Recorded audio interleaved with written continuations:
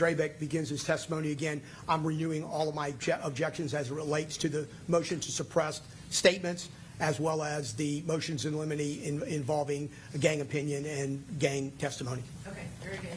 The same on behalf of Davian Murphy, Your Honor. We renew all motions and objections to the detective's testimony. Okay, very good. Same going from the court. Let's bring him in. Yes, sir.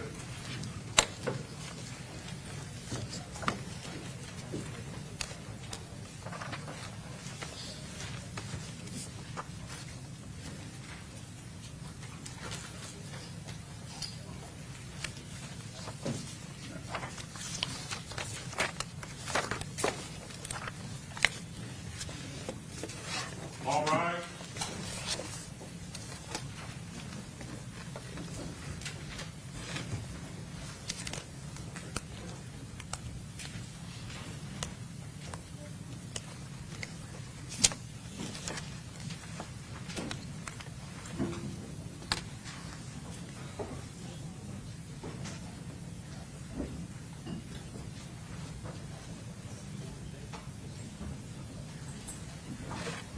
All jurors are engaged. Okay, very good. Welcome back, members of the jury. Everyone have a seat. And Detective Drabeck, you remain under oath from your testimony yesterday. And Ms. Dismer, you may proceed. Good morning, sir. Good morning. I believe when we left off yesterday, we were discussing the efforts to arrest or take Mr. Murphy into custody on the homicide warrant on July 30th. Okay.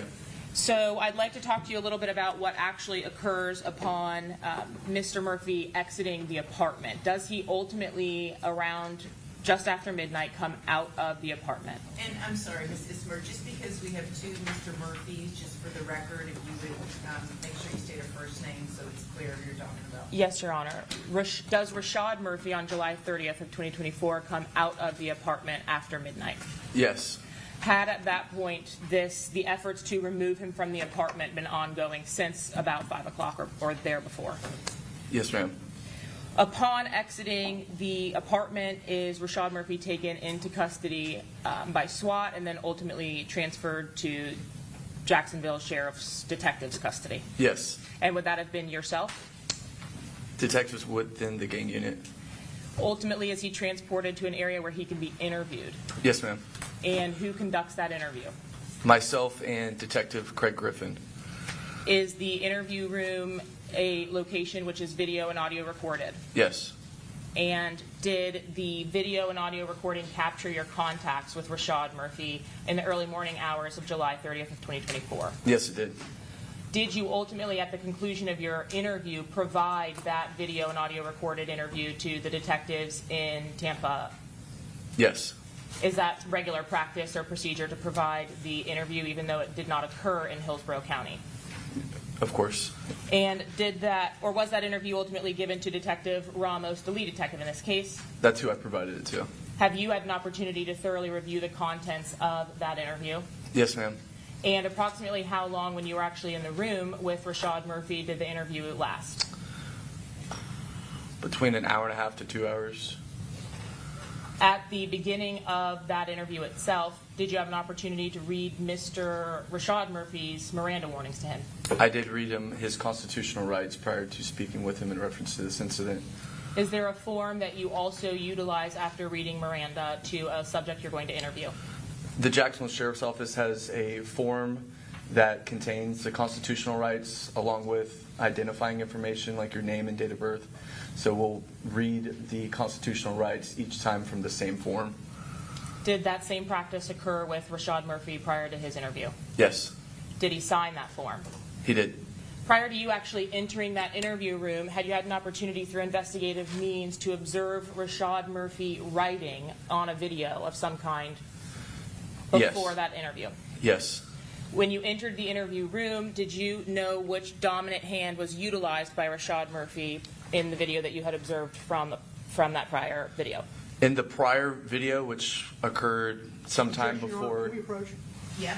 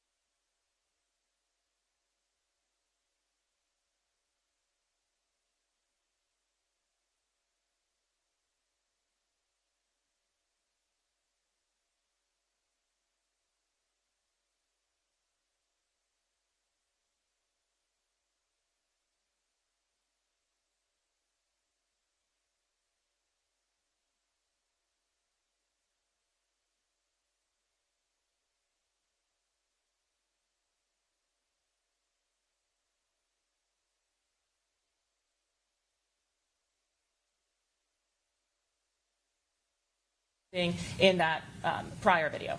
In that prior video, which occurred prior to my interview with him, in that video I observed Rashad Murphy writing on a form with his left hand. Now, on the date of your formal interview, when you asked him to sign the consent form you've already described for us, what hand did he utilize? He attempted to use his right hand. Did you observe his attempts to use his right hand? Yes. And was the writing that he was attempting to utilize, was it legible? Not at all. At some time during the course of your interview, strike that, I apologize. Did you inquire with Mr. Murphy about whether he was right-handed or left-handed? In that moment, I did not. However, it was so apparent to me in the moment that he was struggling and having a hard time that I asked him if he was okay. And he asked me to hold the piece of paper so he could try and write it, try writing on the form, which I thought was strange, but it didn't occur to me later what he was attempting to do. And had you... Objection, Your Honor. Calls for an opinion. Sustained as to the last comment. Had you had an opportunity to review the surveillance footage that had been obtained from the night or early morning hours of the homicide from a Tesla vehicle? Yes.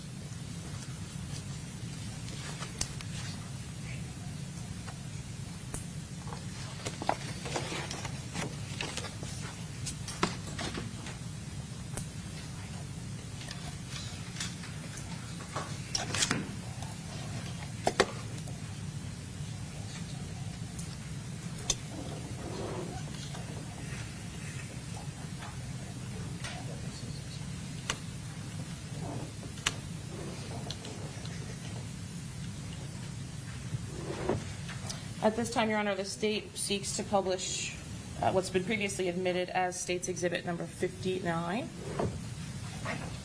Sir, can you see the image that's depicted here on the screen? Yes. And was this a still from the Tesla video, or one of the stills from the Tesla videos that you had an opportunity to observe? Yes. In reviewing that video, could you determine anything about the individual depicted to the right of this image? The person holding the pistol is holding it with his left hand. Is that why you made inquiries of Mr. Murphy regarding his, I guess, primary or dominant hand? Yes. Had you observed additional photographs of the defendant, Rashad Murphy, from the Tesla camera as well on his return to the vehicle, States 59E? Yes.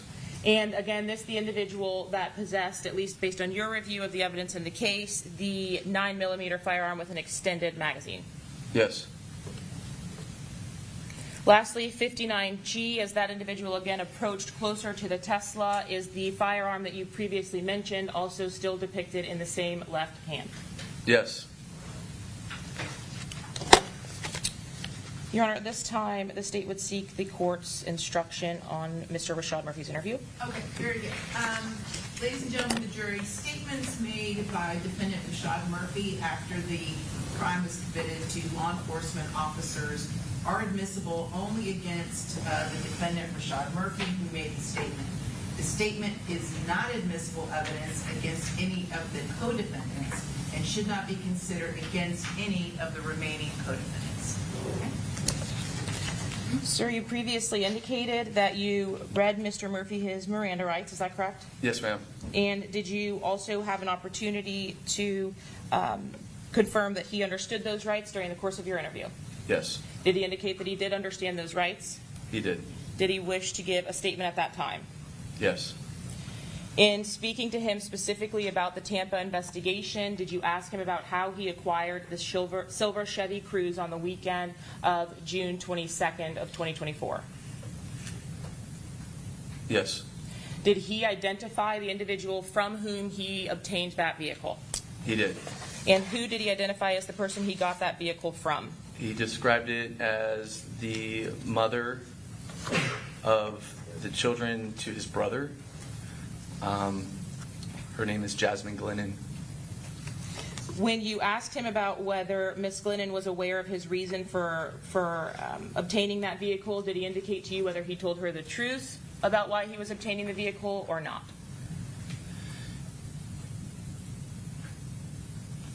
Ask that again.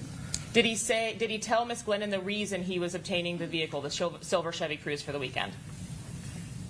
I believe he told her he needed to go down to Orlando. At any point during the course of the investigation, did Mr. Rashad Murphy advise that he was lying to Ms. Glennon about his reason for borrowing the car? Yes. And did you later determine that Ms. Glennon would have been the registered owner of that silver Chevy Cruze? She was. Did you inquire with Mr. Murphy, at least in the very beginning of your interview, about when he had that Chevy Cruze and when he had taken possession of it prior to his arrest in Gwinnett County on June 26th after the murder? Yes. Had he indicated whether he had that vehicle for the weekend of June 22nd? He advised he allowed someone to borrow that vehicle during that time period.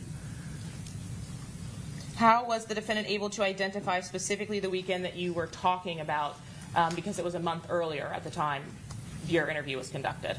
One of Rashad Murphy's children, their birthday is on June 23rd, which is also the same day of this incident.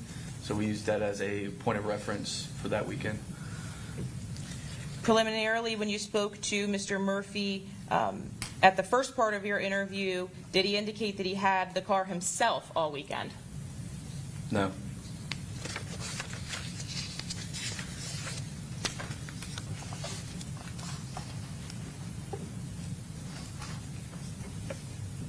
Throughout the course of your interview with Mr. Murphy, did he admit to reviewing some news or media related to the case itself prior to his arrest? Yes. The Tampa Police Department had a press conference in reference to this investigation at the conclusion of the arrest of the 3 other defendants, and that was all over the news. And that would have been in the days leading up to Rashad Murphy's arrest? Yes. Did Rashad Murphy also indicate to you that he had read through the probable cause of a search warrant that was executed on the vehicle he was arrested in? Yes. Did he discuss with you that he knew some facts that surrounded the case or surrounded why he would be arrested? He insinuated he had knowledge in reference to that, yes.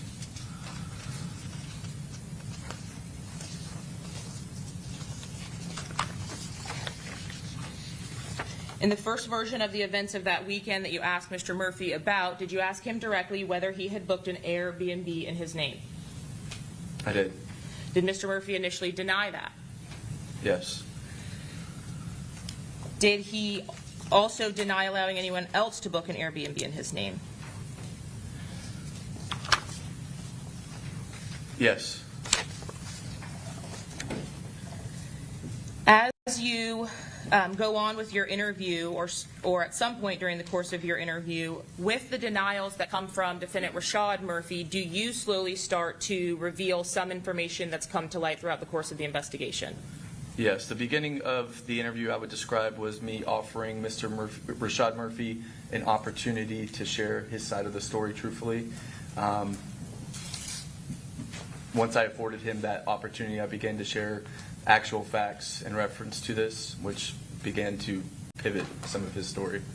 I want to start with the first revelation, if that's what we can call it. Okay, so after the denials of having possessed the silver Chevy Cruze, and did you ask if he was in Tampa? I asked him if he was in Tampa multiple times. And he initially denies that. Multiple times. Now, do you first reveal that there is cell phone evidence that was retrieved from the arrest on June 26th, which includes a message of Mr. Rashad Murphy booking an Airbnb? Yes, I do share with him in reference to the message about the Airbnb. Do you then obtain a subsequent version of events from Rashad Murphy about what happened that weekend, now taking that information that you've revealed into consideration? At that point, when I provided him that information about the text message and Airbnb and it being addressed to him, Mr. Rashad Murphy says that he provided someone a picture of his ID to book the Airbnb. Did he also give any indication about having provided someone with a vehicle? Yes, he told me that he allowed someone to borrow the silver Chevrolet Cruze. But still, he was not, in this version, not in Tampa. Correct. Do you, throughout the course of the investigation, continue to ask whether the defendant was in Tampa? I asked him if he was in Tampa, if he had ever been to Tampa at all, ever. I asked it in a variety of ways, but he continued to say no for a period of time. Did you ask the defendant whether he was physically present in Tampa ever? Yes. Did he initially give you one response to that question? His initial response to me asking if he had ever physically been in Tampa, his response to that was no. At the end of the interview, does he ultimately admit that he had, in fact, been to Tampa before? Yes. He couldn't recall when that time frame was. So after these denials, it is just that he gave the vehicle and his Airbnb information and his IDs to another individual. Is that correct? Yes. Do you reveal additional evidence after his denial of being in Tampa that actually puts him in Tampa from the TPD investigation with the Uber driver? I do. And what's that information? Once we got to a point in the interview that I felt he wasn't going to share with me that he had ever been in Tampa, it was at that point I shared with him that there was an Uber ride that existed where he occupied an Uber that traveled from Tampa back to Jacksonville on June 23rd. Now, when you provided this information about an Uber and him having been identified in that circumstance back to Jacksonville, did he still deny that that was him or deny the identification? Yes, he challenged that fact with by asking me, how does that mean I was in Tampa? Did you also then reveal that Mr. Murphy had been captured on Sean Gathright's residential Vivint camera returning in the Uber? Judge, we're going to object to the continuing nature of the leading by the state and testifying. Overruled.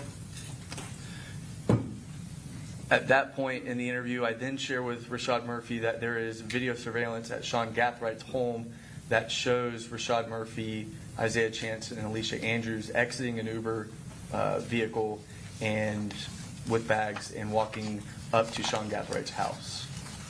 When you revealed this information to him, did you actually show any kind of video footage or anything like that? No. When you advised him if this information was true, what does that say about your version of events? Did he respond? Yes, he said, because I asked Rashad Murphy, how does this reflect your prior statements to me at this point in the interview? And he said that contradicts everything I told you and makes me look like a liar. When you spoke to him or asked him again about the Uber, did he initially recall getting in an Uber? No. Did he ultimately admit to getting in an Uber? Yes.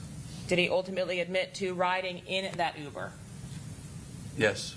And where did he ride in that Uber from? From Tampa. Did you, at some point, exit the interview room with Detective Griffin? Yes. What was the purpose, at least at this point in the interview, of you exiting at this particular time? I wanted to provide Rashad Murphy a moment by himself in the interview room after I had shared the video surveillance facts. So I allowed him to just sit by himself and think about what I shared with him for a few moments prior to returning. Is that a strategy that you employ as a detective during the course of your interviews, or is that something that you're also trained to do? I do it occasionally. In this particular case, did you actually re-enter the interview room with Rashad Murphy? Yes. And when you re-entered that time, is that the only break you took, where you exited? Yes. When you re-entered the interview room with Detective Griffin, was there a new version of the events of what occurred on the weekend of June 23rd going into June 22nd going into June 23rd? Yes. Did you directly ask Rashad Murphy whether he was in Tampa on June 22nd or June 23rd? Yes. What was Rashad Murphy's response to having been in Tampa that weekend? So I entered back into the interview room, and upon entering, that's the first question I asked him. I asked him if he was going to be truthful about being in Tampa during that weekend. He responds by providing a news story that he had not shared over the course of the past hour and a half during the interview. Did he, in that news story, provide a new character as well, or a new individual? Yes. And who is that? He identified himself as traveling to Tampa on June 23rd with a person named Darius Beals. Did he identify that person by legal name, or was there a nickname that was utilized in the interview? He initially identified him as Fizzle, which is Darius's nickname. And did you inquire about the legal name of that individual? Yes. Did he provide the name Darius Beals to you? Yes, he did. At the time that Charles Jones was killed, was Darius Beals, aka Fizzle, living? When Charles Jones was killed on June 23rd, at that point, Darius Beals was still living, yes. At the time of your interview on July 30th of 2024, do you know whether Fizzle or Darius Beals was still alive? At this point, on July 30th, when I interviewed Rashad Murphy, Darius Beals was deceased. And are you familiar with the individual named Darius Beals? I am, yes. When he advised that he came to Tampa with Darius Beals, did he advise where they came from?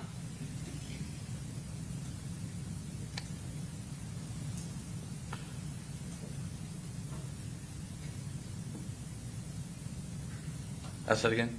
Did he say where they came from when he told you he came to Tampa with Fizzle? I believe he said they traveled to Tampa from Jacksonville. Did you ask him specifically for a time that they would have arrived, or a date that they would have arrived to Tampa? Yes. And what was the response to that question? He advised that himself and Fizzle, Darius Beals, traveled to Tampa on June 23rd in the early mornings, afternoon hours. Do you remember the specific time that the defendant gave you that he would have come to or arrived in Tampa with Darius Beals?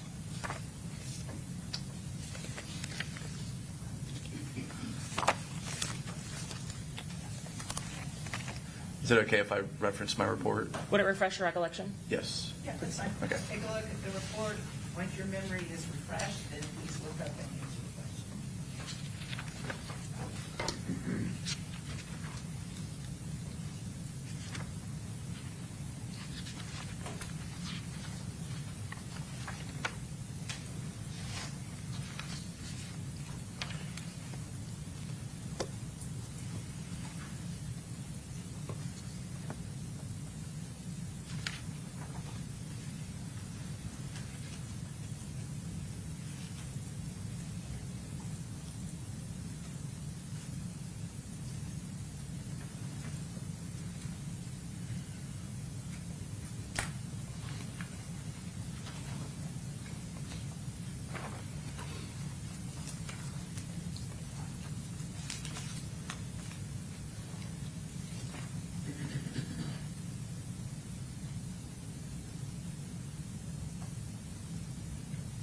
Okay, my memory is refreshed. Did he give a specific time frame for when Rashad Murphy himself and Darius Beals actually traveled to Tampa? He indicates it was between 5 or 6 a.m. On June 23rd. Yes. And the homicide of Charles Jones, do you know what time that occurred? I know it was in the early morning hours, between 4 or 5 in the morning. So the statement from Rashad Murphy was that he arrived to Tampa between 5 a.m. and 6 a.m. Travel to. do you know what time Mr. Murphy would have then arrived at the Airbnb in Jacksonville? With that estimation, it would be approximately 3.5 hour drive. Is that your estimation that you're giving us today? Based on my travels from Jacksonville to Tampa, yes. Upon arriving to the address or the location of the Airbnb, did Rashad Murphy tell you what he did? Yes. What is it that he did? He said he went to the rear of the door at this Airbnb, knocked on it, and learned that no one was inside and that the people occupying this Airbnb were leaving upon his recent arrival, and they were leaving in the Uber. Did, prior to saying he knocked on that door, he also indicate he went through the door to check out the Airbnb? Yes. And did you confront him with whether he was captured on the Ring camera at the front door of the Airbnb? I believe I inquired about that, and he said he wouldn't have been on the video because he went to the rear door. So the statement from Rashad Murphy was that he went through the door and checked out the Airbnb, and then that he went to the door and knocked on the Airbnb, and no one answered. To the rear door, and no one answered. What did he do after that in the early morning hours of the 23rd? Once he realized no one was inside the Airbnb, he went and made contact with people that were occupying an Uber that was traveling back to Jacksonville from Tampa. So the statement was that upon arriving around 8 a.m. or something, the Uber driver was there and the Airbnb occupants were getting in the Uber. Correct. After Rashad Murphy advises that, did you confront him with receipts of when the Uber driver actually arrived to the Airbnb? Not physical receipts, but did you tell him when the Uber driver arrived to the Airbnb? No, I don't believe I shared that with him. Had you indicated that, would the video recording or a transcript of that video have been a more accurate depiction of what that communication was? Yes.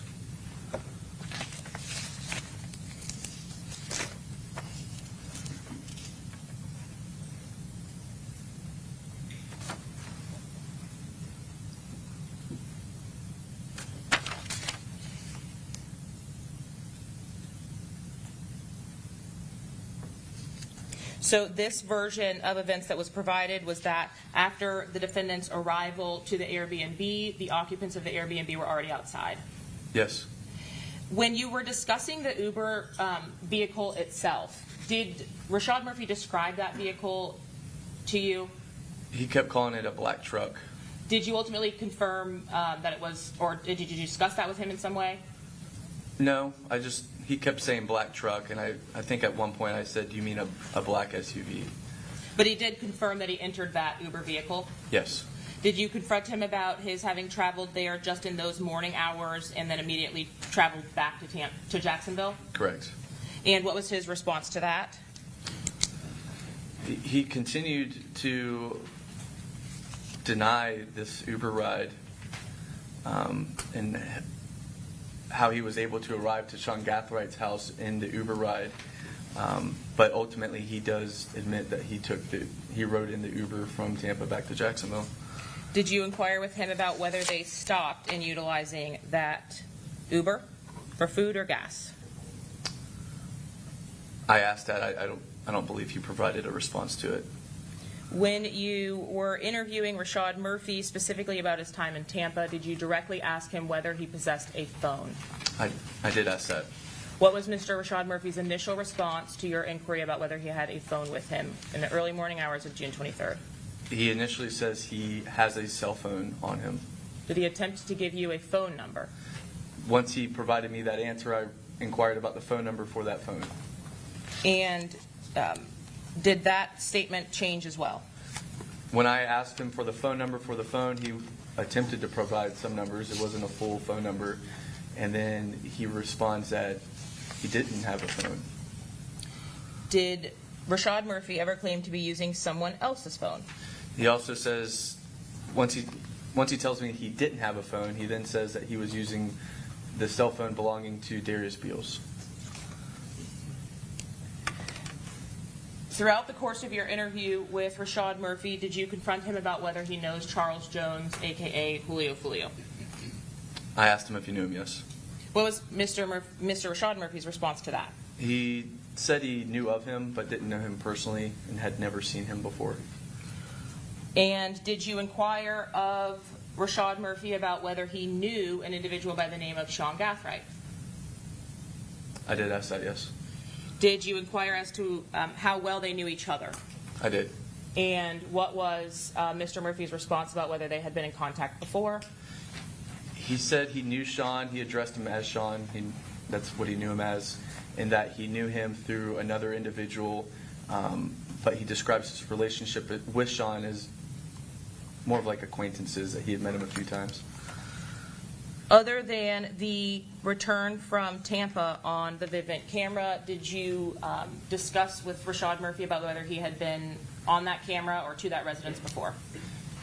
Yes.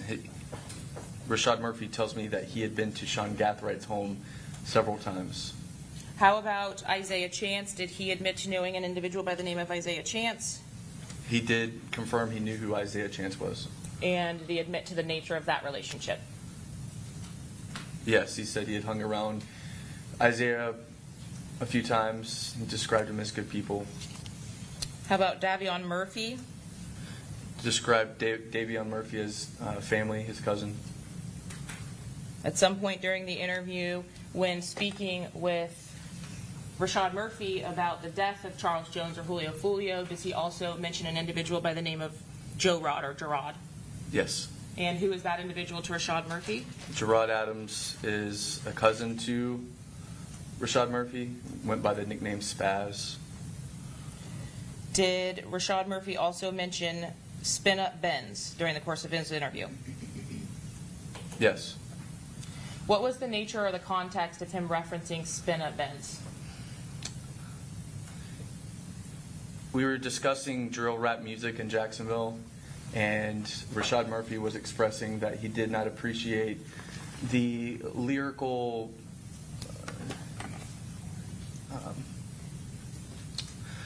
the bad lyrics within this Jacksonville drill rap, and he expressed to Spin Benz, that he shouldn't be making that type of music.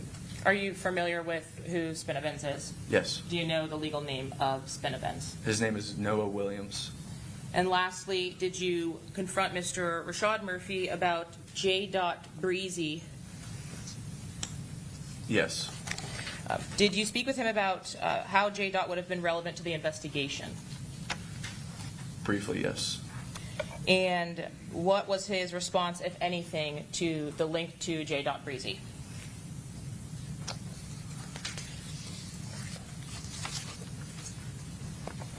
I don't recall what his response to that was. Did you make any inquiries to Rashad Murphy about the payments that were made for securing the Airbnb on Gazebo Pond Lane? Yes. And was that in reference to a J. Breezy? I was made aware at some point that it was, yes. Do you know the identity of J. Breezy? I do, yes. What's his legal name? Jacory Rivers. May I have one moment? Yes.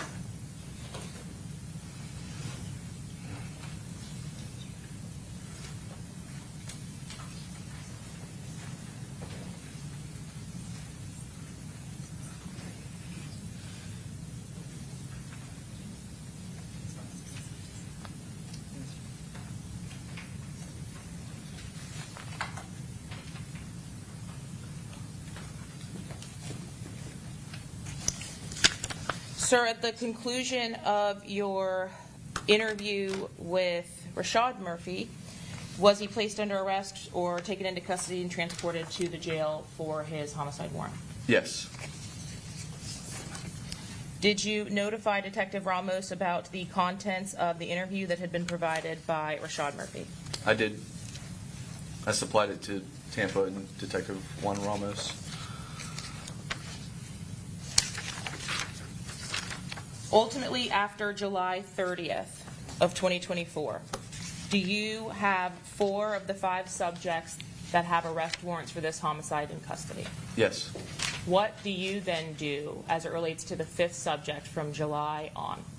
Myself and other detectives within the gang unit continued our efforts to locate and apprehend Davion Murphy in reference to his active arrest warrant for this incident. Before I have you talk to me about the efforts that you took during the course of the interview with Rashad Murphy, did you have a sufficient opportunity to see his face?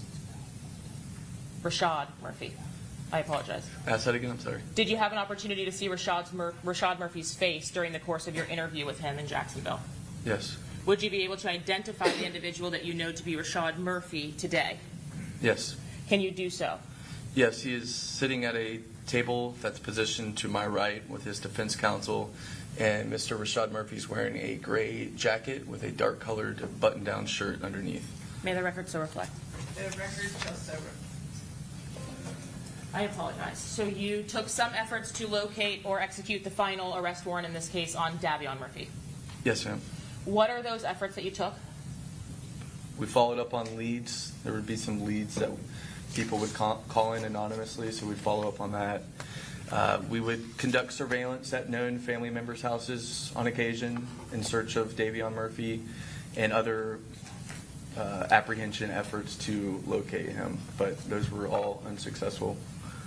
When you say the location efforts, you go to multiple places? Yes. Do you go to multiple residences? Yes. Is it just you that's looking for Davion Murphy at this time? No. Were there any press conferences asking for assistance in this search as well from the public?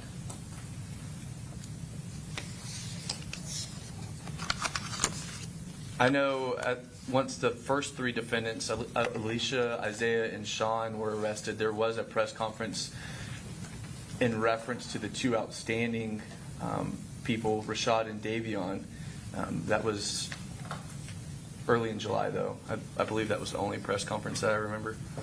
How about news or media outlets writing stories or putting out stories? Had you seen those that Davion was still outstanding? Yes. Was that something that was happening in Jacksonville? Yes.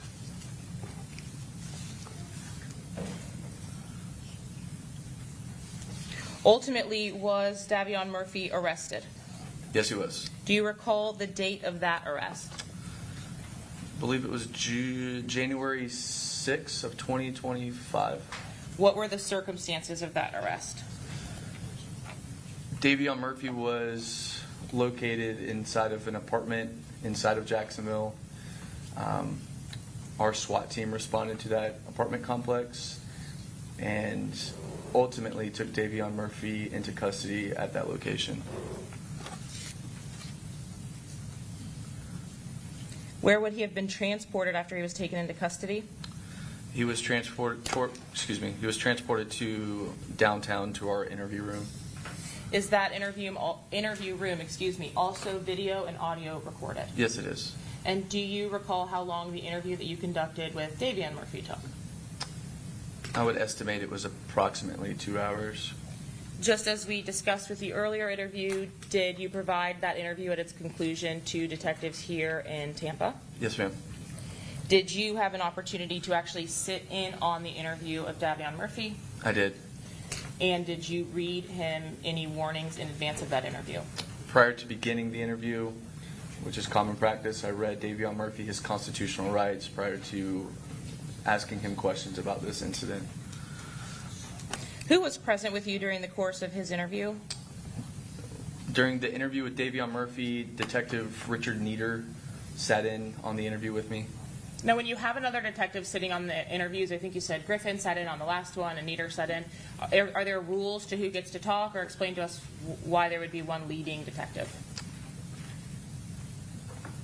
There's not rules necessarily. However, there usually is an appointed lead person asking questions, so the two detectives aren't speaking over each other. It just happens to be you for Rashad Murphy's interview and now Davion Murphy's interview. Yes. And did Davion Murphy elect to give a statement to yourself and Detective Nieder? He did. Is that interview conducted in a different location than the interview of Rashad Murphy?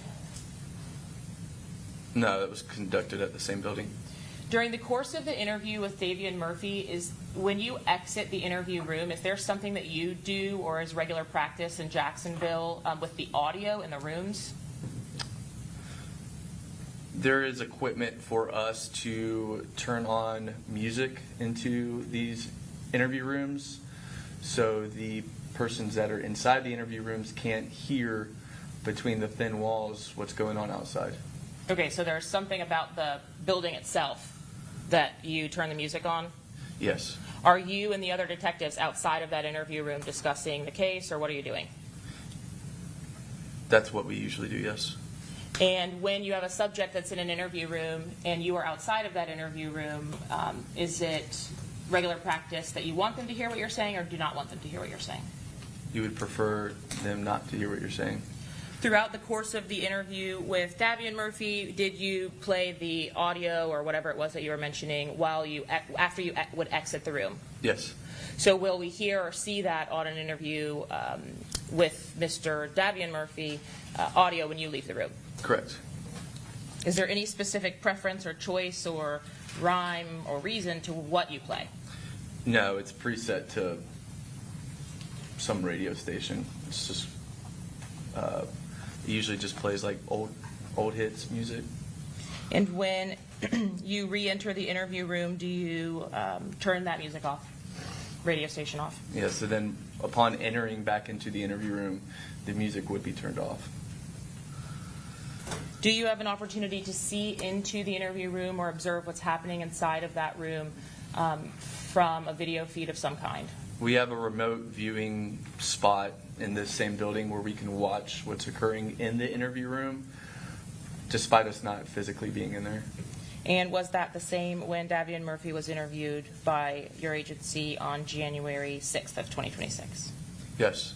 What was the version, well, before the interview actually even formally starts, are you able to observe Davion Murphy inside of the interview room? Yes. What, if anything, is he doing? Singing. Okay. Are you able to understand or hear him singing?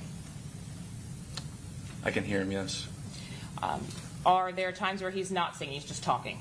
Yes. Is there anyone else present in the interview room with him? No. Is there anyone making an inquiry of him at that time? No. Who is he talking to? Himself.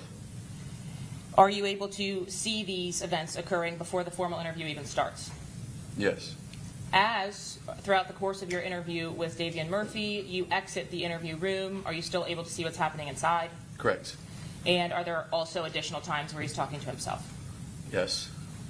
What is the, I guess, version of events that you received from Davian Murphy? Judge, we're going to object and review our previous objections to this testimony.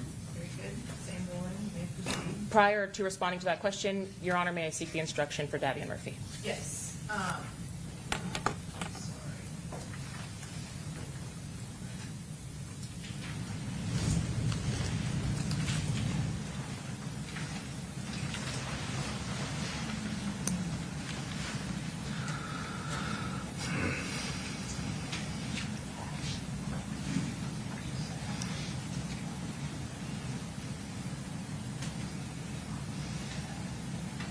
All right. Ladies and gentlemen of the jury, again, statements made by Defendant Davion Murphy after the offense occurred. Statements made to law enforcement are admissible only against Defendant Davion Murphy. That statement is not admissible evidence against any of the co-defendants. It should not be considered against any of the remaining co-defendants.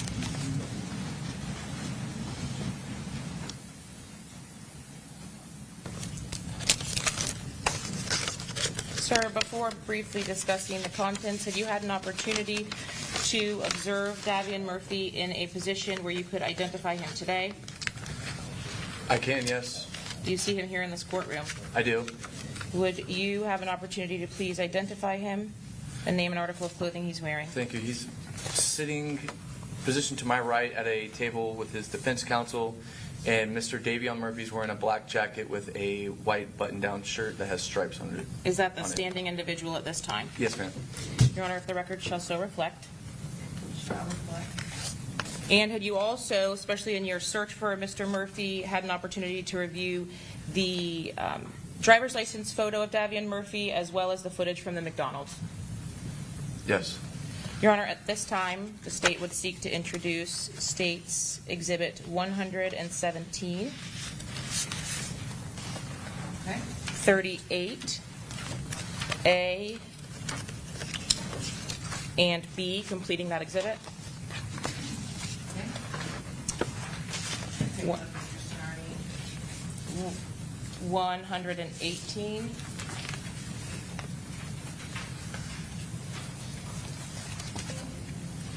Is this the It's on interview? a jump drive because it's too big for a disk, so that's why it's in that kind of folder. Okay. It's already been introduced. All right, this is what they're introducing. No, these have not been admitted. I thought that one of the McDonald's. Yes, the video from McDonald's, yeah.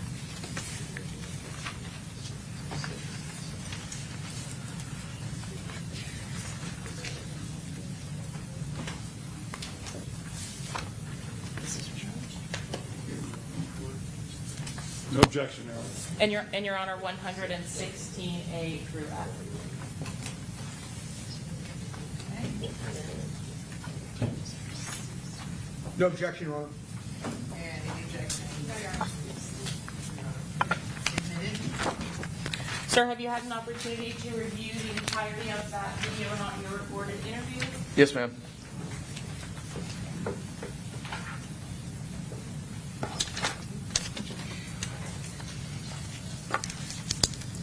I want to ask you a few specifics about the contents of that video, if I may. Yeah. In your observations of the defendant in the interview room before you entered the room, did Davion Murphy make any references to a Sean's green ass? Yes. What was the statement from Davion Murphy at that point? I don't remember the specific quotes, but that was the context of it.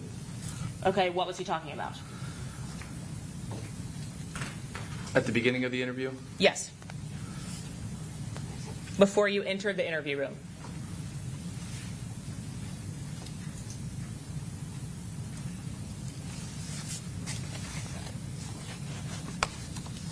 I remember a portion during the interview.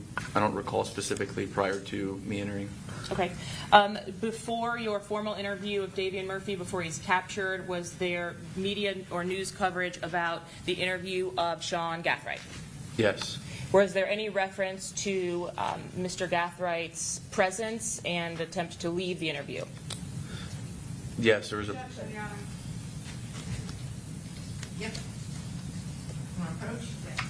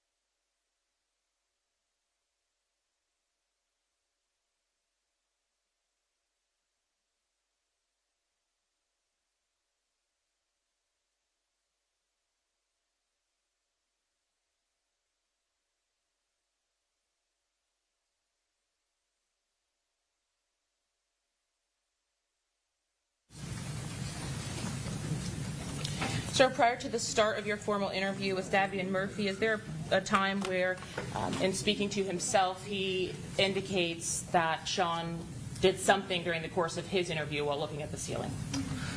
Without Yes. telling me what that was. Yes. During the course of your interview, actually, the content of your interview, when you enter the room, you start talking to Davion Murphy, does he deny knowing Sean Gathright? At one point, yes. Ultimately, at the conclusion, though, of your interview, does he admit knowing Sean Gathright? Yes.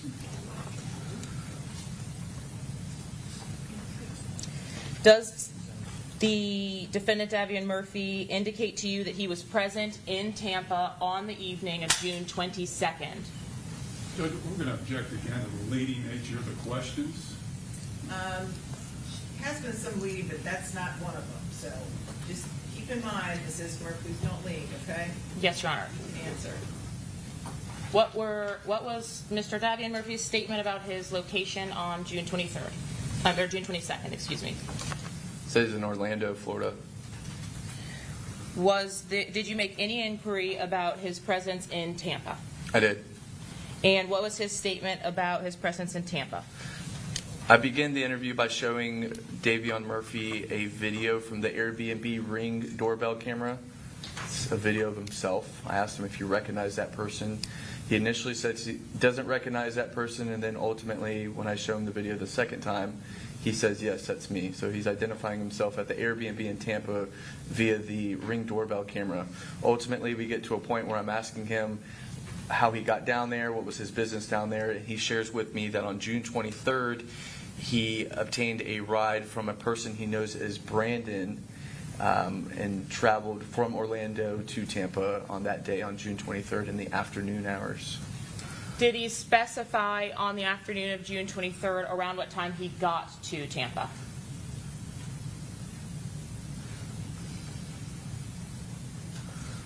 I believe he says he leaves Orlando around 11 or noon, and then arrived to Tampa around 2 p.m.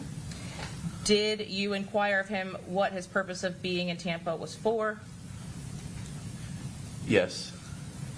Was he meeting an individual in Tampa? He explained that he was going down to Tampa to meet a person he knew as Fizzle and other people. And is Fizzle able to be identified through the course of your interview? Yes. Is that the same Fizzle that was referenced in your earlier interviews? Yes, it's Darius Beals. Is that the same individual who was no longer alive on July 30th of 2024? Correct. He indicated that he was traveling to Tampa to meet Fizzle and other people. Yes. At the time that Fizzle died, were you able to review some records associated to that individual, Darius Beals? Eventually, yes. By the time you actually conduct the interview of Davian Murphy, had you had an opportunity to review the cell phone records of Darius Beals? Yes. Had you obtained those cell phone records from another law enforcement agency? Yes. What agency was that? I obtained cell phone downloads belonging to Darius Beals from an agency in Florida, in Clay County. It was the Clay County Sheriff's Office. Do we object that's hearsay as to what those records may or may not have reflected? Overruled. Did you, once you received the cell phone extraction there, have an opportunity to review the contents of that cell phone extraction? Yes. Had you obtained that cell phone extraction after your initial interview with Rashad Murphy? I obtained that extraction after Rashad Murphy, but before Davion Murphy's interview. As an investigator with the Sheriff's Office, is your role to not only interview subjects, but also evaluate their statements? Yes. And what was the purpose of you actually obtaining the Beals cell phone extraction, Fizzle's cell phone extraction? After communicating the summary of Rashad Murphy's interview with the Tampa Police Department, I shared with him that the person he indicates that he traveled to Tampa with from Jacksonville was Darius Beals, who had been was deceased on June 28th of 2024. And I was aware that the Clay County Sheriff's Office obtained 2 cell phone downloads from Darius Beals during their investigation, and so I traveled down there and obtained those downloads to further analyze his pattern of life through his cell phone to confirm what Rashad Murphy provided during his interview. Had you had an opportunity to review the files that were provided to you? Yes. Was there data in those files to reflect Darius Beals' device location? Judge, same objection. The best evidence are the extractions themselves, not the detective's testimony. At this point, she's asked if the data reflected it, so nothing ruled as to that specific question. Did the data reflect the cell phone location of Darius Beals' device on the weekend of Charles Jones's murder? Yes. Were you also able to review the contents of that device and make an extraction report from that device for the media content? Yes.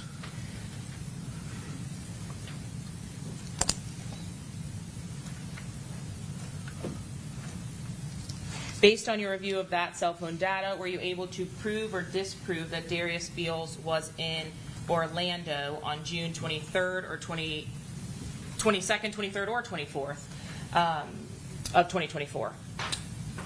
Based on my review of those downloads, he was not in Orlando or Tampa on those dates. Did you have an opportunity to review that extraction to confirm whether Darius Beals had traveled at any point from the 22nd, 23rd, or 24th from Jacksonville to Tampa? I reviewed that. That did not occur. Did you provide the actual device extractions as well as a part of this investigation to Tampa Police Department, Detective Ramos? I did provide those downloads to Detective Ramos. And did you personally have an opportunity to review the photos contained on that device from that extraction during the time frames mentioned, the 22nd through the 23rd? I reviewed a lot of the media files contained on those devices specifically during that time frame. Now, Davian Murphy's version of events are that Fizzle is actually in Tampa. Is that what you said? Yes, And that he's coming here for what purpose? To meet him? to meet him and other people. And on that afternoon that he indicated that he was present, did he provide what he did the night before? Was he in Tampa or not? Davion Murphy Correct. He was not in Tampa the night prior. Did you inquire of him when he got to Tampa and whether that was exclusively the only time he'd been here? I did ask that, and he said that he traveled from Orlando to Tampa on the 23rd during the afternoon hours. Did you have an opportunity to speak with him about subsequent evidence that was obtained in this case from a McDonald's? Yes, I shared with him that there was a video of him at a drive-thru at a McDonald's. Did you actually show him the footage from the McDonald's?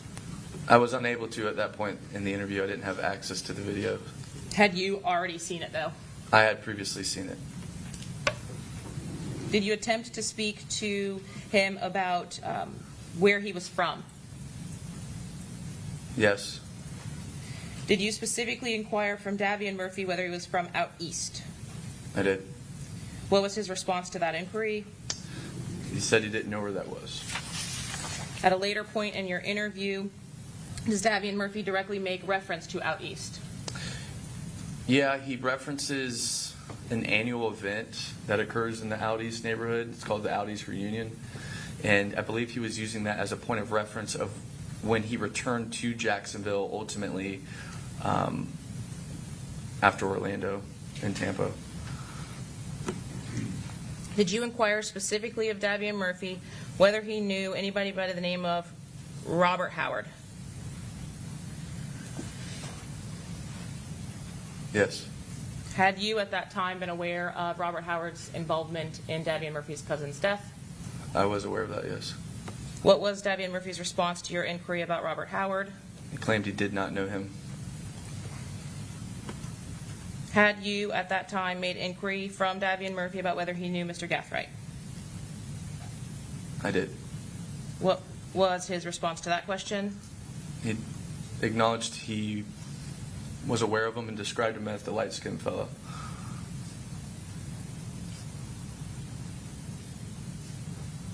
And throughout the course of your interview, did Davian Murphy discuss with you a little bit about the 6 block issues and the death of his cousin, Spaz? Yes.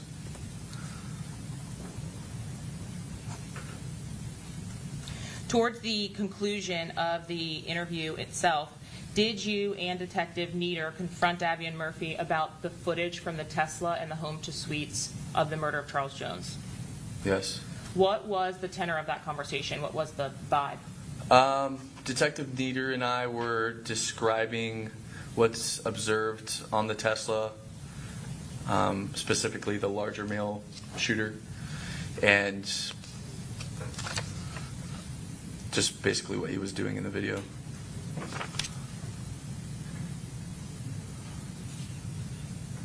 Can you describe the nature of what your comments to Davian Murphy about that shooter were? Sure, we called him Goofy. He almost killed the light-skinned shooter because he didn't have the awareness to, or the courage, I guess, suppose, lack of a better, but, excuse me, he didn't have the courage to run up on the victim like the other 2 shooters, and he hung out in the background. Were you making sarcastic remarks to Davian Murphy about that shooter? That point of the interview was partially sarcasm, yes. And are you familiar with what occurred after you left that interview room? Did you continue watching Davian Murphy? So during that point where Detective Nieder and I are describing what the larger male shooter is doing, that's captured on the Tesla video, Detective Nieder and I leave the interview room, and it's at that point when Davion Murphy begins reenacting the shooting. I'm going to object, Judge. The best evidence is what's on the video, not the detective's interpretation.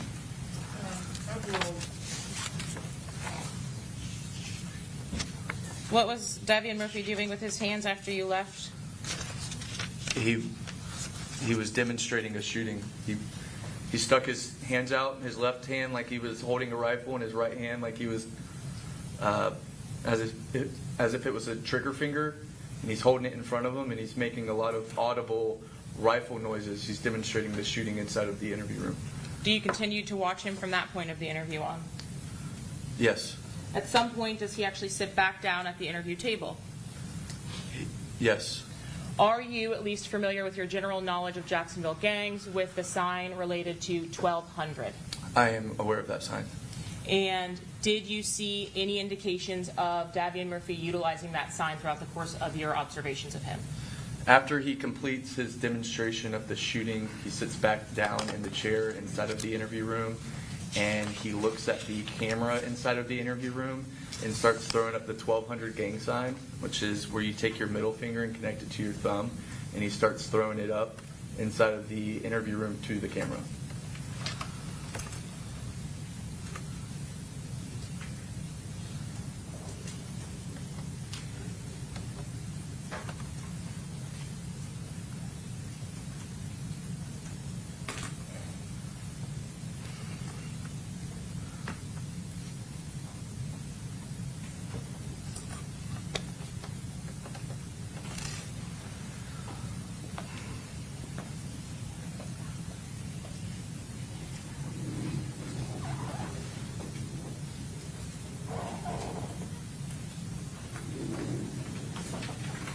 And at the conclusion of this interview, you indicated that this video was also forwarded to Tampa. Yes.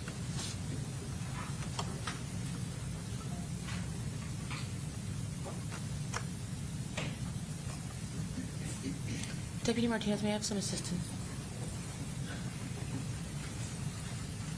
It won't go back to PC for some reason.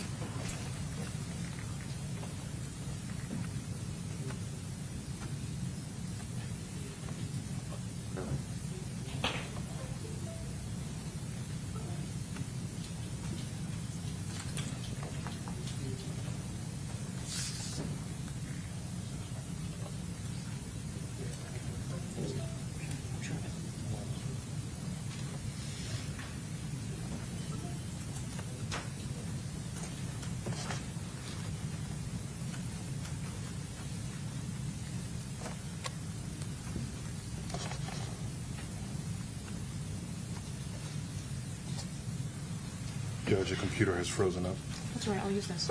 Can I get document cam back? There you go. Thank you. You're welcome.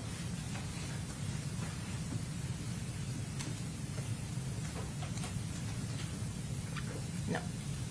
Not working? No. Okay. I do have the physical item, but I can't publish it, Your Honor. Okay, so let's just take our morning recess while we get the bugs fixed. We'll be back in 10 minutes. All rise.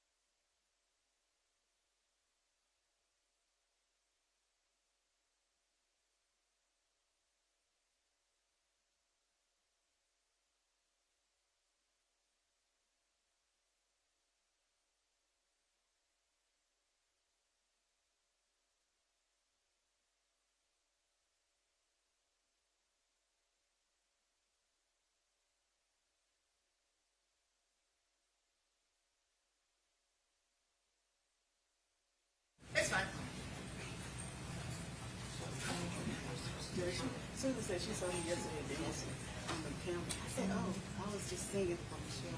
Because I don't hear it doing that little thing. Just saying, Reggie. And you have water and snacks. Reggie, no audio.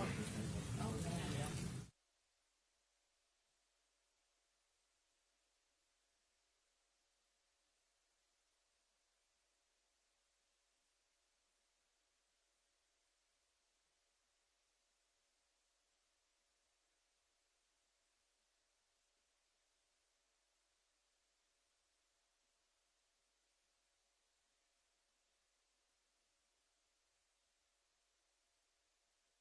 You're using. So now everything's out. Oh, boy. Do you want me to see if I can put it on my computer with HDMI? Yeah.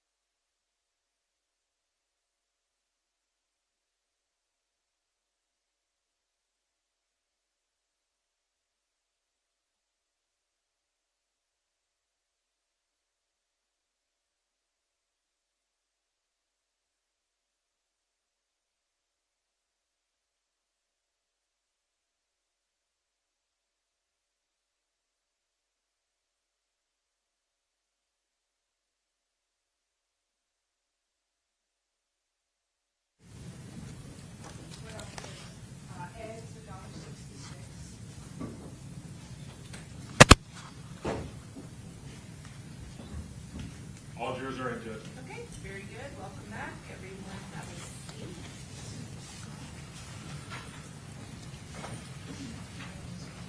All right, and you may proceed. And Detective, I think we left off on some of the observations that you were making after you exited the interview room. At the end of your interview with Davian Murphy, could you still see him on the camera? Yes. I'm publishing State's Exhibit 118B. What is this a photo of, sir? This is Mr. Davion Murphy inside of the interview room.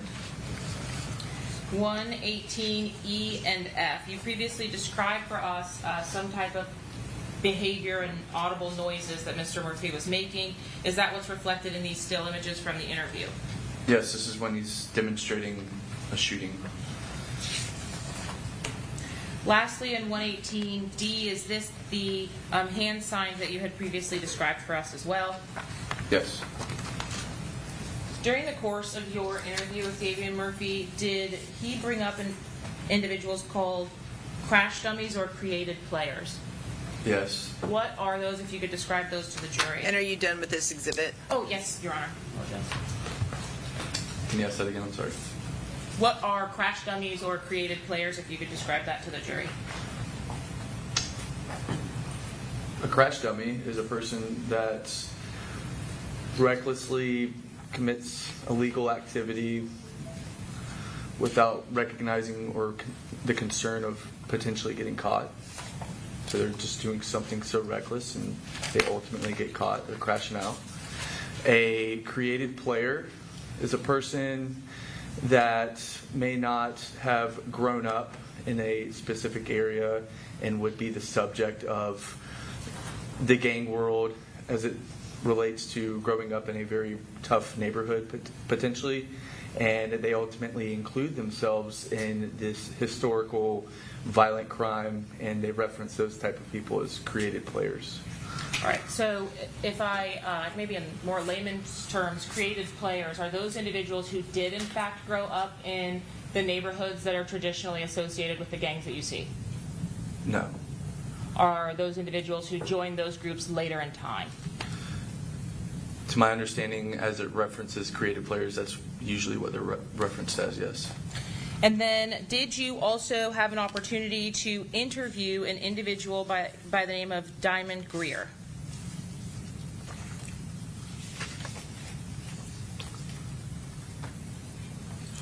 I did not conduct that interview. I know a separate detective did. Did you make contact with a Diamond Greer for a photo show? I apologize. I was thinking of a separate person. I did speak with Diamond Greer. Sorry. And did you have an opportunity during the course of that interview to show her anything? I did, yes. What is it that you showed her? I showed her a still image of Davion Murphy that was captured on video surveillance. And which video surveillance was that image from? It was from the Ring doorbell at the Airbnb in Tampa, Florida. I'm showing you what's been previously admitted as States 38C. Is this the image that you showed to an individual by the name of Diamond Greer? Yes, this image was supplied to me by the Tampa Police Department, and I used it when I was interviewing Diamond Greer and asked her who this person was. Without telling me that conclusion, did she ultimately make an identification one way or another from this image? Yes. At this time, I will pass the witness, Your Honor. Okay, Gonzalez.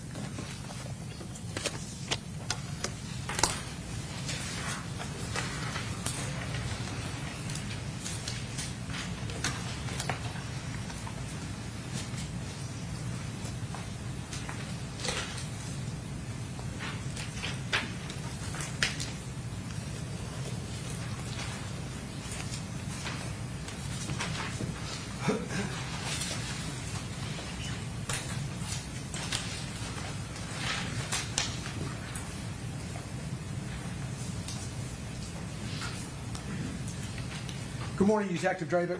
Good morning.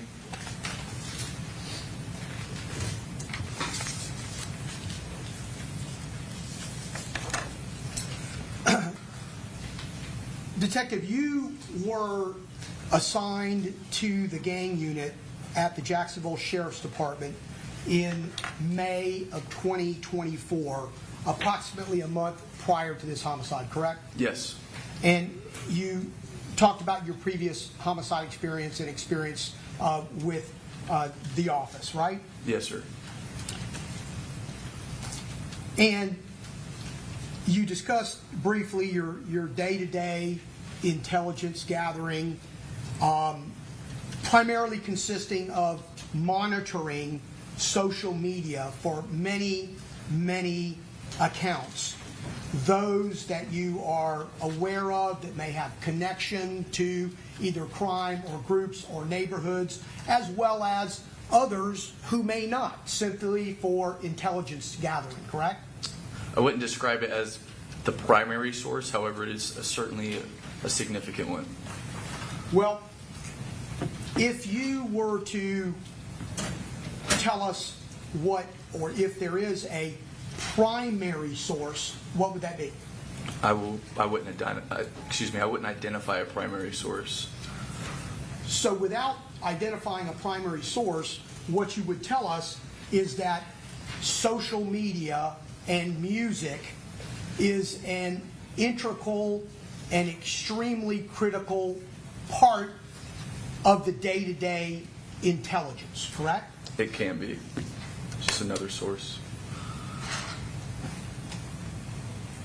You wouldn't characterize it as a significant source? I did. Okay. I Sorry, previously said misunderstood. significant, yes, sir.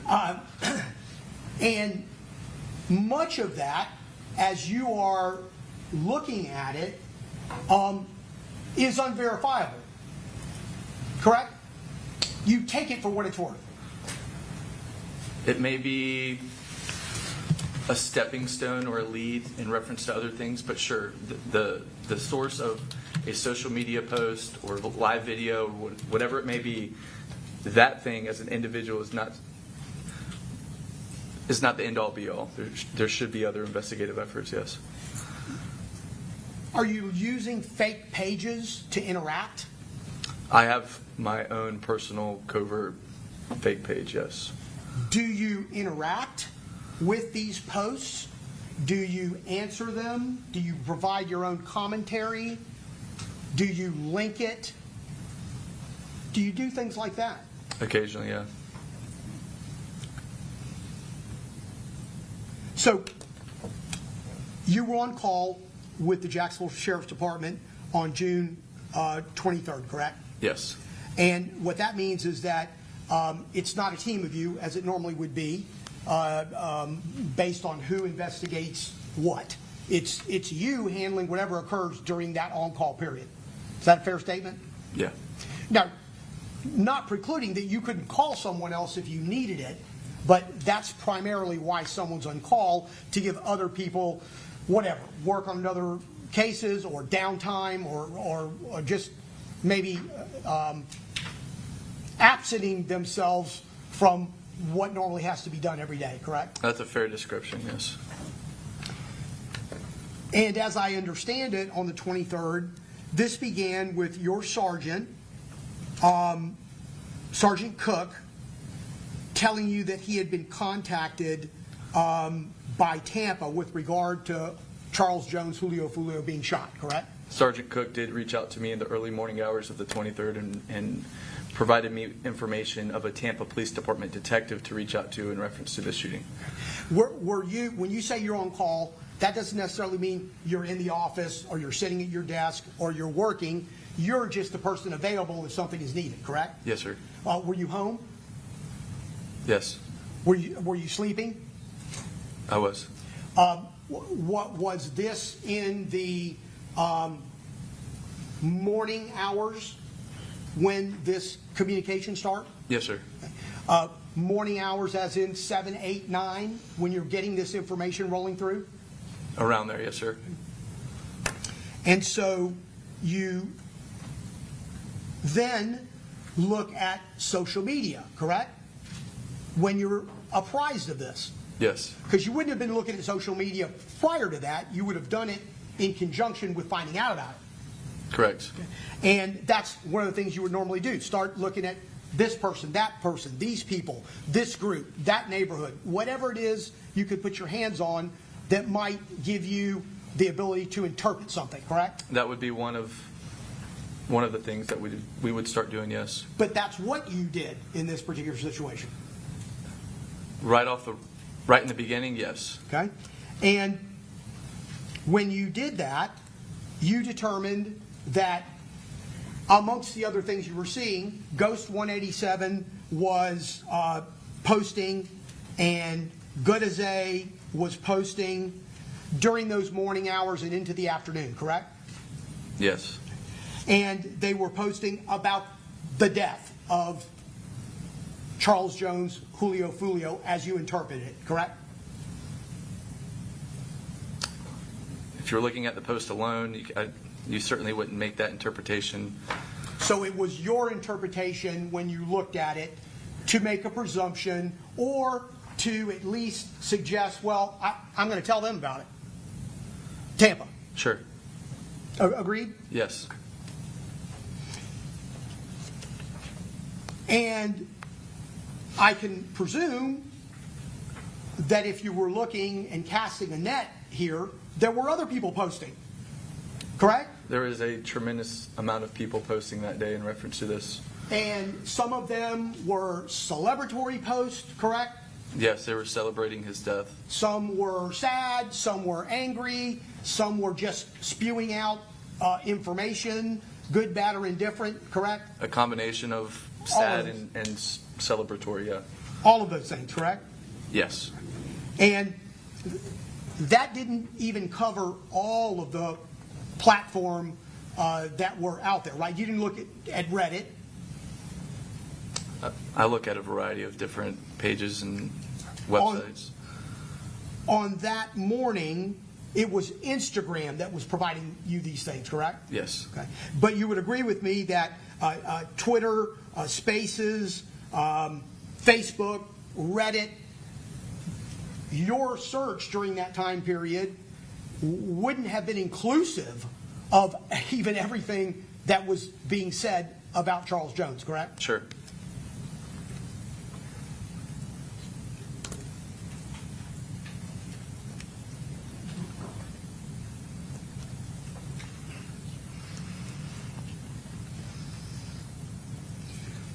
But how you presented it to Tampa was that you believed that in particular these two accounts were posting what you interpreted as celebratory posts. That's what you told them, correct? From the post I observed, yes. And that's what they took in order to attempt to further their investigation, as you understand it. In the beginning stages of the investigation, I would describe it more as just information sharing as it relates to Jacksonville gangs and the historical violence that existed, since they weren't aware of any of that. So those were some of the posts I shared during those conversations. Did you share any other posts with about any other people?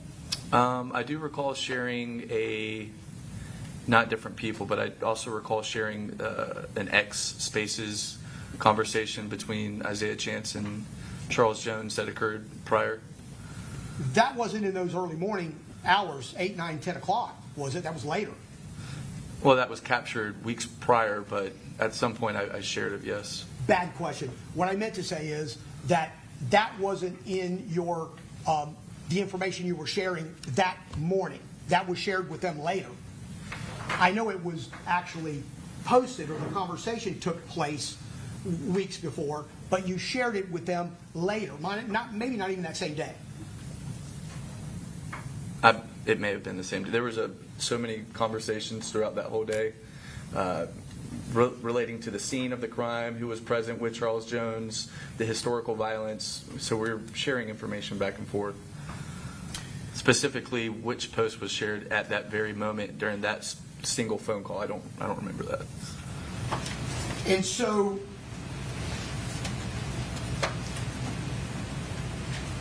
you do not have any independent knowledge or any evidence that Ghost 187 is associated with Rashad Murphy, do you? I did not know. And you never saw anything when you monitored that account that indicated to you and told you this is Rashad Murphy's account, correct? Aside from my own observations, no. Okay. Well, your own observations, in fact, Detective, is that there's not a single instance where a post or a picture or a video that you found on that account would tell you that it belongs to Rashad Murphy, right? No picture of him on the profile, correct? Correct. No pictures of his kids or his fiance, correct? Correct. No posts that would have directly related to anything in his particular life, correct? That's accurate. And the way that you made this association would have been things told to you by other detectives. Yes, correct? sir.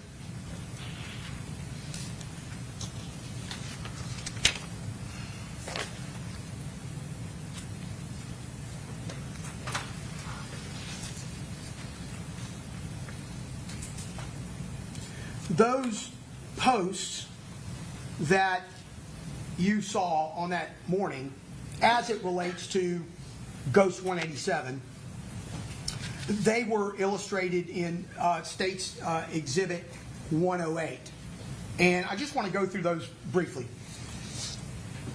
One of them was laughing emojis, correct? Yes. Four laughing emojis. Yes. And your interpretation was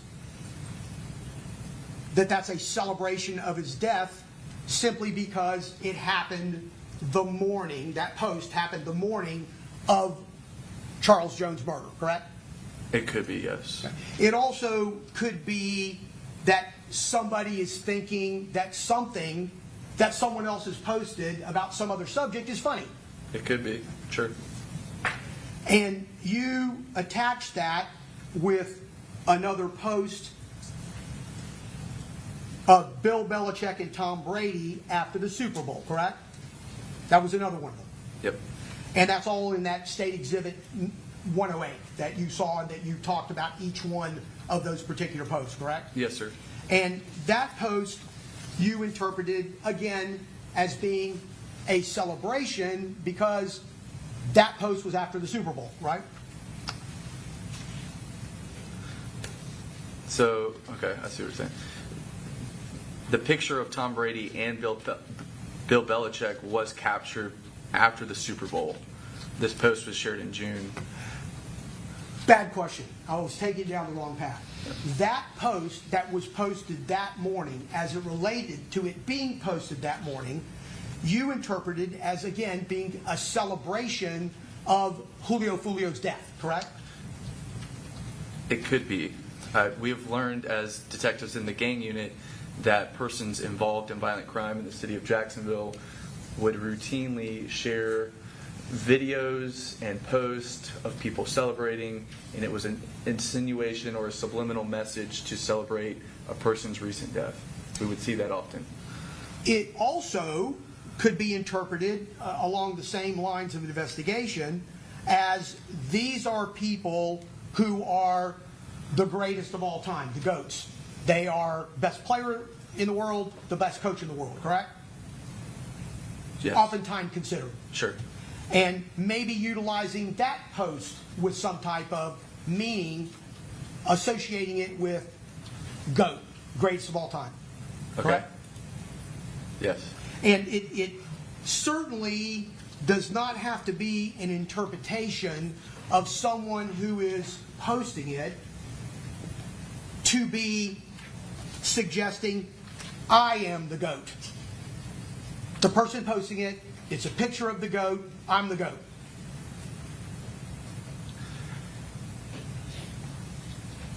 I usually see people posting sports-related posts at the conclusion of a sporting event. As it relates to Jacksonville gang violence, we typically see these posts made at the conclusion of a person dying. I don't know if I've ever seen someone reference themselves as a GOAT with a Tom Brady post. I haven't seen that before. Okay, so it's not been your experience, and you don't associate that with gangs. Somebody saying, I'm the man, I'm the GOAT. I've heard that reference, but I'm sure they would be calling themselves that, not utilizing Tom Brady and Bill for that. There's also a post during that day, during that morning, of Corbin shooting birds. Yes. Remember that? And you interpret that as, again, something relating to Charles Jones being dead, correct? It could be. And my assumption is if you're going to pass it along to the Tampa Police Department, it could be, it couldn't be, but you sent it for that purpose. Yes. And certainly it could also be the poster telling somebody to F off, correct?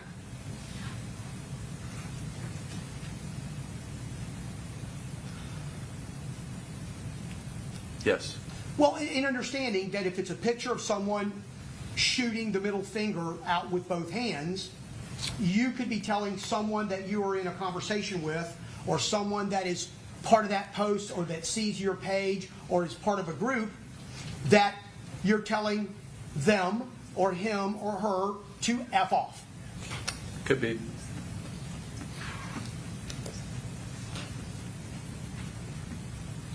Or equally as possible, I don't care. I don't care what you say. I don't care about you. Could be. So Hate Me Kindly was also a post that you saw that morning. And that obviously could be disrespect to someone, a group, a person, another person who there's been a conversation with back and forth, as a diss. If you're going to hate me kindly. You would agree that it could be easily interpreted that way. Could be. And you, though, interpreted it again as being connected directly to Charles Jones' death, correct? Or else you wouldn't have given it to the Tampa Police Department. I provided that post in a series of the posts he made. That was just one of them. Yep. Okay. Of some relative significance to you, correct? What stood out to me the most was the Tom Brady, Bill Belichick one. Obviously, the same stories posted within that 24-hour period existed, so those were included in what I shared because they were there. I'm sorry, who was there? The posts were included within that sample of posts that was still attached to his story. Okay. When you say they were there, you mean the posts were there? The posts, yes, sir, that's what we're discussing. And all of these posts, either singularly or in conjunction with each other, could very well be someone, Ghost 187, celebrating the death of Charles Jones, as many, many people were on social media at that same time, correct? A lot of people were celebrating his death, yes.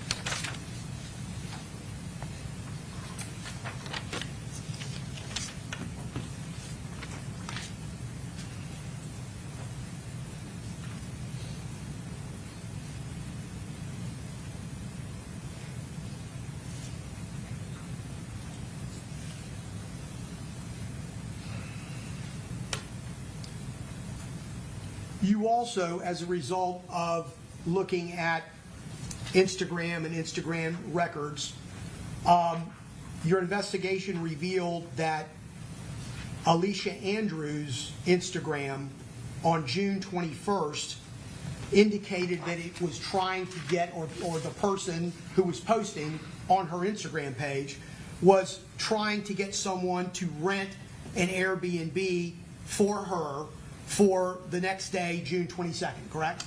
My knowledge of the Instagram records is very limited. I did not obtain them. I was not the affiant of those warrants.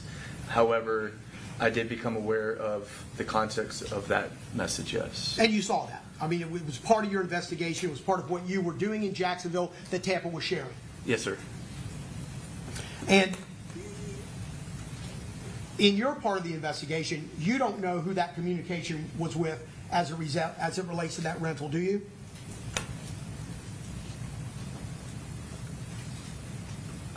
I do not know the identity of the woman she was speaking with, no.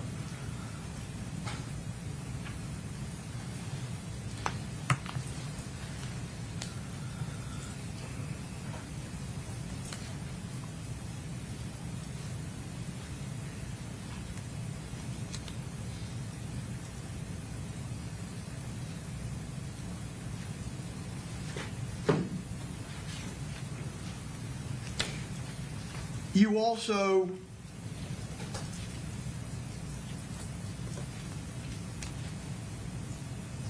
were the affiant or the author of a search warrant for the phone that was jointly possessed by Charmaine Steiger and Rashad Murphy, 904-386-0925, correct? Not for the device, but I believe for historical cell site. Right. So historical cell site records. And as a result of that, you were able to determine at certain periods of time during that weekend where that phone was located, correct? Yes. And that's what got you to the point where you located the phone on Friday, the 21st at 10:20 p.m. at the Walmart, correct? Yes. And it was you that went to the Walmart, got video that showed Mr. Murphy, Rashad Murphy, in the Walmart at that time, 10:30-ish, buying items, correct? Yes, sir.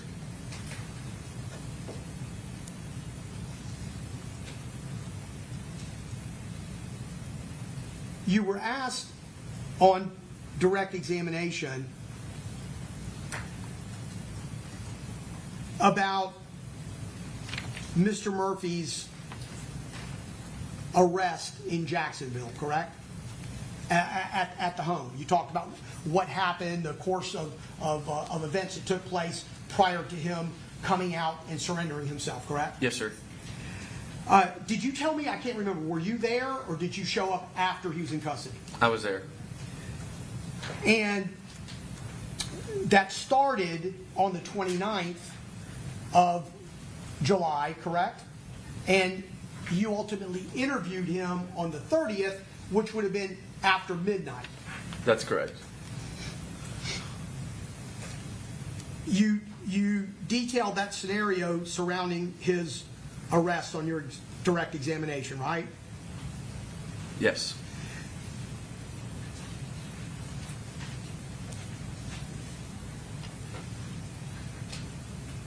You don't know whether or not he was afraid to come out, do you?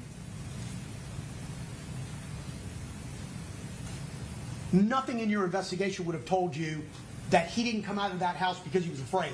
Objection, Your Honor. Calls for speculation. If you know, you can answer. I don't one know. way or the other. I don't know if he was afraid or not. Were you aware of his arrest in Gwinnett County? You knew he had been arrested in Gwinnett County 3 or 4 weeks earlier Yes, sir. on a misdemeanor resisting arrest without violence. You were aware of that? Yes, sir. Were you aware that 4 weeks earlier that upon getting out of that Chevy Cruze that he was blocked in and there was a gun pointed at him? Were you aware of that? Yes, sir. Were you aware that he panicked and ran, and while he was running, he was tased? You aware of that? Yes, sir. Were you aware that when he was on the ground, he was again tased in his private parts? Did you know that? I did. Did you ever see the video of that arrest? I have not. Were you aware that a service weapon was placed on his temple? Objection, Your Honor. Outside the scope at this point. Overruled. Go ahead. I don't know. Okay. You weren't aware of that, or you didn't see that on the video? I was unaware of that.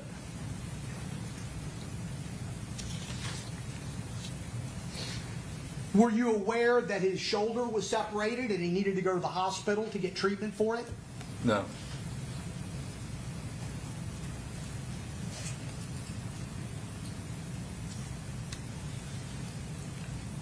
Based on your investigation of Rashad Murphy, Do you know whether he's ever been convicted of a felony? Objection, Your Honor. Sustain.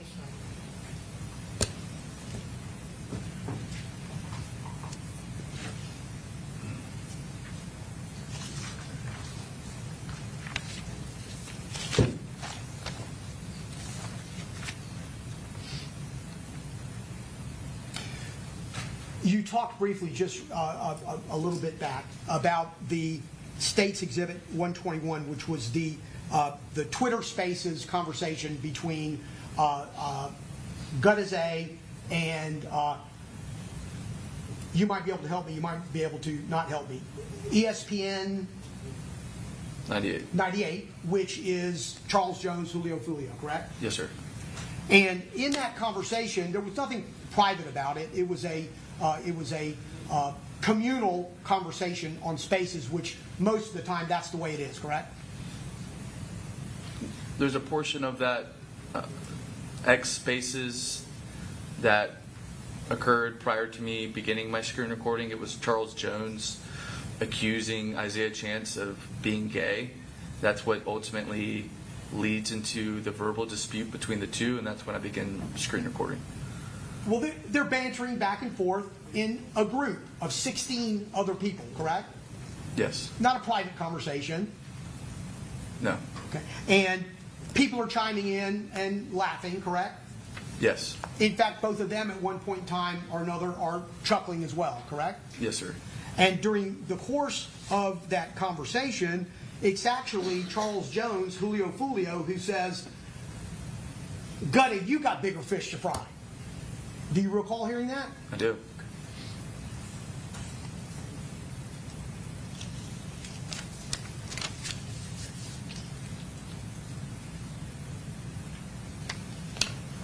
Going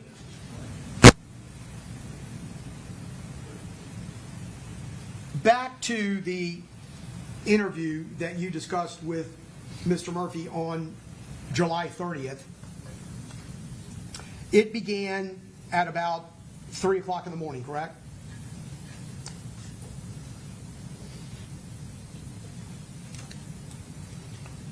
I think it. Yeah, I would say so. Concluded about 4:30 in the morning, and you said it was about an hour and a half long, give or take. Yes, sir. And this was not your case per se. You spoke to Detective Ramos, and instead of him traveling to Jacksonville, he either authorized or asked you to conduct the interview, correct? Yes. Detective Ramos requested that I go ahead and interview him because he was unable to travel on that day. And Detective Ramos obviously knew a lot more about what was going on in his investigation at that point than you did. You would agree? Yes, Detective Ramos is the lead detective. He's responsible to know everything as it relates to the case. And you would agree with me that you really didn't have a full and entire view of the shooting, the murder, and the intricacies of what occurred in Tampa, correct? That's fair. You even told Mr. Murphy that it wasn't your case. Correct.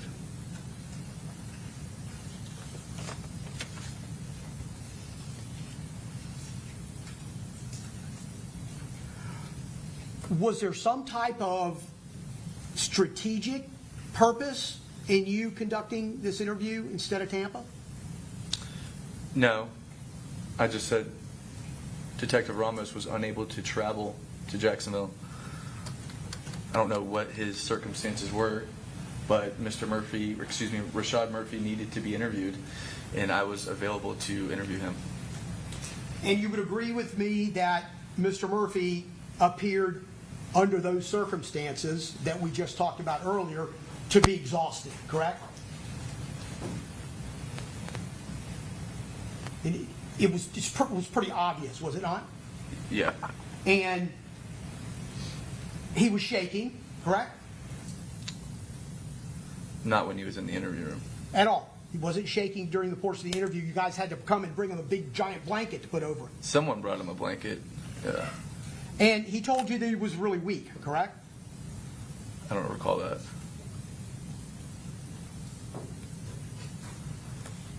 You even offered him a Red Bull, didn't you?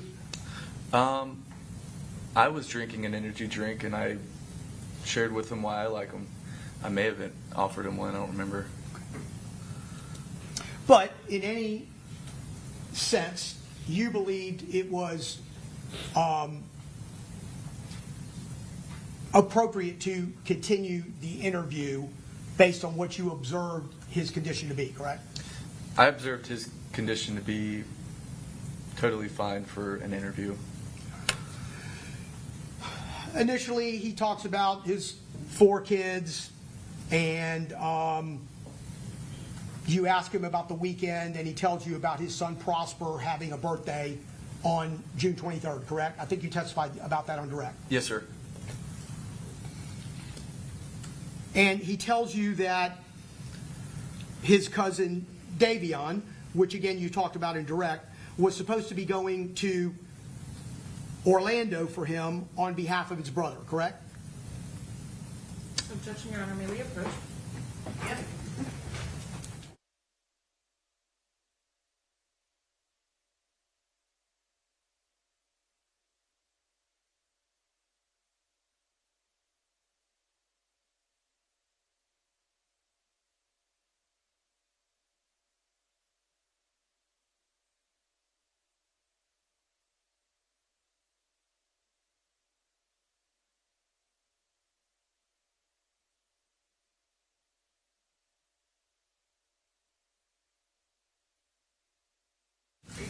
Rephrase.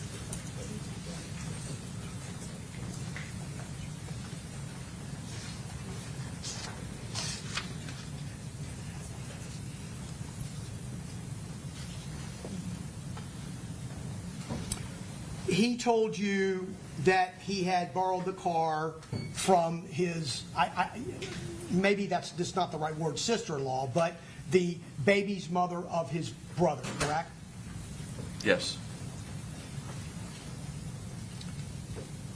And I think you indicated to us that he originally denied being in Tampa on June 23rd, correct? Yes, sir. But that he had been in Tampa previously for a concert a long time ago. To represent that more accurately, I asked him multiple times if he had been to Tampa, if he had ever physically been to Tampa. He answered those initially, no, he has never physically been to Tampa. Ultimately, he does at one point say he had been to a show at an unknown time in Tampa. And I didn't mean to insinuate that it was, have you ever been to Tampa? Oh, I've been to Tampa for a show. It took you a bit to get to that point where he made that acknowledgement, correct? Yes, sir. And he told you that the car was borrowed and it was brought back to him on Sunday, correct? If Sunday was the 23rd, yes. Yes. Sunday was the 23rd, so that's correct, right? Yes, sir. And he also starts to talk to you because you mention and you provide him information about the Airbnb, correct? You start a conversation with him about that portion of the investigation. Hey, look, there's an Airbnb in your name. He actually brings up the Airbnb first, but I do start to question him about it. And what he tells you is that he allowed, and he says this from the beginning, I'm here because I allowed people to do things and borrow things that I shouldn't have done. He tells you that very early on, doesn't he? Yes, sir. And when it comes to the Airbnb, he says that he allowed his account to be used and provided his identification, correct? Correct. He also tells you that he wouldn't have booked an Airbnb in his name in Tampa, didn't he? He does. And that he tells you he didn't know the Airbnb was in Tampa, correct? Initially, yes. And what I mean by that, and based on your response initially, I'm talking about when it was booked, when the account was used. He's telling you he didn't know the Airbnb was in Tampa, correct? At the initial part of the interview, that's the story he gives. At the initial part of the interview.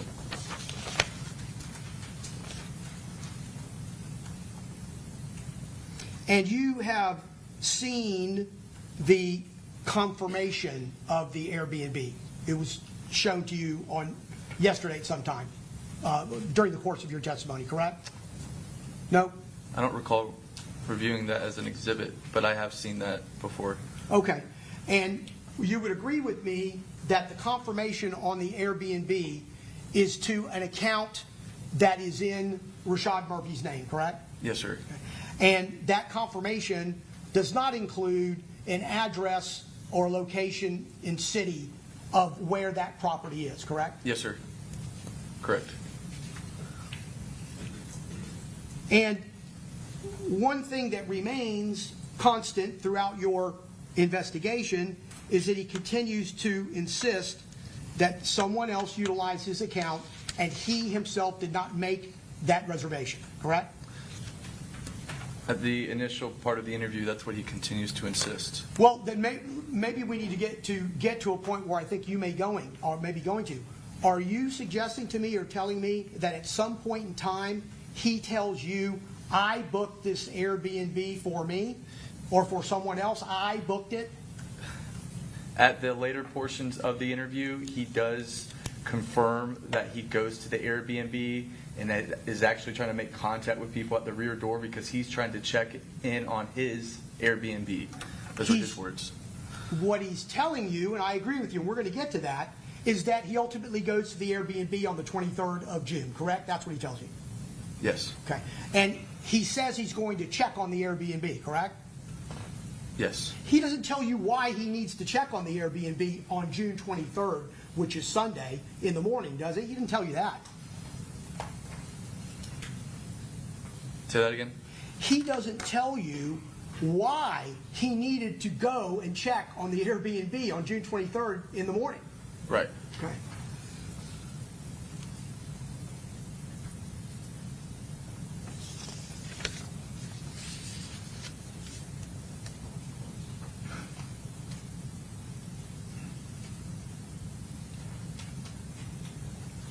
And what he consistently continues to tell you during the interview is that he did not have anything to do with a shooting in Tampa, correct? Yes, sir. Doesn't ultimately make any type of admission to being present in Tampa at the time of the shooting, correct? Correct. And he doesn't tell you he had or participated in or assisted in anything that had to do with Charles Jones' murder, correct? Correct. So there's no admission per se to a crime, correct? Yes, sir.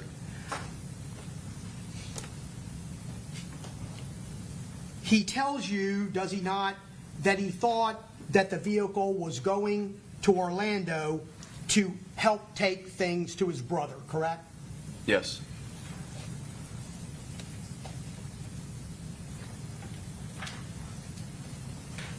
And he also says that what was happening was supposed to be happening in Orlando, not in Tampa, correct? Yes.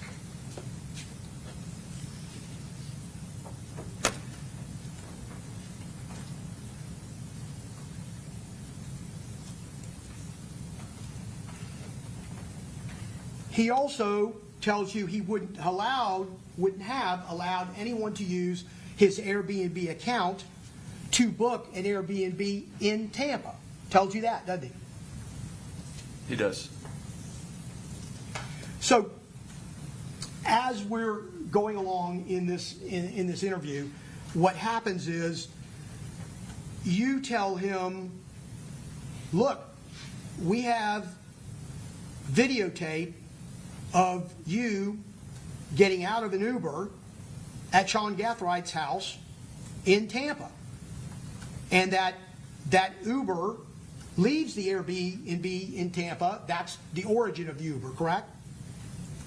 Yes. And he continues in a denial capacity, correct? Yes, sir. But then I think you spoke to the state on direct, and you said that you left him, which is sometimes a law enforcement tool of investigation where you want someone to think about what they've been telling you, correct? Yep. you want to give them the opportunity on their own, by themselves, to consider why they should continue to maintain a certain line of answers to your questions. That could be the case. Specifically, as it related to this, I just wanted to give him more of an opportunity to think about the information we shared and to provide a truthful statement about what happened that day. No, it's just like an unsaid, hey, you want to think about this. Yep. And I'm sorry, that was a yes, right? Yes, sir. Sorry. So when you come back, he ultimately tells you, look, I know what I'm saying seems inconsistent. It may look like I'm lying, but I want to tell you that I didn't ride with other people to Tampa, and I wasn't there when any murder took place, correct? Right. And what he tells you is that he drives to Tampa in the morning hours with his friend Fizzle, correct? Correct. And Fizzle is Darius Beals. That's correct. And at the time that you did this interview on the 30th of June, Darius Beals was alive and breathing and doing whatever Darius Beals does, correct? On June 30th. I'm sorry, that is completely wrong.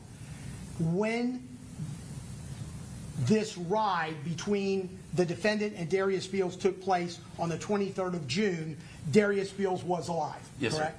Subsequently, I believe you said either on the 28th or 30th, Darius Beals is killed, correct?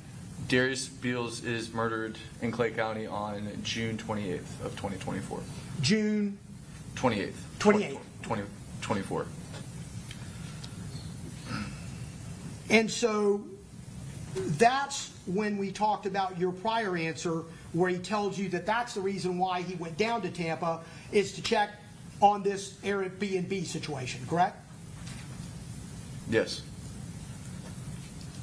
And he goes on to tell you, I got there, but I did not stay long, correct? Correct.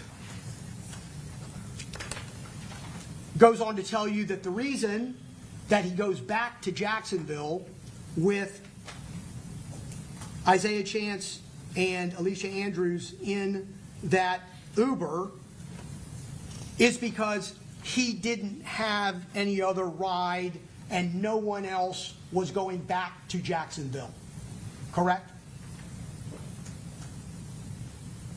Correct.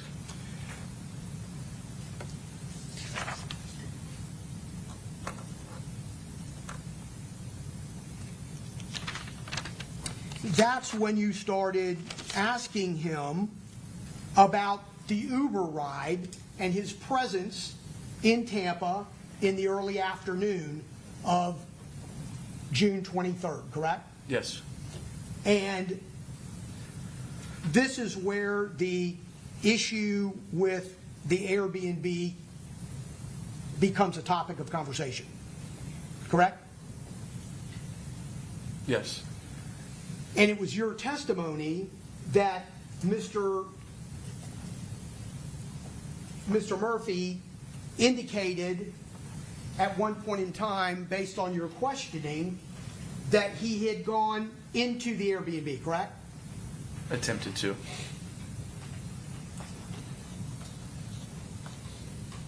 So your testimony is what Mr. Murphy told you, is that he had attempted to go into the Airbnb, correct?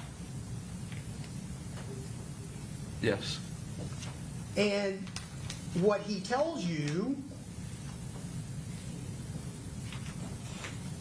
first of all, strike that. You're talking about the back, not the front, correct? Back door of the Airbnb. Yes, sir. And when he says that he attempted or he went to the back of the Airbnb, this is after you tell him that you don't see him on the camera, correct? Right. Which is a fact. Rashad Murphy is not on any camera relating to that Airbnb that you have seen or that you're aware of from June 22nd through June 23rd, and at any point in time before or after Charles Jones is murdered, correct? Right. And what he tells you is that when he got there and he went to the back, he knocked on the door, no one answered, correct? Yes, sir. And then he came back, and as he's sitting with Fizzle, there's an Uber driver there, and they come out the front door, and that's when they get into the Uber, correct? Right.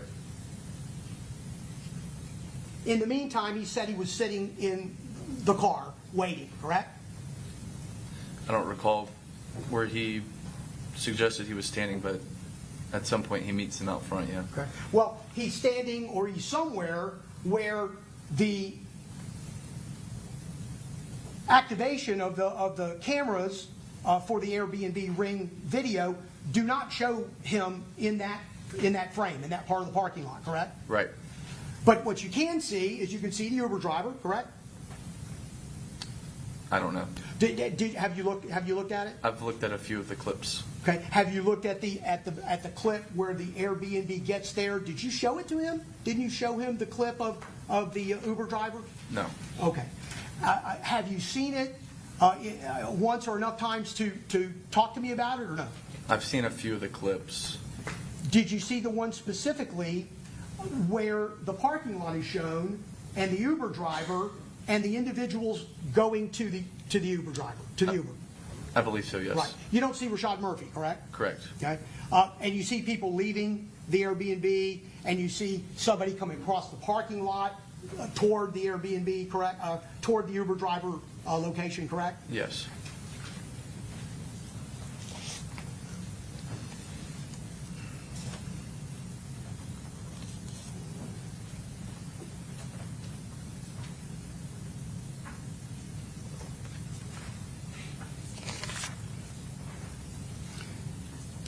So when he tells you, when he changes his story after he says, look, I've told you inconsistent things and it sounds like I'm lying. That's what he said, correct? And that's when he started to change his story and give you another version, correct?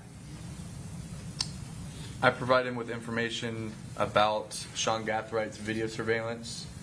It's at that point he realizes, yes, I look like a liar, and then he gives me another story. Correct. So Yes. he didn't maintain the story with or without footage, and I'm not suggesting to you that he did that on his own. What I'm suggesting to you is after you told him, hey, look, dude, you know, why don't you just tell me about it? He then tells you, look, I know this sounds inconsistent, and, you know, I know it sounds like I'm lying. And that's when we get on the path to the story that ends the interview, correct? Yes, sir.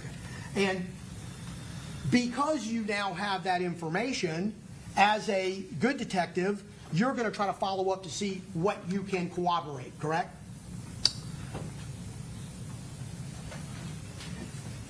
Potentially.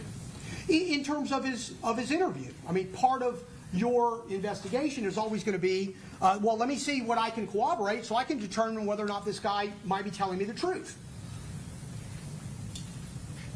That's true. Someone should do that, yes, I agree. And what you did in this case to that end is that you went to Clay County and you made a determination that Darius Beals' phones were taken into custody and that there had been a download, correct? Yes. And you took that download of the iPhone and you did, or there was cell site location, there was other data in it that you would potentially normally find in an extraction, correct? Yes. And sometimes extractions are full, sometimes extractions are partial. You don't know whether or not this was a full or a partial extraction, correct?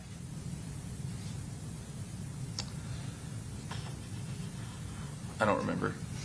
And what that extraction or partial extraction showed you was that you thought Darius Beals was not in Tampa because there was cell site locations of that phone in Clay County and Jacksonville area during June 23rd day, correct? I never obtained or reviewed any historical cell site. There was GPS location data contained within the phone, which is separate, but I believe someone within Tampa did follow up and did some historical cell site, which is separate from the GPS location data on the phone, but yeah. So in any event, your determination was, and you provided Tampa information that said Darius Beals couldn't have been in Tampa, correct? Correct. You did that review of that report. I obtained the cell phone downloads. The cell phone downloads are contained on a hard drive. It's not something I can remotely share. So in the meantime, prior to providing them to Tampa, I did start to go through them. Okay. And in going through them, you felt comfortable because of the location information and the data that was in the phone, it was traveling in Jacksonville to various locations during that day, correct? There's more to it than just location data, but yes. Okay. What else is there? There's media files, financial records, social media accounts, communication logs. During that day? Yes. Okay. And again, your conclusion was that Darius Beals was not in Tampa. Correct. Okay. But there's a second phone, correct? Yep. And Darius Beals has two phones, correct? Yes. And there was actually a download done on that phone too, correct? Yes, sir. And the results of that download of that phone couldn't tell us where that phone was, correct? That's correct. And so you can put one of Darius Beals' phones in Jacksonville on June 23rd, correct? Yes. But you can't put the other one, can you? I can't, but I can say that that phone was never powered on June 23rd. But he could have had it with him, correct? He could have taken that phone in the event that he needed to use it. He could have, yes. You don't know where that phone was on June 23rd, correct? It was never powered on. You would never be able to determine that. You don't know where it was on that particular date, correct? That's true. So it doesn't necessarily follow that Darius Beals was with one phone and not another. We don't know that. You can't testify to that, can you? He could have a phone on him that is not powered on, sure, but I don't see what the use of that would be. Unless you wanted to power it on and use it. But that never occurred. Correct. It didn't occur. Could have occurred. It was capable of occurring. It was an operational phone, correct? True. It was. There would have been monthly bills on it. There was data on it showing that it had been used, correct? It had been, yes. And you don't know whether Darius Beals had that phone in his possession on June 23rd, do you? I don't.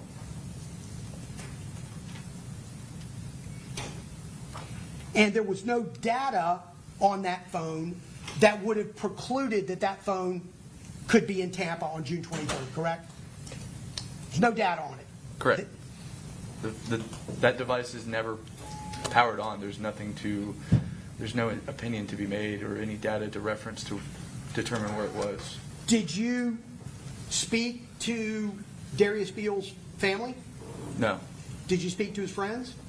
I didn't speak to anyone in reference to Darius Beals. You said there was a transaction, correct? There's a financial transaction at the Orange Park Mall for some Japanese food on the 23rd. Did you go to try to figure out whether or not Darius Beals was there that day? No. By the time we received the information and the cell phone device, this was July 30th. It's been well over a month and some change after the fact. So you're going to presume that there probably wouldn't be camera information at that time, correct? Is that what you're saying? As a homicide detective in the city of Jacksonville and surrounding areas that has pulled so much video from DVRs, it's become my experience that video, more oftentimes than not, doesn't exist beyond a week. Better yet, more than a month. Okay. And that would be the way that the system is set up by the user, correct? Sure. Meaning it can be, and it's capable of being.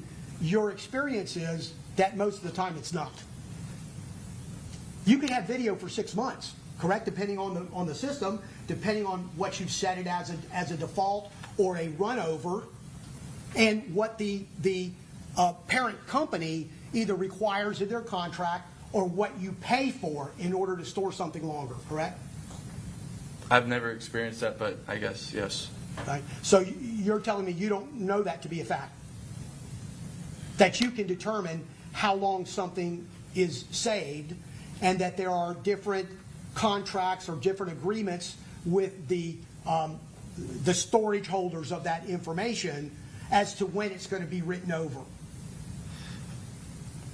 I'm speculating, but I've never experienced a DVR system capture video more than a month. Is it possible? Sure. I'm sure there's some remote cloud software system somewhere that could capture video beyond 30 days. I'm sure it's possible. I have not experienced that in my experience.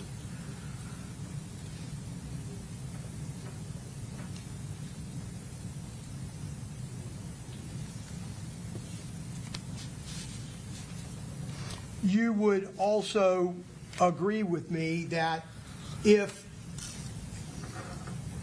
we were revisiting the Airbnb connection to Mr. Murphy on the 23rd of June, that certainly his interview would tell us exactly what he said, correct? The audio video transcript of his interview, correct? Yes, sir. So, Detective, Rashad Murphy in his interview also tells you, or he tells you in that interview, that he didn't tell you the truth in the beginning of his interview because he didn't want any parts of what was going on in Tampa, because now it's 30 days later. So, everybody knows everything about this murder. I don't mean from a investigation standpoint, but just where it happened, how it happened, who it happened to, correct? 30 days later. Yes, sir. Okay.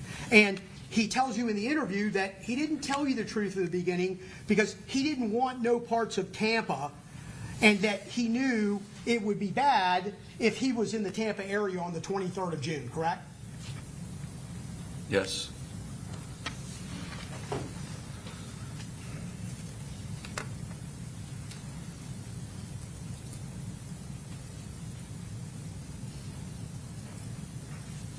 I don't have any further questions. Thank you, Detective. Thank you. Mr. Bernardi? Yes, Your Honor.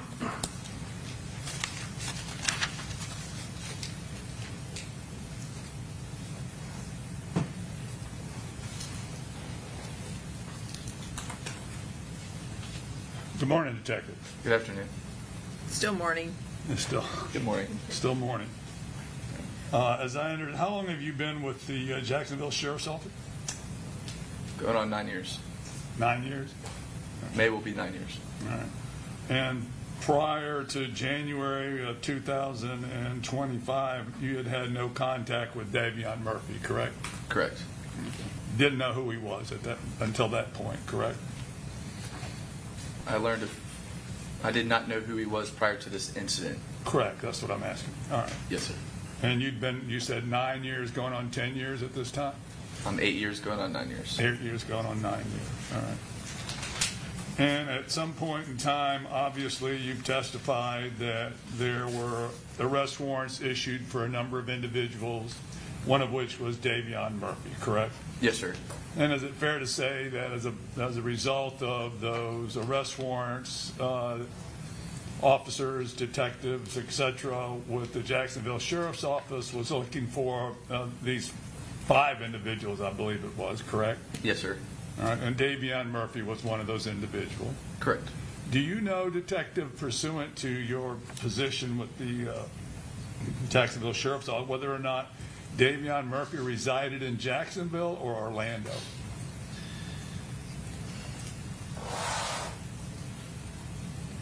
I know at one point he had historical addresses in Orlando. Correct. Where he established a permanent residency around this time, I don't know. Yeah, but he did have a Orlando address, correct? Yes, sir. All right. Now, based on the arrest warrants that were issued, I'm obviously assuming that efforts were made to locate Davion Murphy, correct? Yes, sir. And do you recall when it was that the arrest warrants were issued? Approximately. July, Sometime in July. late July, 2024. And is it fair to say that Mr. Davion Murphy was not located until January of 25? Correct. All right. And you don't know specifically his whereabouts through that period of time. Is that accurate? Not until he's interviewed.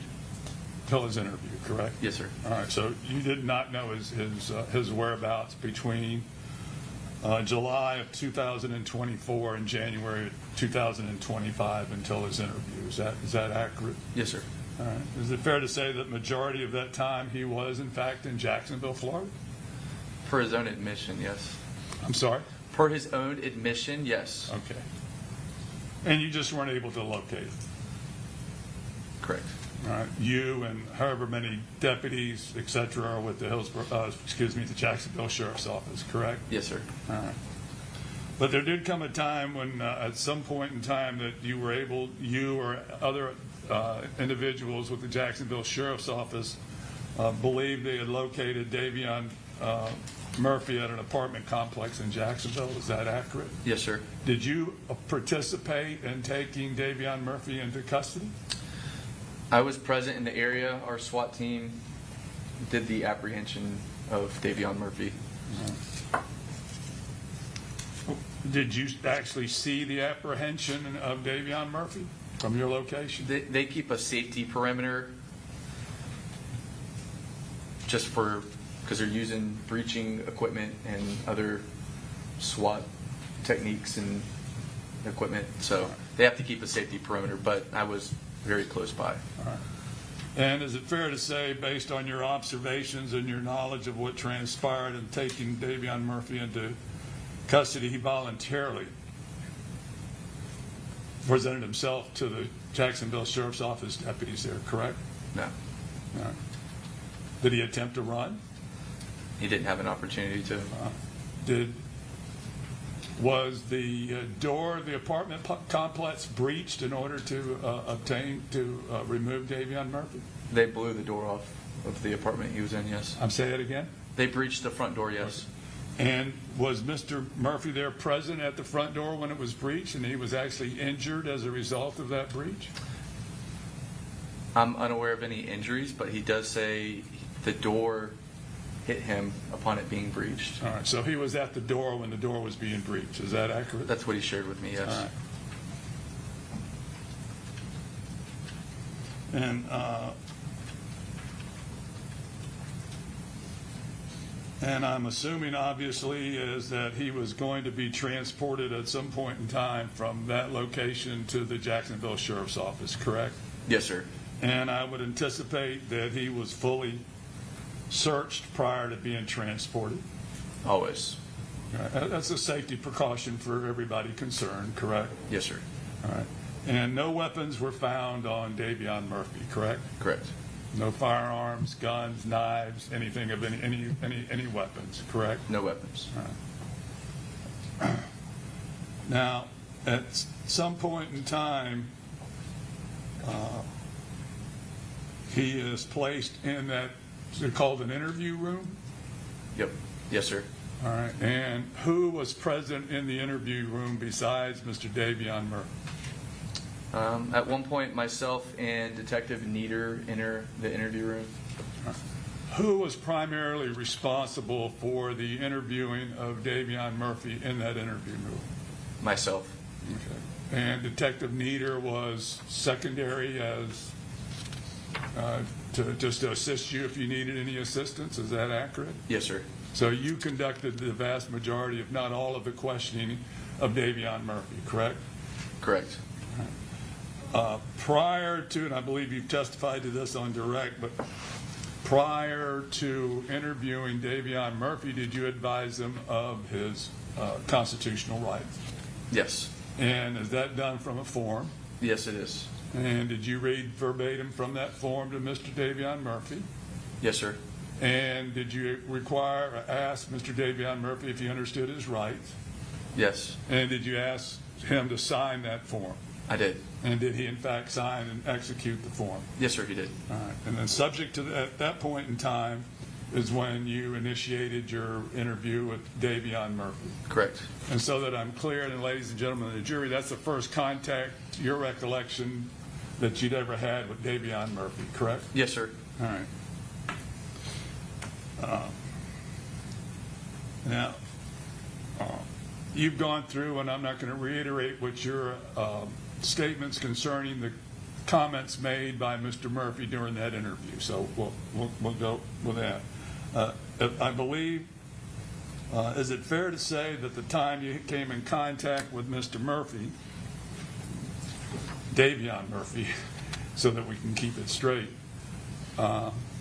he was intoxicated, was he not? It did not appear to me that he was, but he did. Did he not give signs of intoxication? No, You don't believe he did? not when he was speaking with me, no. You don't. Did he appear to be impaired in any manner? You're asking my opinion. I'm sharing it Yes, with you. that's what That you wasn't don't my believe opinion. he was. And No, we sir. can determine that from the video itself, I presume. That was my first time meeting him, so I don't necessarily have a good understanding of what his baseline levels are of being intoxicated or not intoxicated. However, based on my opinion of sitting next to him at a table, it wasn't my opinion that he was intoxicated. All right, that's your opinion. Okay. That's my You don't- opinion. You don't believe he was. All right, No. but he was cooperative during your interview. Is that accurate? Correct. And was it say? Let's use the term jovial. He was very upbeat, very happy. Mixed emotions. All right. Yeah. He was cooperative, was he not? Yeah, I would ask him a question, he would answer it. All right.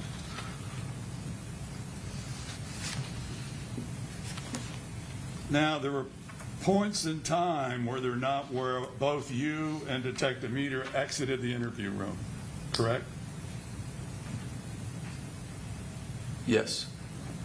And during those periods of time when you exited the interview room, was there music playing in the background? Yes. And what kind of music was that? Do you recall?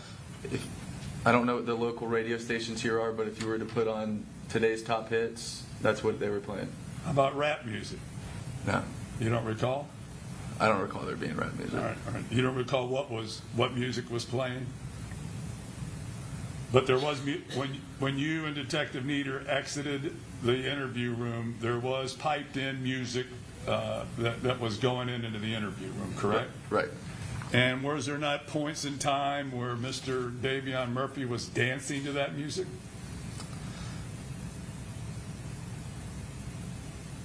I remember him walking around. He may have been dancing. All right, dancing to the music that was being piped in, correct? Okay, yes. All right. In fact, he was singing or verbalizing, singing with the music, was he not? I do recall him singing. I don't know if it was the same song that was being played. Okay. And dancing to it at the same time, correct? He may have been dancing. Well, you don't recall? I remember him walking. I mean, that might be his form of dancing. I don't know. All right. And it's your testimony that based on those actions by Mr. Davion Murphy, you don't believe that he was intoxicated or in any way impaired at that point in time? No. Correct? Correct. All right. But he was, in fact, singing and dancing to the music. You recall that, correct?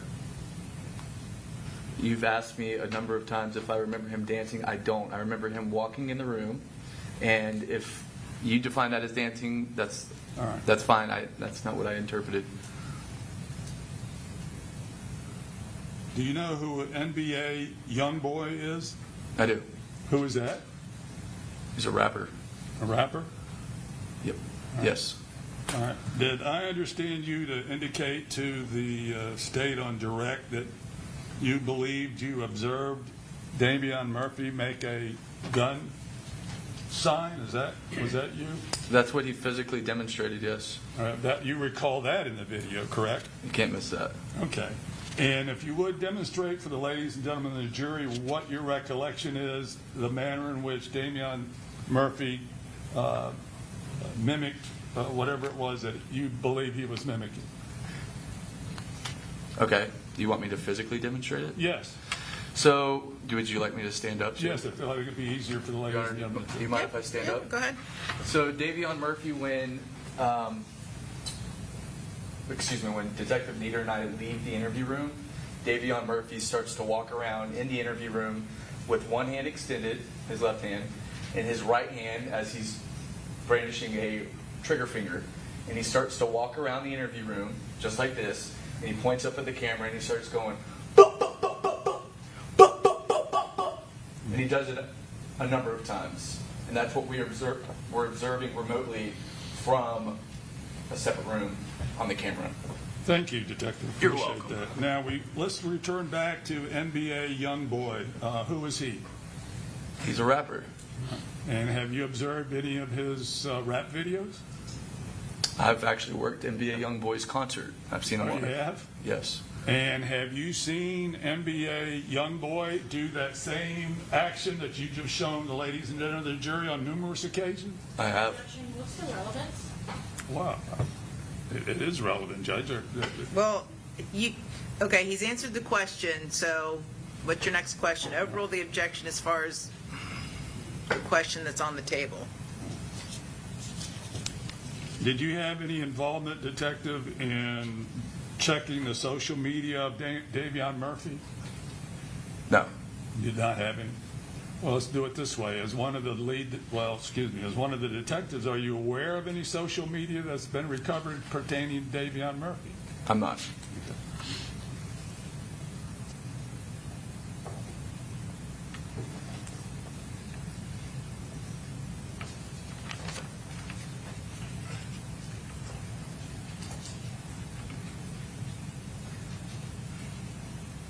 Did I understand you to say on direct examination that your recollection is that Davion Murphy knew Sean Gathright? He references a press conference that was broadcasted by the Tampa Police Department that displayed Sean Gathright. At some point in the interview, we referenced that press conference, and he admits that he had hung out with the light-skinned fellow previously. All right, so your recollection is that based on that press conference that there was some knowledge of Davion Murphy of Sean Gathright, correct? Yes, sir. All right. Now, as I understand it, and again on direct examination, and correct me if I'm wrong, did you ever, my understanding is you showed still photos of some of the state's exhibits, and I don't have the exhibit numbers, but they pertain to the Ring camera at the Airbnb that purport to show Davion Murphy on that Ring camera entering the residence, correct? You recall that? I was supplied that image by the Tampa Police Department, yes. All right. And did you show that image to Davion Murphy during that interview? Yes, sir. And he identified himself, did he not, as the individual on that Ring camera, correct? He did. All right, and that was on the June 23rd, but I believe the early hours, 1 o'clock in the afternoon, 2 o'clock in the afternoon, something like that. Do you recall the time of that? I don't remember the timestamp or the date, but I know it was captured from the Airbnb. Okay. Did you ever show Davion Murphy any photos of, or still photos from the security cameras at McDonald's restaurant on Fowler Avenue? I did not. Did not do that. I did not have access to them at the point of during this interview.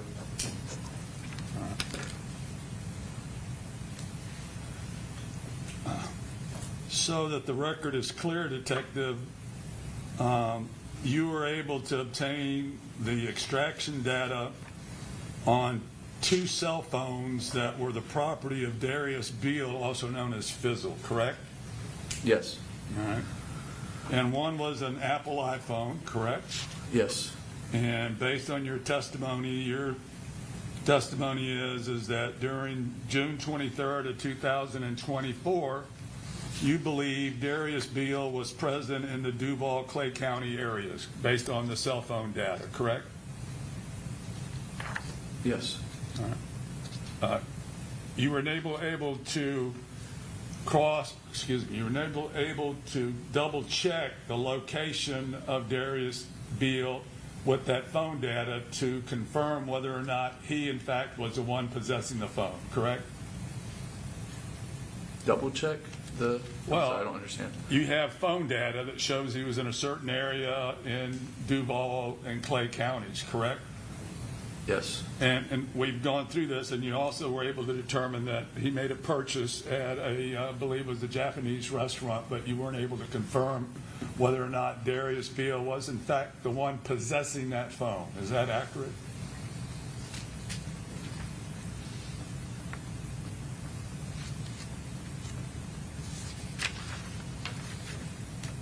Ask that again. You were never able to confirm who was actually possessing the phone that was tracking in Duval and Clay counties, correct? The device, the review of this cell phone extraction, the phone belongs to Darius Beals. The account information belongs to Darius Beals.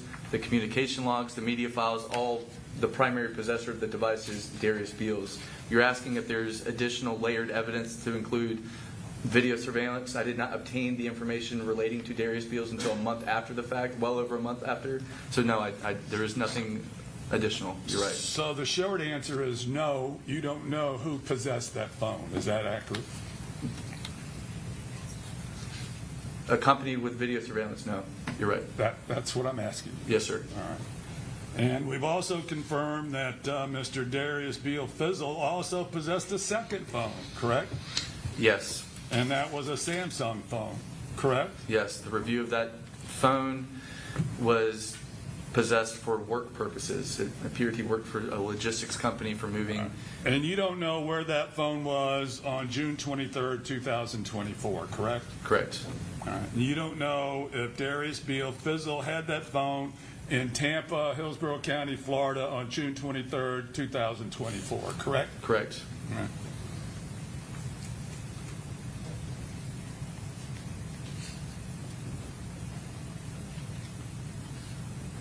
Now, Charles Jones, who went by the stage name of Julio Foolio, correct?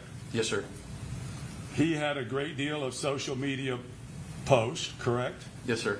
And a lot of them included his traveling to Tampa to celebrate his birthday and where he was going to party, et cetera, et cetera. Is that accurate? Yes, sir. And did you also learn that at one point in time that Mr. Charles Jones, Julio Foolio, was partying to the extent that he got thrown out of an Airbnb? Were you aware of that? I was made aware of that. Okay. And it was not uncommon, or digress, it was fairly common for Charles Jones, Julio Foolio, to dish other rappers and other individuals, correct? Yes, sir. And when I say dish, what does that mean? He's disrespecting.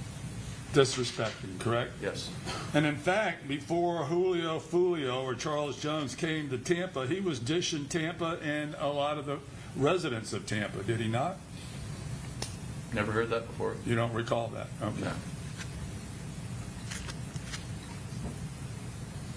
And there were, so it's clear, there was you allege that there is a post of Bill Belichick and I just drew a Tom blank. Brady. Yeah, I'm sorry, Tom Brady. There's no connection of that post to Davion Murphy, correct? You have no any way to connect that to Davion Murphy in any way. Correct. And if I asked you this before, I apologize, but you were not able to locate any social media information on Davion Murphy, correct? I was not.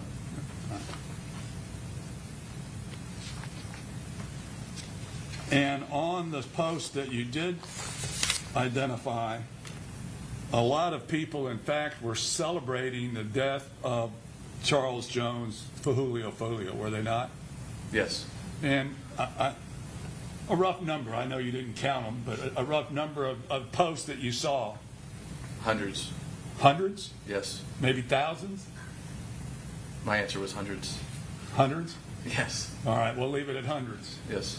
And did those come from, do you know what areas they came from? Did they come from Tampa, Jacksonville, Orlando? No idea. You can't tell where they came from? No, sir. All right.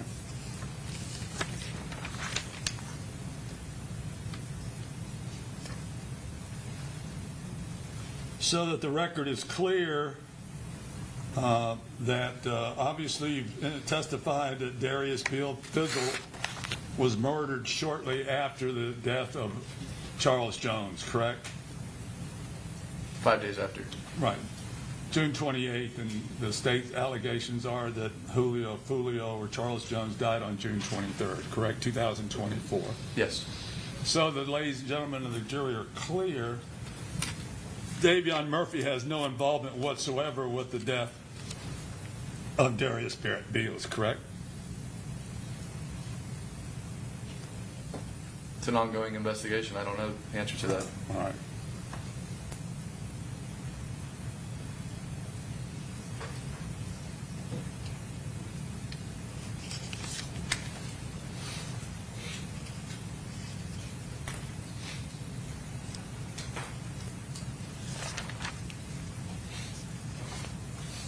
You have a moment, Your Honor? Yep.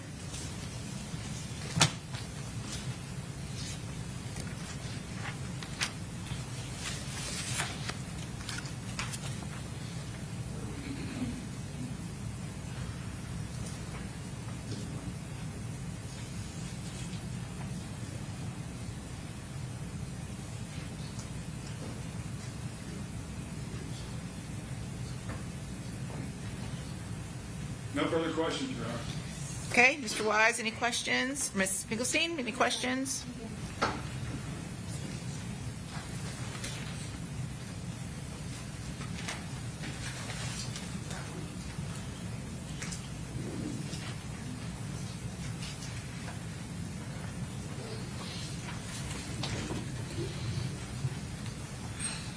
Good morning, Detective. Good morning.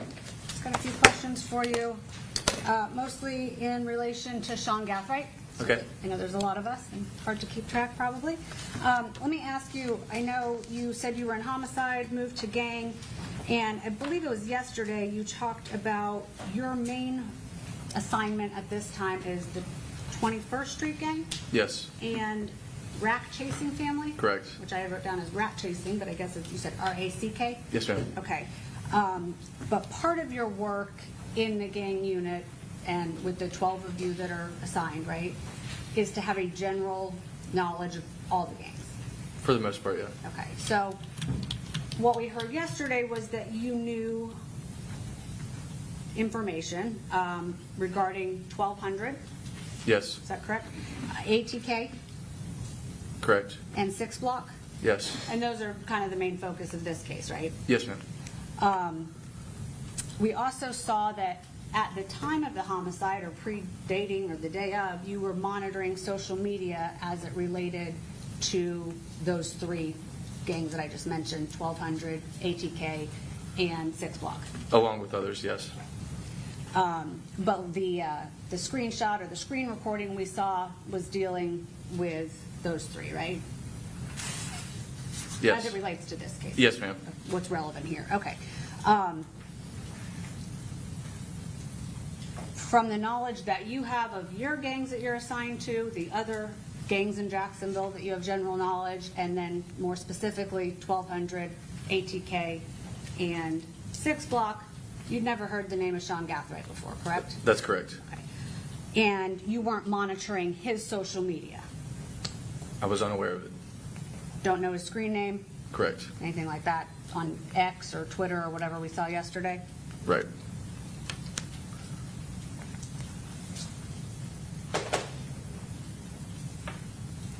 At some point when this investigation gets started, you then do learn the name of Sean Gathright, right? Yes. And I think we had heard a little bit yesterday and today, at some point, he's arrested. Yes. You were not directly involved in his arrest, correct? Correct. Physically arrest him. Right. You also personally did not stop his vehicle or were involved in the stop or search of his vehicle at any point in time. I was not part of that. And we heard about him being brought into the station. You didn't personally take any statements or interview him, correct? Correct. We also heard about a search warrant. I believe that you authored or co-authored the application for a search warrant to his mother's home in Jacksonville. Is that right? Detective Parker did. He was the affiant of it. Okay. I was present at the very beginning portion of it being executed, but I left shortly after. And for the jury's knowledge, the affiant is the person who signs or kind of swears under oath to why they want that The warrant. affiant is just another word to say the person that authored or wrote the search warrant. But you were aware of it and the reason for that, correct? Yes, ma'am. And I believe that you indicated you weren't personally involved in the search of the home, but you did have contact with his mother. You at some point were at the home. Yes, No issues there, right? correct. You served the search warrant, or they did, no problems. I agree. And from what you know, although you personally didn't arrest Mr. Gathright, you obviously have a lot of knowledge about the goings-on in this case, right? For the most part. You were kept up to speed on a lot of stuff. You weren't aware of any issues arresting him, like taking him into custody? Right. We heard something about having to, have standoffs and press conferences to get people arrested. Mr. Gathright was not one of those people. Right. No extensive searches or law enforcement resources in Jacksonville that you're aware of to locate him? No, ma'am. And then we touched on, or you were asked about, or I'm going to touch on, the interview that was brought up with Rashad Murphy, where you testified on direct and cross that at some point in that interview, Rashad Murphy at some point admits to you to being an acquaintance of Sean Gathright. Is that correct? Yes. And this was sometime into the interview, right? Yes, ma'am. Okay, he was not forthcoming with you to start, Correct. provided what I believe you stated in your opinion was either false or misleading information. Yes. You confronted him at some point in the interview with I don't know if it was the full video or a still shot of a camera from Mr.Gathright's mom's home, correct? Verbally, I made him aware of it. I didn't have anything to show him at that point. Okay, so you told him that you had something showing him getting dropped off in an Uber. Yes. And to the best of your knowledge about the investigation and what you know is that was just on that one date, right? Yes. And Mr. Gathright wasn't even in Jacksonville. In reference to that video being captured, I Correct. don't know. He wasn't one of the ones alleged to have driven in the Uber that day. He's not captured in that video.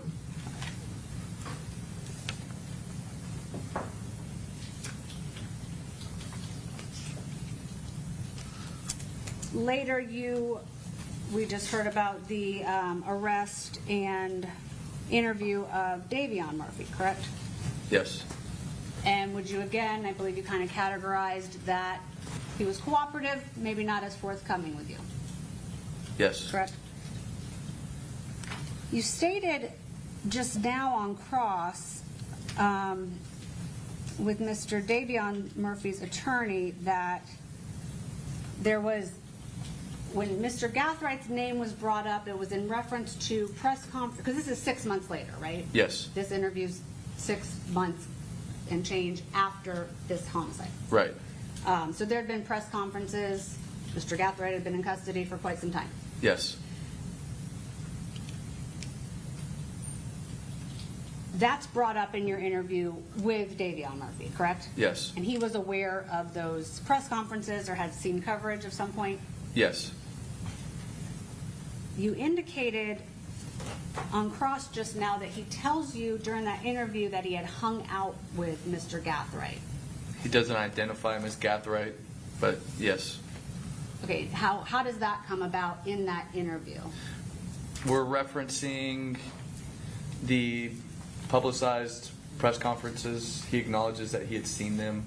During those press conferences, it's the images of Sean Gathright, Isaiah Chance, and Alicia Andrews having been taken into custody. And it's during that conversation referencing those 3 people that Davion acknowledges he knew the light-skinned person, which was Isaiah. Okay, do you recall? Or excuse me, correction, Sean Gathright. And do you recall his exact word? I mean, do you have a transcript or have you reviewed that interview before coming today? I watched it yesterday. References him as the light-skinned fellow. Okay, and what does he do? Does he say, yeah, do you show him something and he points him out, or how does that come about? No, there was no images provided. It was just what we were discussing. So let me ask you this. In that context, does he only admit to knowing the light-skinned person? Yep. Okay. Yes. So do we take that to mean he denied or did not claim to know Mr. Chance? Is that how you took it at the time? No, I'm trying to recall the conversation about Mr. Chance as it related to Sean, which is what you were asking. He referenced him as the light-skinned fellow. Okay. But that was, when he's talking about, and he being Davion Murphy, is talking about that press conference and knowing who the light-skinned fellow is, does he ever say his name? No.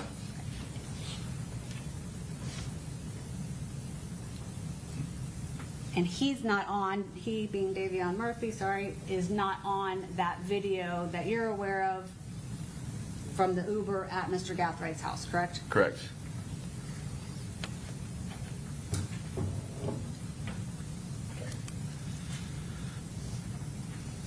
I'm going to show you,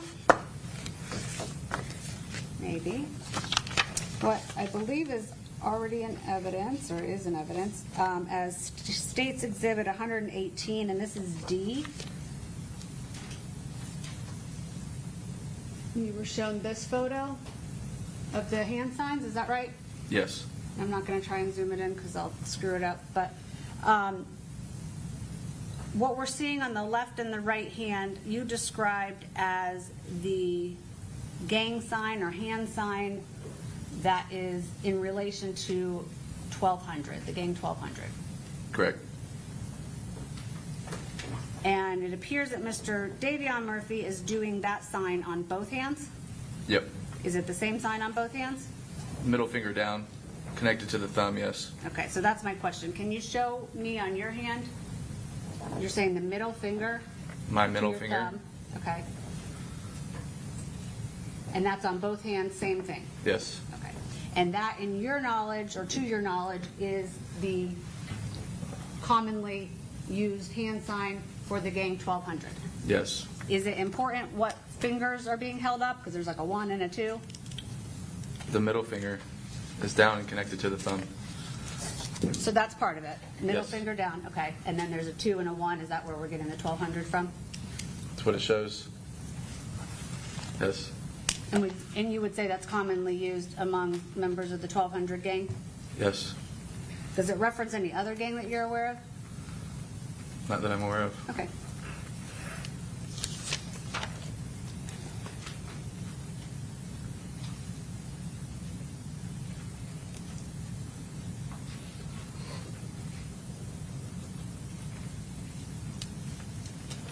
Susan, may I have a moment? I have no further questions, Detective. Thank you. Thank you. Mr. Petridis?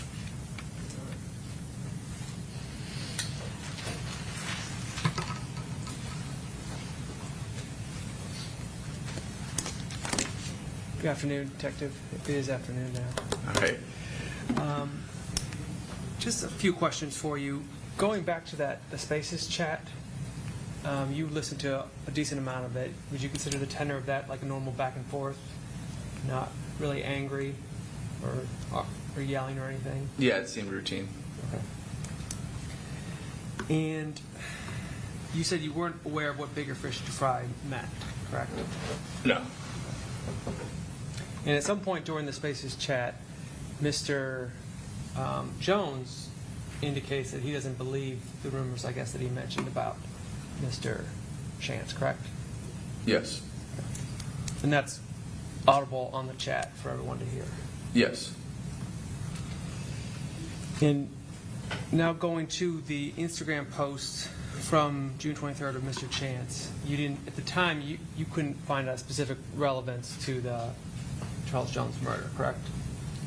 During that, ask that again? When you saw the post initially, you couldn't see a relevance to Charles Jones murder. Right. And we talked, he also had a post of Brady and Belichick, and Mr. Gonzalez talked to you about that, correct? I believe the one posted to Isaiah's account was just Tom Brady. Okay. Or no, it was either just Tom Brady or just Bill Belichick, or yeah, one of the two. And then he had a post about King Von, correct?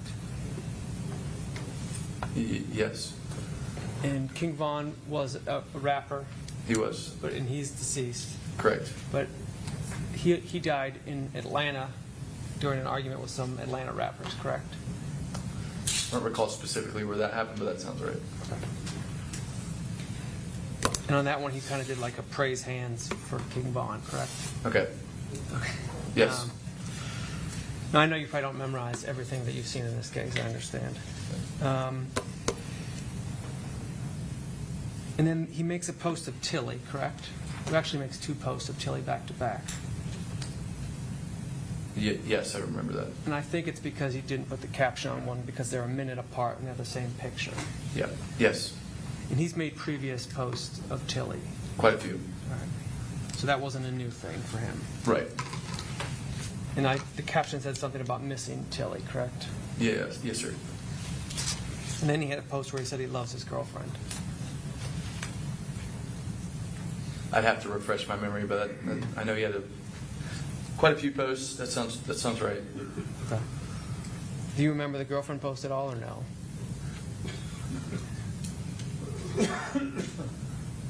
Ask that again. To outside the I'm scope. going to sustain the objection. Okay. Judge, may I have a moment? Yep.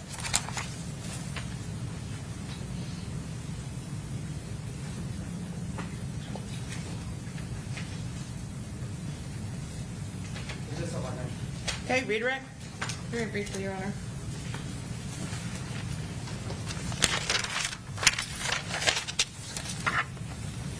Detective, you were asked when Mr. Snarty was asking you questions about Davion, about not knowing about his whereabouts. Is that correct? Yes. Did you learn about his whereabouts specifically because he indicated those things while you were outside of the room during the course of your interview? Did he make statements about what he was doing or where he was during the course of y'all being out of the interview? Yes, and he also told us to. And how he essentially evaded capture from law enforcement? He applauded himself for doing so. You were also asked about the communication or the connection between Mr. Gathright and Mr. Murphy. Did Rashad Murphy indicate that he'd been to that residence at Sean Gathright's house on a number of occasions? He did say that.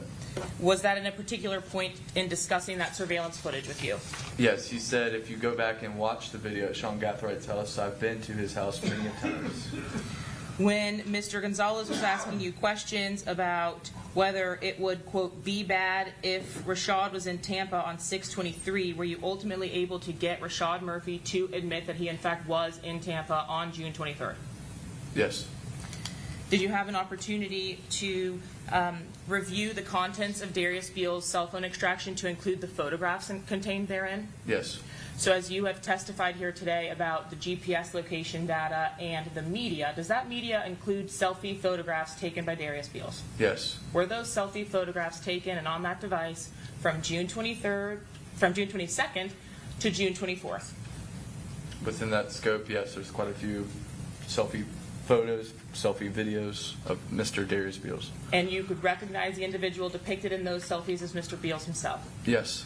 So asked several times about whether Mr. Beals actually possessed that device, did you utilize those photos in some way to also confirm that in addition to the GPS? Yes. As well as expounding the search beyond that to see who the primary possessor of the phone is over the course of the phone being turned on. It was always Darius Beals in those photos. You were asked whether Rashad Murphy indicated to you that he used Mr. Beals' device. He was in Tampa with Fizzle, Mr. Beals, and that he used his phone. Is that right? Yes. The secondary phone that you've been asked about here today, the log from that device indicated what as it related to June 23rd of 2024? That device is never turned on, used, or at all at any point during June 23rd, 2024. So the only device with relevant data was the device that we have just discussed? Yes. And that is the device with the GPS, location information, and photographs? Correct.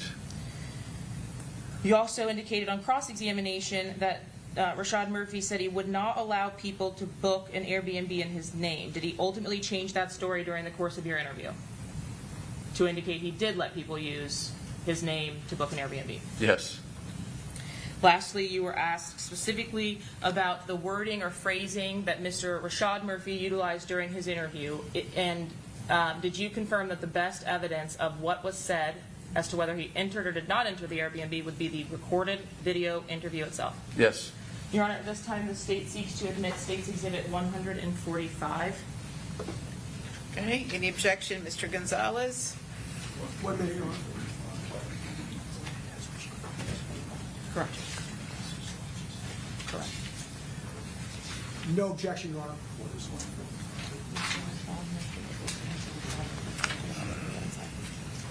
Any objection, Mr. Sonardi? No, Your Honor. Yes, it's a portion of Rashad Murphy's interview when he's asked about going inside the residence. And any objection, Ms. Finkelstein? No, Your Honor. Okay, it'll be admitted? Permission to publish, Your Honor. Yes. Oh, yes, Your Honor. May I please have the edited recording instruction? Okay, and which defendants this apply to? Rashad Murphy. Okay, and again, members of the jury, this is a statement made by defendant Rashad Murphy after the offense in our case occurred, and it's admissible only against defendant Rashad Murphy. The statement is not admissible evidence against any of the co-defendants and should not be considered against any of the remaining co-defendants. The edited recording instruction, because this is an excerpt of that, I apologize. Yes, sorry. Also, members of the jury, you're about to view a video recording. The court instructs you that the recording has been edited to eliminate irrelevant portions that would not add to your understanding of the case. The fact that the recording has been edited should not concern you in any way and must not impact the way you view and consider the evidence.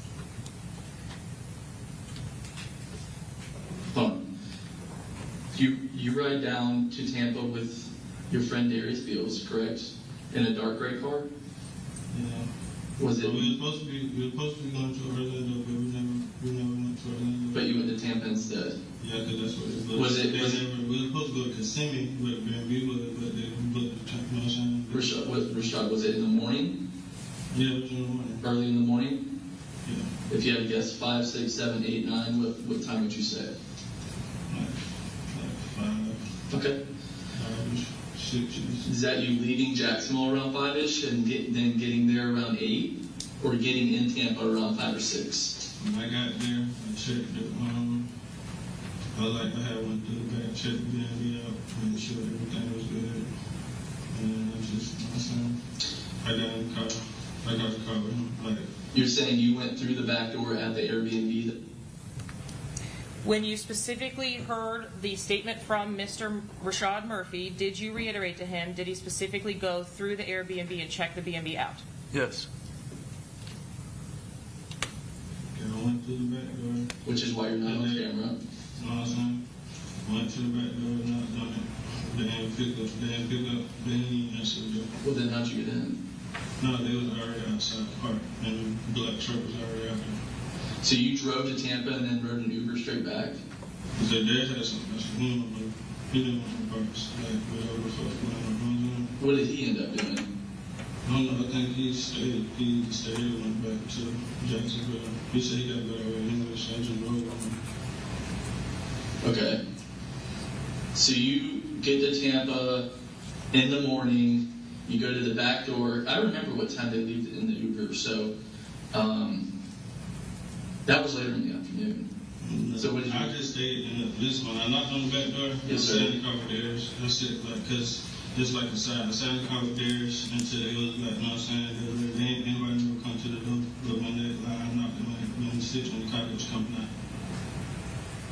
After defendant Rashad Murphy indicated to you that he went through the Airbnb to check it out, did he change that version of events when you confronted him about his absence on the ring camera? He went to the back door to knock. Yes, and the inconsistency with the time. When you confronted him about the inconsistency of the Uber driver's arrival and his statement that he arrived between 5 a.m. and 8 a.m., did he change his statement about what he was doing? He added another point. Yes, he then added that he was sitting in a car with Darius for a period of hours now. Because to your knowledge, was the Uber driver present at the Airbnb at 8 a.m.? Not to my knowledge. Lastly, did Rashad Murphy at any time during the course of his interview give to you as a reason for continuing to lie to you the fact that he was cold or exhausted? No, that was never said to me. I have no further questions, Your Honor. Okay. May this witness be excused? Yes, Your Honor. Okay, thank you. You're free to go. Thank you. Okay. Let's see, it's 12:15, or 12:16, so we will take our lunch recess. We will reconvene at 1:30.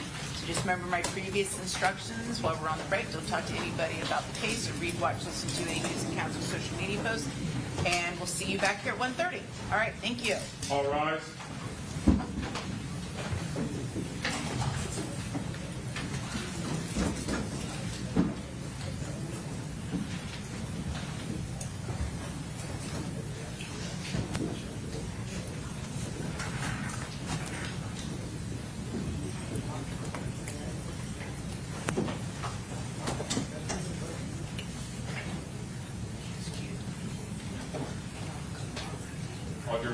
Okay, very good. State, what's your lineup for this afternoon? Judge, we have those two witnesses that we talked about. They're going to be first up? Yes, Judge. Okay, and so I'd ask the media that are in here filming, the next two witnesses are not to be filmed. They are lay witnesses. One's a family member of the defendants, and the other is the Uber driver. Okay? So, thank you. All right, very good. See y'all 1:30.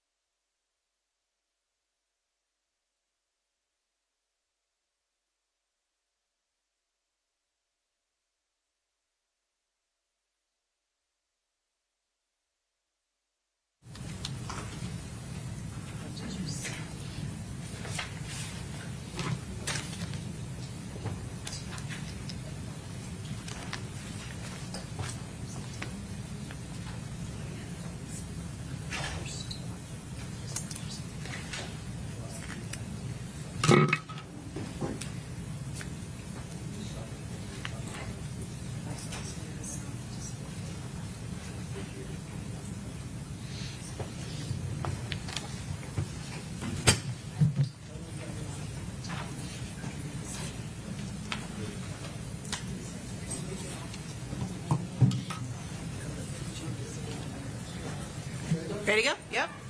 Okay.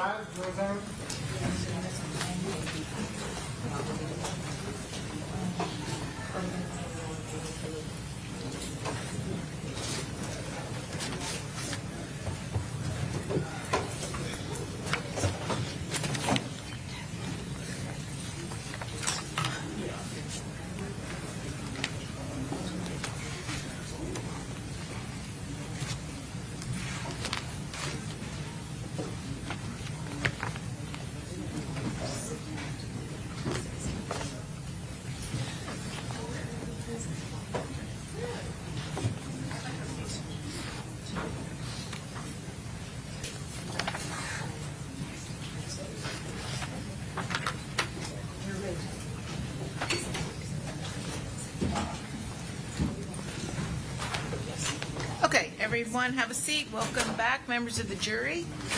We are ready to proceed and state who's going to be your next witness. Dathan Wacharami. Okay. Wacharami.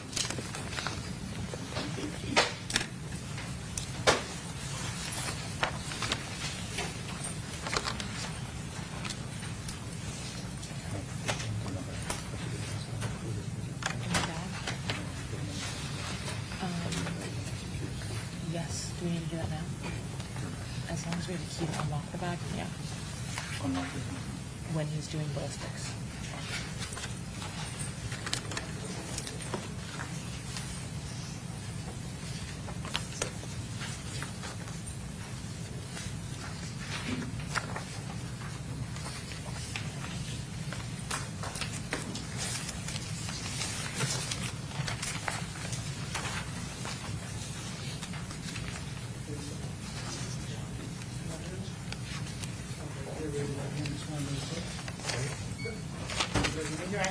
Do you solemnly swear or affirm that the testimony you're about to give in this case will be the truth, the whole truth, and nothing but the truth, so help you God?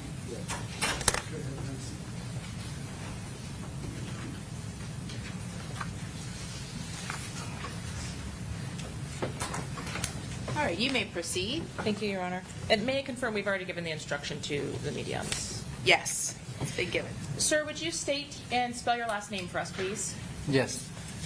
First name Sathon, S-A-T-H-O-N. Last name Wacharami, W-A-T-C-H-A-R-A-M-A-I. Were you employed with Uber as a driver in June of 2024? Yes. How do you become employed with Uber? Sign up to the app. I'm sorry. Sign up to the app. Sign up through the app? Yes. Did you do that with a car that you were using to take rides through Uber, the app? Yes, ma'am. And what kind of a car was that? It was 2016 Infiniti QX60.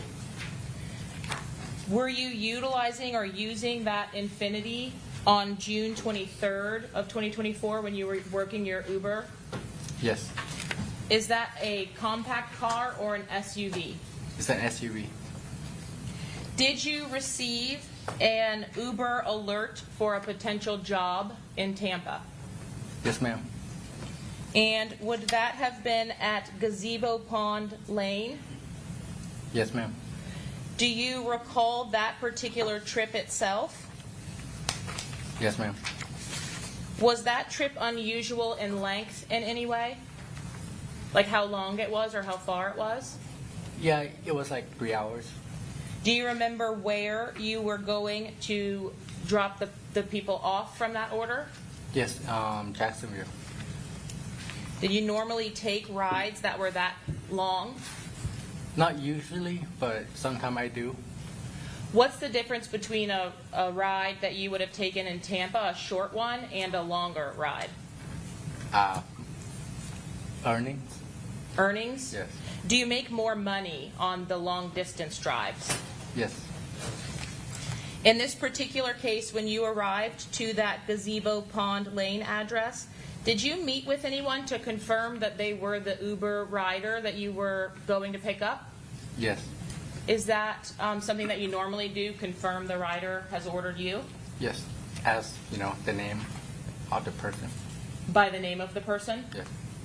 Did you meet with someone outside of the address that confirmed that information for you? Yes. And was there more than one person ultimately that came from that address? Yes. Okay. Do you remember whether those individuals actually loaded up their bags into your car? Yes. They did? Mm-hmm. Is that a yes? Yes. And did they have more than one bag? More than one bag. Do you know approximately how many bags were loaded? No, but it's more than one bag. Do you remember if you helped them to load the bags? Yes. Can you tell us at all what was inside of those? No clue. When you actually finished loading up the vehicle itself, did some people get into your car for the drive back? Yes. And tell me what happened when you first got into the car after you loaded the bags. Did you leave the parking lot? Yes, I did. You did. Yeah. So after everybody get in, I just start a trip. Okay. And before everyone got in and you leave the actual apartment itself, did you stop for any other vehicles or at any other vehicles? Yes. I'm going to show you what's previously been admitted as State's Exhibit 62B.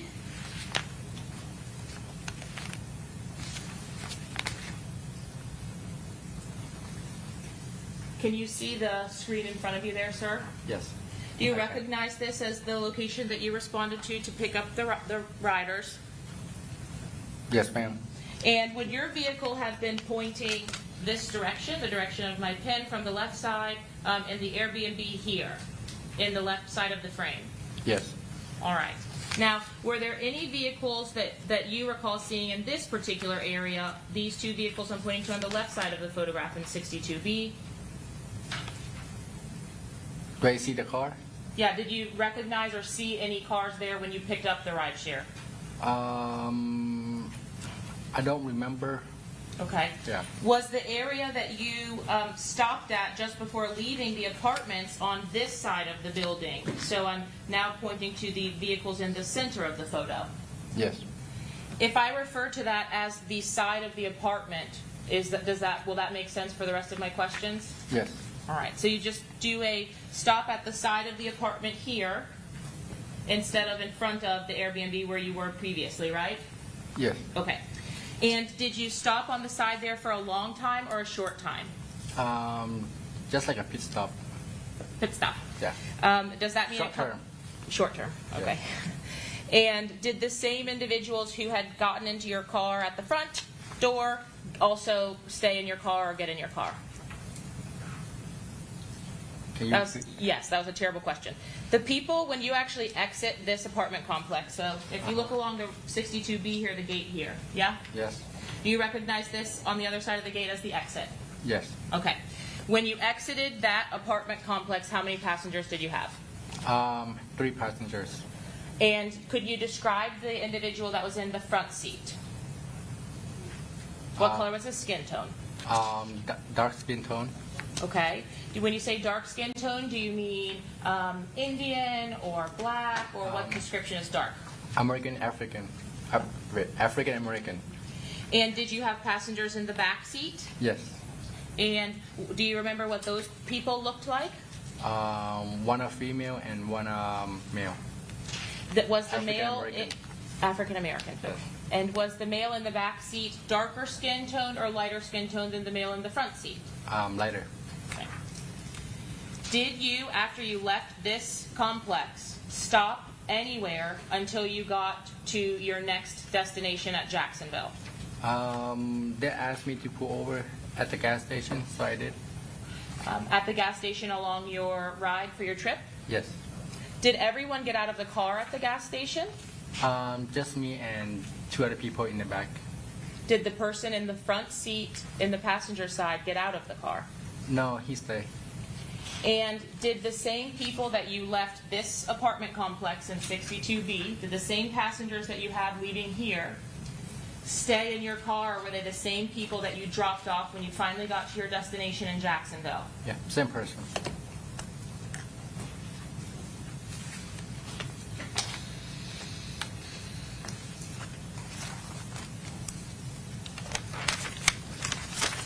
On your drive to Jacksonville with the occupants of the vehicle, did you have any kind of conversations or communications with the people in the car? I have, yes. Do you remember whether it was the person in the passenger seat, the female, or the male in the back seat that you were talking with? I was talking to everybody. And were you asked at any point any specific questions that you can remember during the trip itself?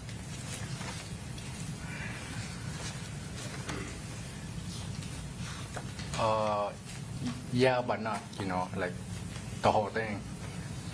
You remember some questions, but not all of the questions? Yeah. Okay. It was like, like unserious question, I'm sorry, unserious. Yeah. Small talk. Yeah, like a small talk. Okay. Yeah. Could you see, or can you tell us what the person that was in the passenger seat sitting next to you was doing on the trip back to Jacksonville, if you can remember? No, he was just, my opinion, sleeping. Sleeping? Yes. And were you communicating or conversing with the people in the back seat, talking to those people in the back seat? Yes, I have. Were you listening to music and talking to them about those things? Yes. Were you driving at any particular speed? Were you obeying the speed on the highway? Yeah, I was speeding a little bit, and they tell me to slow down. You were speeding a little bit? What do you mean by a little? What do you mean by a little bit? 10 over. 10 over. Yeah. Is that on the interstate you were doing 10 over? Yes. It was 80, okay? Okay. So, I was doing 80. Don't worry, statute of limitations is right. You're good. okay, so you were doing 80. Yeah. Oh, and so that was only 10 over. Yes. You said they told you to slow down. Was that the person in the front or the person's in the back? The person in the back. Okay. Did they tell you that one time or more than one time? Twice, and I slowed down. Okay. And was that the man or the woman in the back? A male. The male. Okay. Did you slow down when they said to? Yes. Okay. And they only asked you twice for that? Yes. When you made a pit stop at the gas station itself, you did exit the vehicle? Yeah. Did you put gas in the car or something? Yes. Okay. And the people in the back seat also got out, you Yes. said? Okay. Did those people that got into the back seat come back to the car? Yes. All right. And ultimately, do you make any more stops before you get to Jacksonville? No more stop. Were you able to drop everyone off and unload your car and come back to Tampa? Yes. And ultimately, were you contacted by an individual by the name of Detective Ramos about this particular Uber drive? Yeah, like a few weeks after. Did you communicate with Detective Ramos via text message and then ultimately on the phone? He texted me. Okay. Did you text him back? Yes. Okay. And did you both text each other back and forth?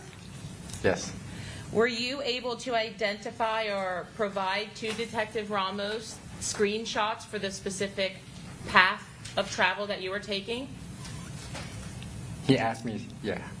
He asked you, and Yeah. did you give that to him? Yes. Okay. Did you also text him some kind of information from the Uber app for a confirmation of this ride? Do you get a confirmation when the ride is booked? Yes. I'm showing you what's previously been admitted as State's Exhibit number 70. Can you see the screen there in front of you? Yes. Is this a screenshot of the details that you get from the app itself when you get a ride booked? Yes. And is this also what you provided to the detective? Yes. Okay. Is the total value here, this amount, is that paid by the person who's riding in your car, or do you get paid somehow through Uber? Somehow through Uber. Okay, so you don't collect cash when you go to pick up the rider. You get paid through the app. I get paid through the app. In this little map that's depicted here, does this depict roughly the start location and the end location of the trip? Yes. All right. With the message that you sent regarding this particular trip, did it also include the address that you had to pick up the riders and drop off the riders? Yes. When you get to Jacksonville, do you communicate with the riders about the drop-off location as well? About where you're going to drop them off? Yes.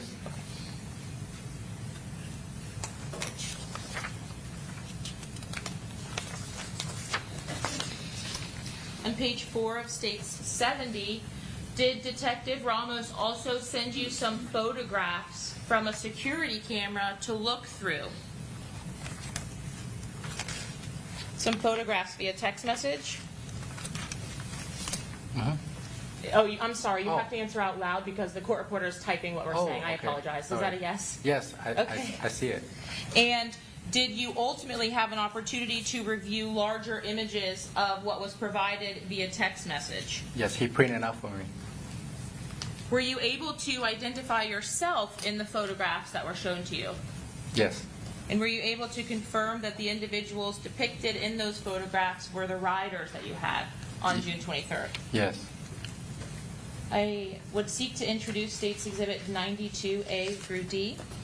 Any No objection? Okay, Mr. Sonardi, No objection, Your Honor. Mr. Wise, Mr. Petrides.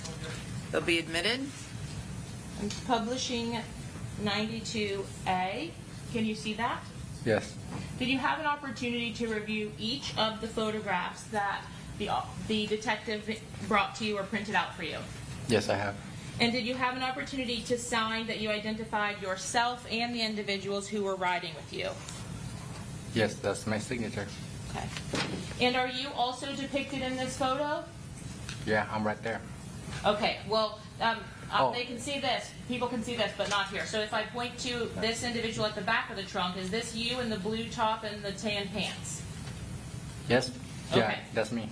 Did you assist in also unloading the bags from the vehicle at the final destination? Yes. Did you also sign and date 92B? Yep. Is this your signature and date? Yes. And is this the individual that you've identified as being in the front passenger seat?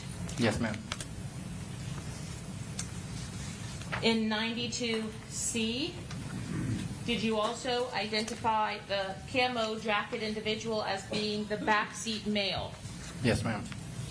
And lastly, 92D is the individual in the center of this photograph here, the individual that you identified as the female that was in the back seat.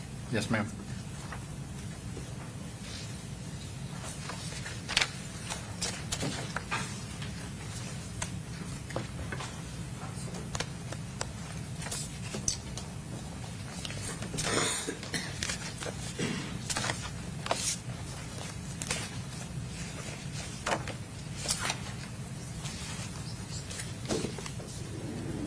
Your Honor, may I have one moment? Yes? I will pass the witness, Your Honor. Okay. Mr. Gonzalez?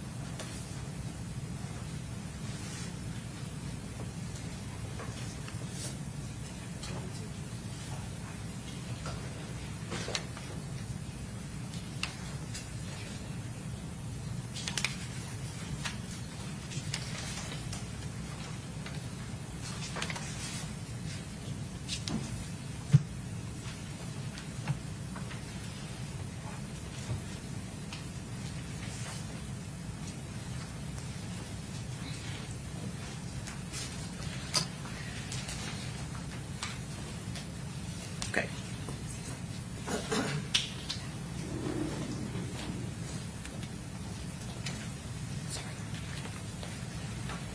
Is it Mr.? Wait, just sir. I'm sorry, Judge?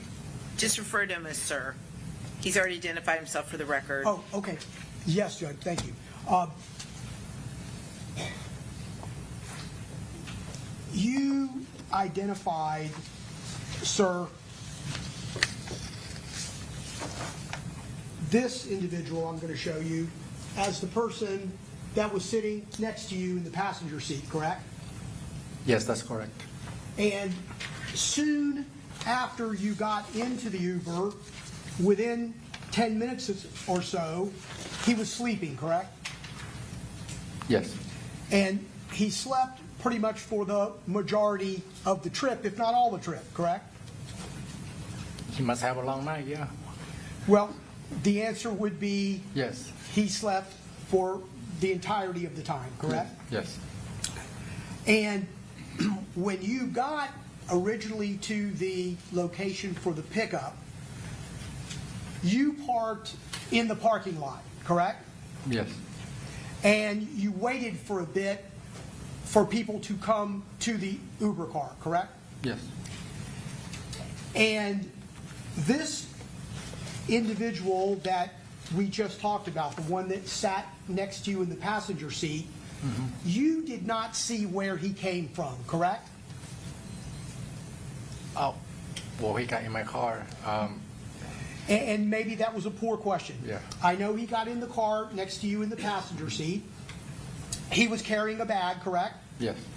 And you don't know where he came from within the parking lot, correct?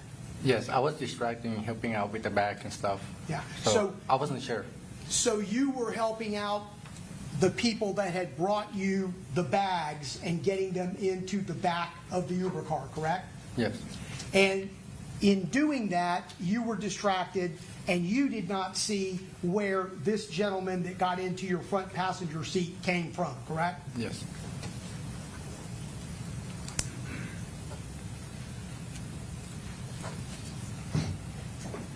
Are you sure you were not driving 90? 80. No further questions. Okay, Mr. Sonardi. No question, John. Mr. Wise? Mr. Petrides? Okay, any redirect? No, Your Honor. Okay, may this witness be excused? Okay, thank you. You're free to go. Yes.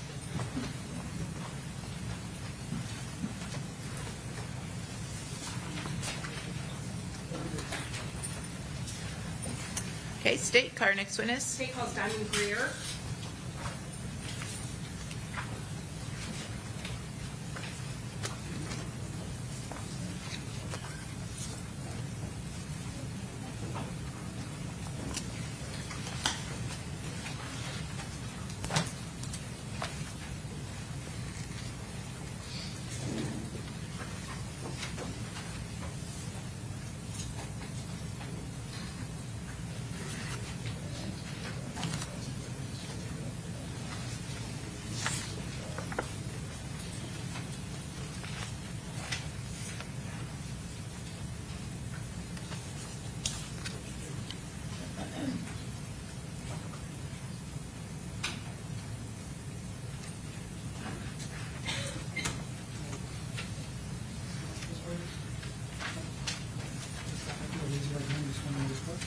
Do you solemnly swear or affirm that the testimony you're about to give in this cause will be the truth, the whole truth, and nothing but the truth, so help you God?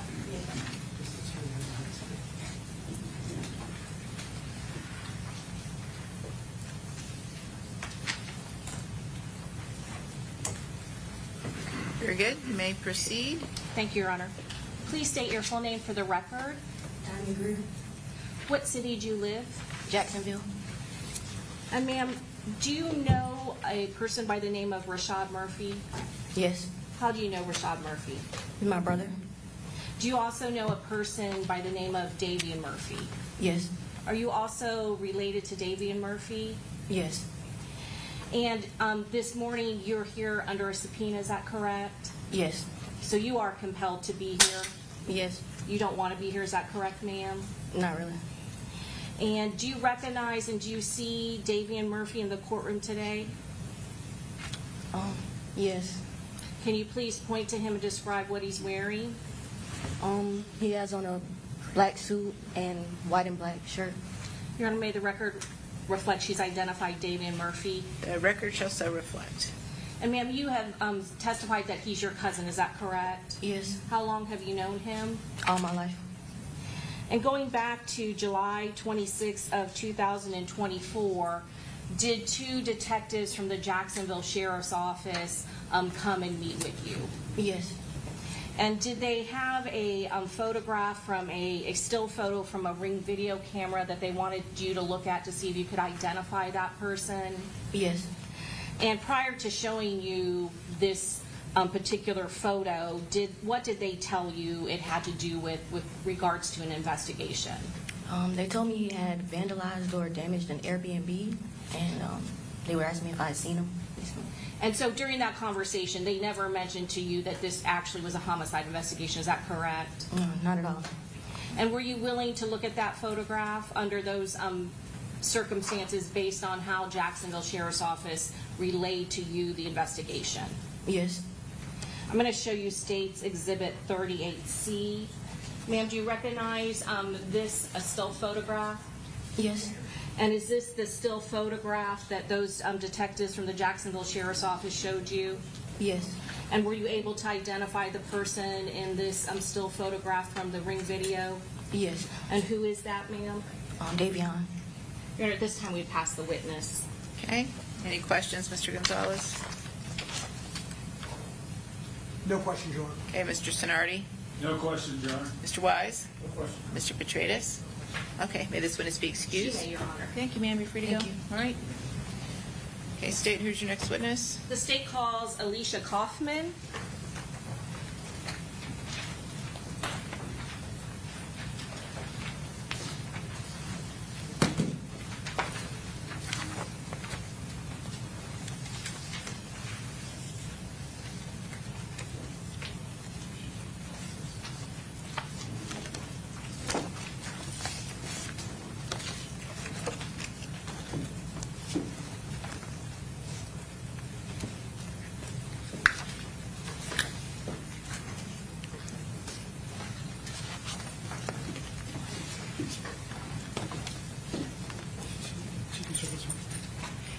Yes, we're good now.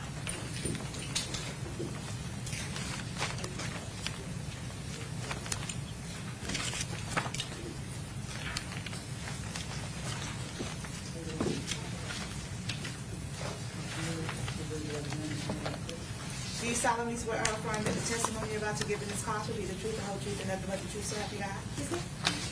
Thank you.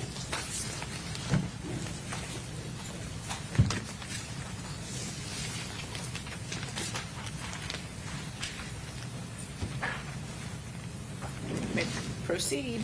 Please state your full name for the record.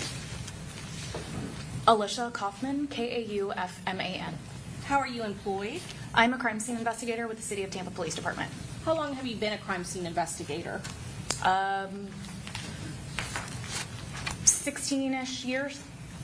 Back on June 25th of 2024, did you respond to the Tampa Police impound lot to assist with processing a vehicle? Yes, ma'am. Was that pursuant to a search warrant that was obtained by law enforcement? Yes, ma'am. Were you assisting 2 homicide crime scene detectives? Yes, I was. Who was that?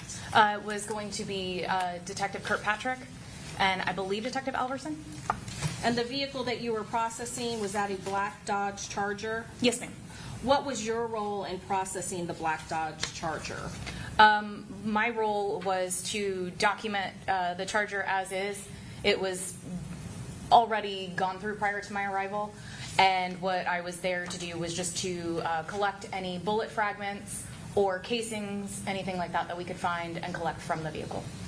And when you said it was already gone through, had there been other crime scene investigators that were already there that had previously documented and collected evidence from the exterior of the vehicle? Yes, ma'am. And so did that vehicle already have markers from crime scene on it when you arrived? Yes, it's a little yellow sticker.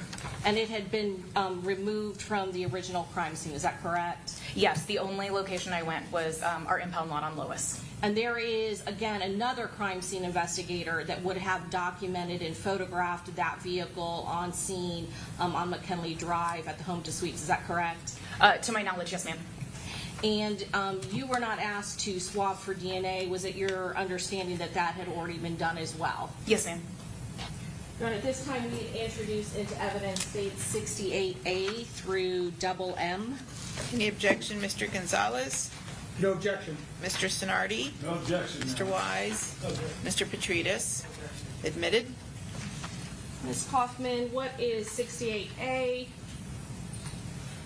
That's just going to be our information sheet. You'll see my name, the date in the top left corner, the type of case that it was, the original location that I got was off of McKinley, and that it was at the impound lot, and the report number. Do you take a lot of photographs as a crime scene investigator? Yes, ma'am. It's part of my daily duties. And is this to help you ensure that you are documenting and can account for which photos, which case it goes to? Yes, ma'am. Tell us what you are documenting in 68B. That's going to be the exterior of the Charger. And is that how it looked when you arrived? Yes, ma'am. And you did not put all of these yellow stickers there that indicated damage, is that correct? That's correct. What specifically were you tasked with documenting and collecting? Specifically, I was to go through and see if I could follow any of those tracks or marks to see if we could find any bullets or fragments that were inside the vehicle, whether it was in the vehicle frame or if it was inside the vehicle, such as in a seat. So you're looking for actual projectiles, is that correct? That's correct. And was there any projectiles that were still intact that you located during your processing of the vehicle? There was one. Where was that located? It was going to be under the hood. When the hood lifts up, there's like a hinge, and it would be on the driver's side closest to the window. And when you're collecting an item of evidence, for instance, a projectile, do you then document the entire path that you have to go through to uncover and locate that projectile? As best as I can, yes, ma'am. So I'm going to show you, and did you do that in this case? Yes, ma'am. Tell us what is in 68C. So we're looking underneath the hood.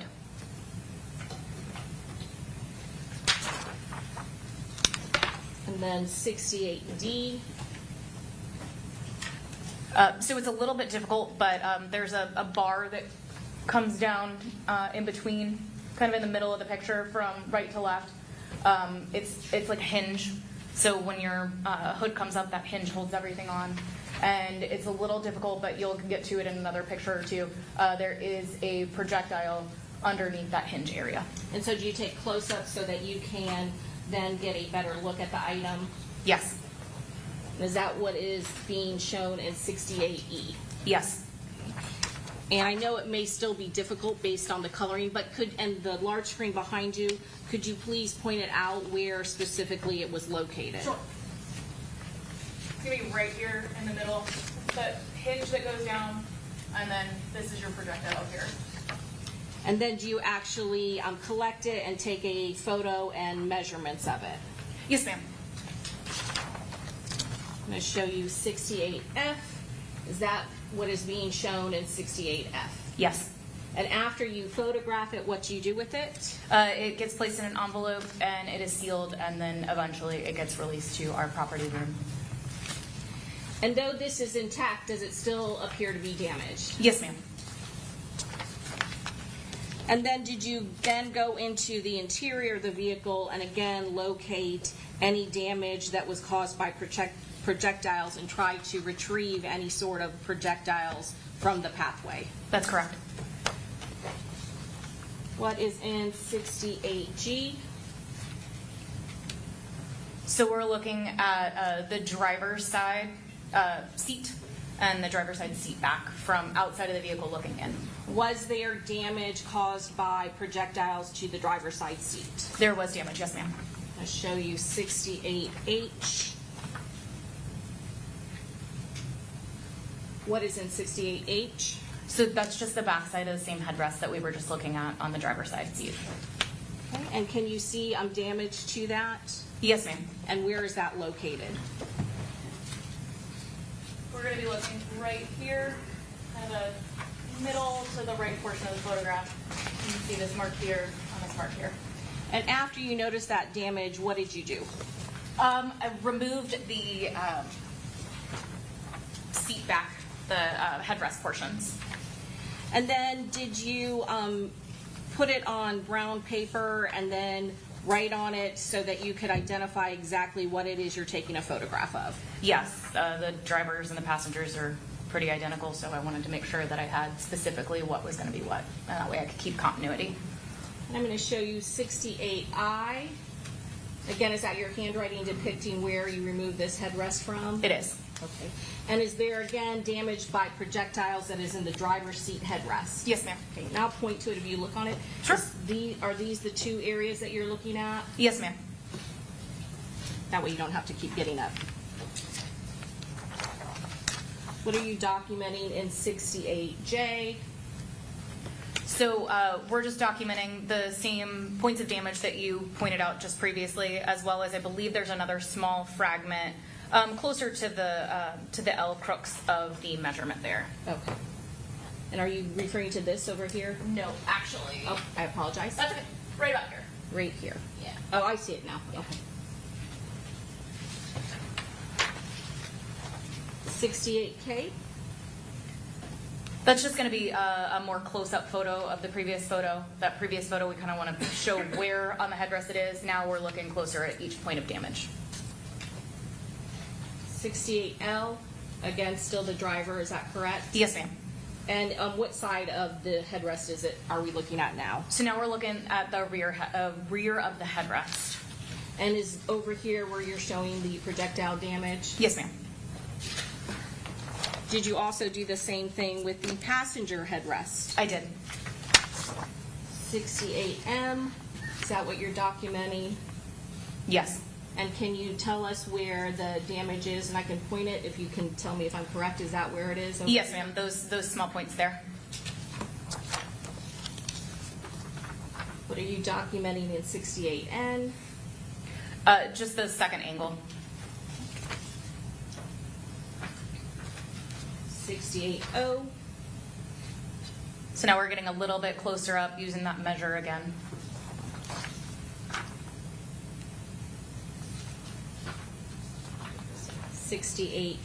P.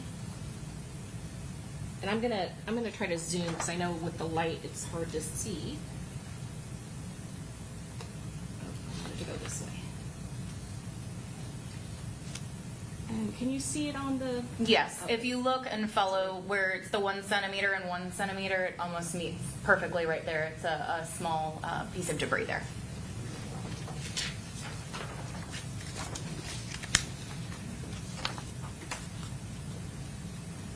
.68Q. I believe we've moved to the backside of the headrest. Passenger side. I'm sorry, the backside of the passenger side headrest, yes. So there was damage, projectile damage, both to the driver's side headrest and the passenger side headrest. Yes, ma'am. And what are you documenting in 68R? And let me unzoom it for you so you can see the whole photo. So that's actually the passenger side B pillar on the Charger. We're looking at the back side of it. So where the window comes down in the front, that's going to be your A pillar. Where your two doors meet in the middle, your passenger side front door and rear door, that's a B pillar. And then the back one is a C pillar. So when I say B pillar, I'm referring to that piece of metal that goes up and down between the front and the rear door. So in this particular case, that's what we're looking at, as well as the rear passenger side door, kind of just overall showing that there's some damage to that area. Okay, and when you point out where the damage is? Sure. So in this particular photo, we're going to be looking right here at this white spot, also noting that the window is shattered and damaged as well, but mainly this spot is our focus point in this photo. 68S. So that's kind of a mid-range photo, just showing again that location of where that particular spot of damage was, as well as using a measure. 68T.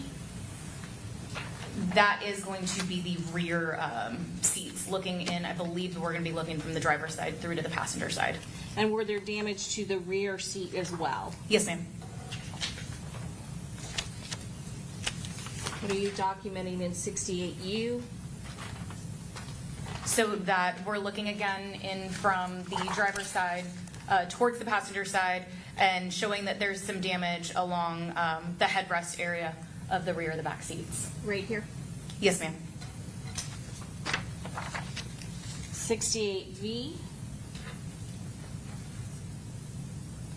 So that's the center back seat. Okay, and was there any damage that you saw here? I do believe there's some, it's hard to see on the photo, but I think we've got some that'll come up to it. Okay, yep, close-ups, I understand. 68W. So this is going to be the rear passenger side. And if you look up in the top left corner of the brown fabric area of the seat, you'll see the damage there. 68X, is that a close-up of that? Yes, ma'am. And 68Y, another close-up? Yes, ma'am.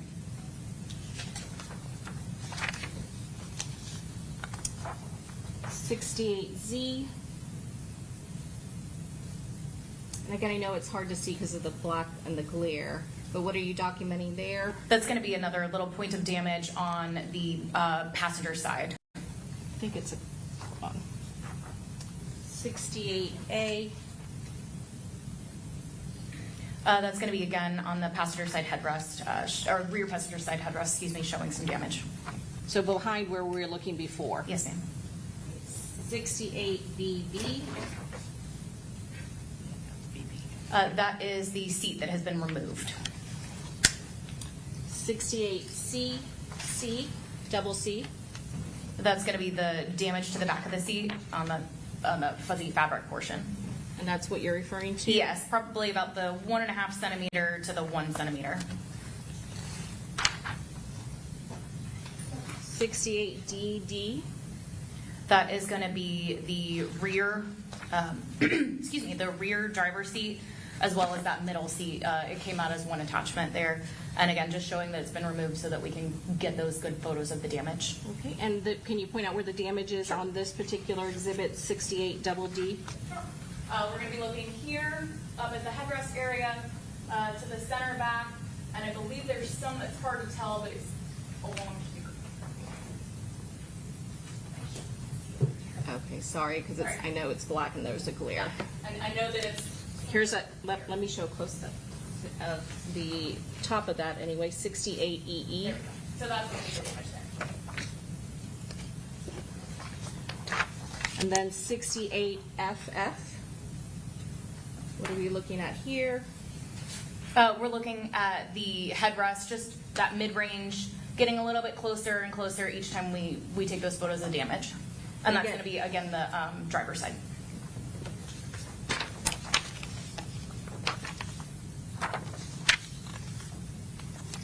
And then 68HH. That is going to be the back side of the driver's side, excuse me, the rear driver's side seat, just showing damage. It's pretty hard to see, but it's about that 2 centimeter and 2 centimeter mark where it meets together. Close up, it might be a little bit either Yeah. better. 68II, and are you referring? Yes. Yep. Right here, about the 2 and the 2. And then did you try to pull back the material to see if you could get or locate any of the projectiles? I did. What's in 68JJ? And that is going to be a jacketing.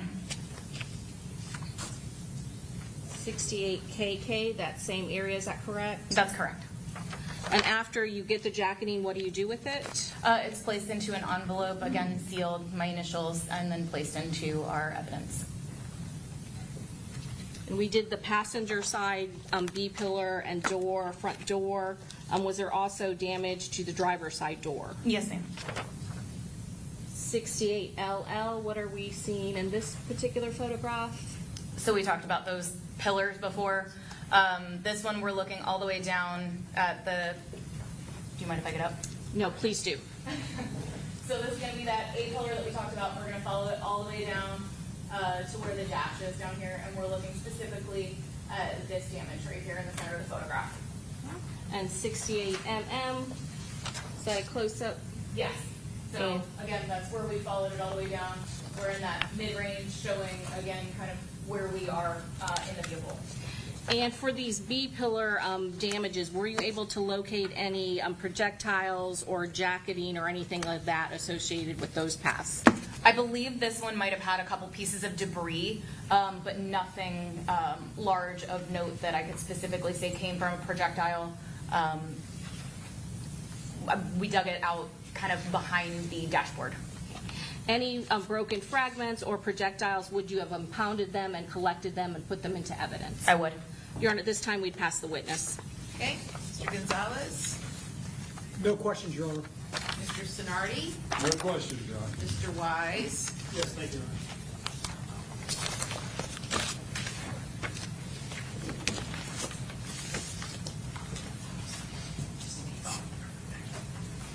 Good afternoon, ma'am. Hey.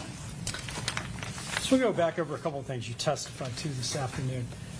We saw at the beginning of your testimony you collected an intact projectile from the hinge area of the car, correct? Correct. That projectile had not broken apart. It was damaged, but it did not appear to be broken apart. Correct. The jacketing was still present on the outside of the lead. No, it was just the projectile. Okay, well, right, but the projectile is basically the bullet, right? Yes. And the bullet, it still had the jacketing, the copper on the outside of the bullet.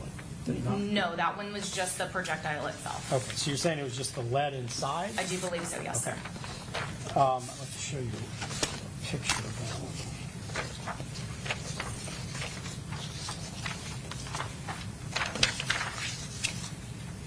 Show you 68F. This is the projectile you're talking about? Yes. This yellowish material on the outside, it's your belief that's lead?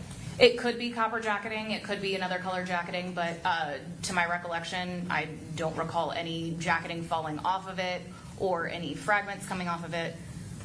Right, okay, and you bring a good point. So whatever material it may have been made of, it did not appear that anything had sheared off of it. Correct. Correct, so whatever came out of the gun appears to still be right here in what you collected.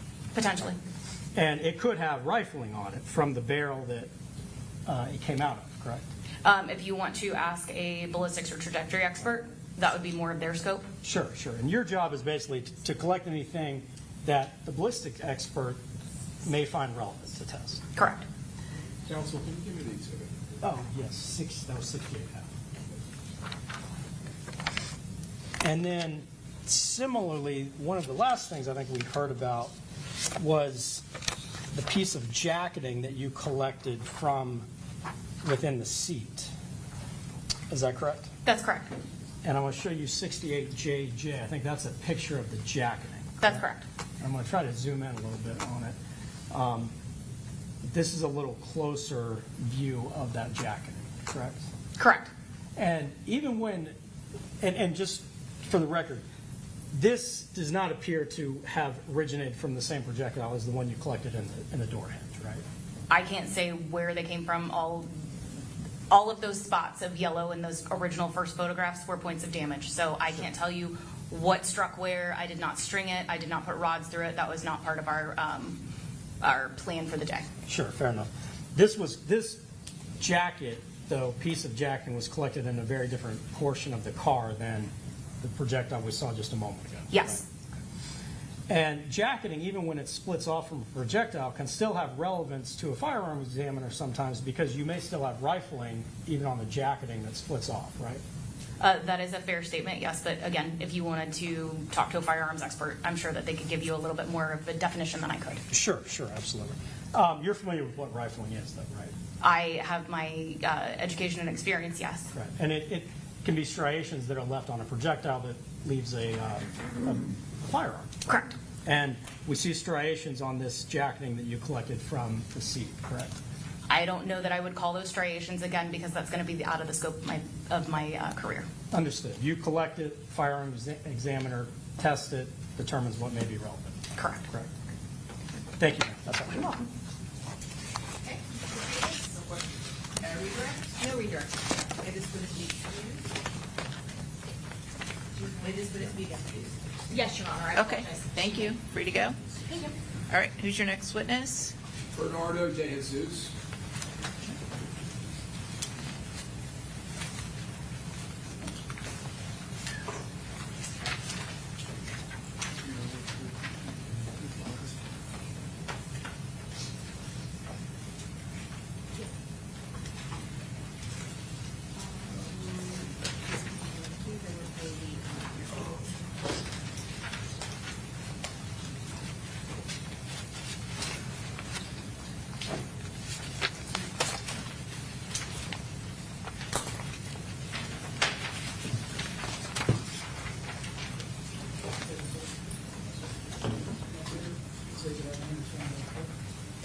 Do you solemnly swear or affirm that the testimony you're about to give in this cause will be the truth, the whole truth, and nothing but the truth, so help you God?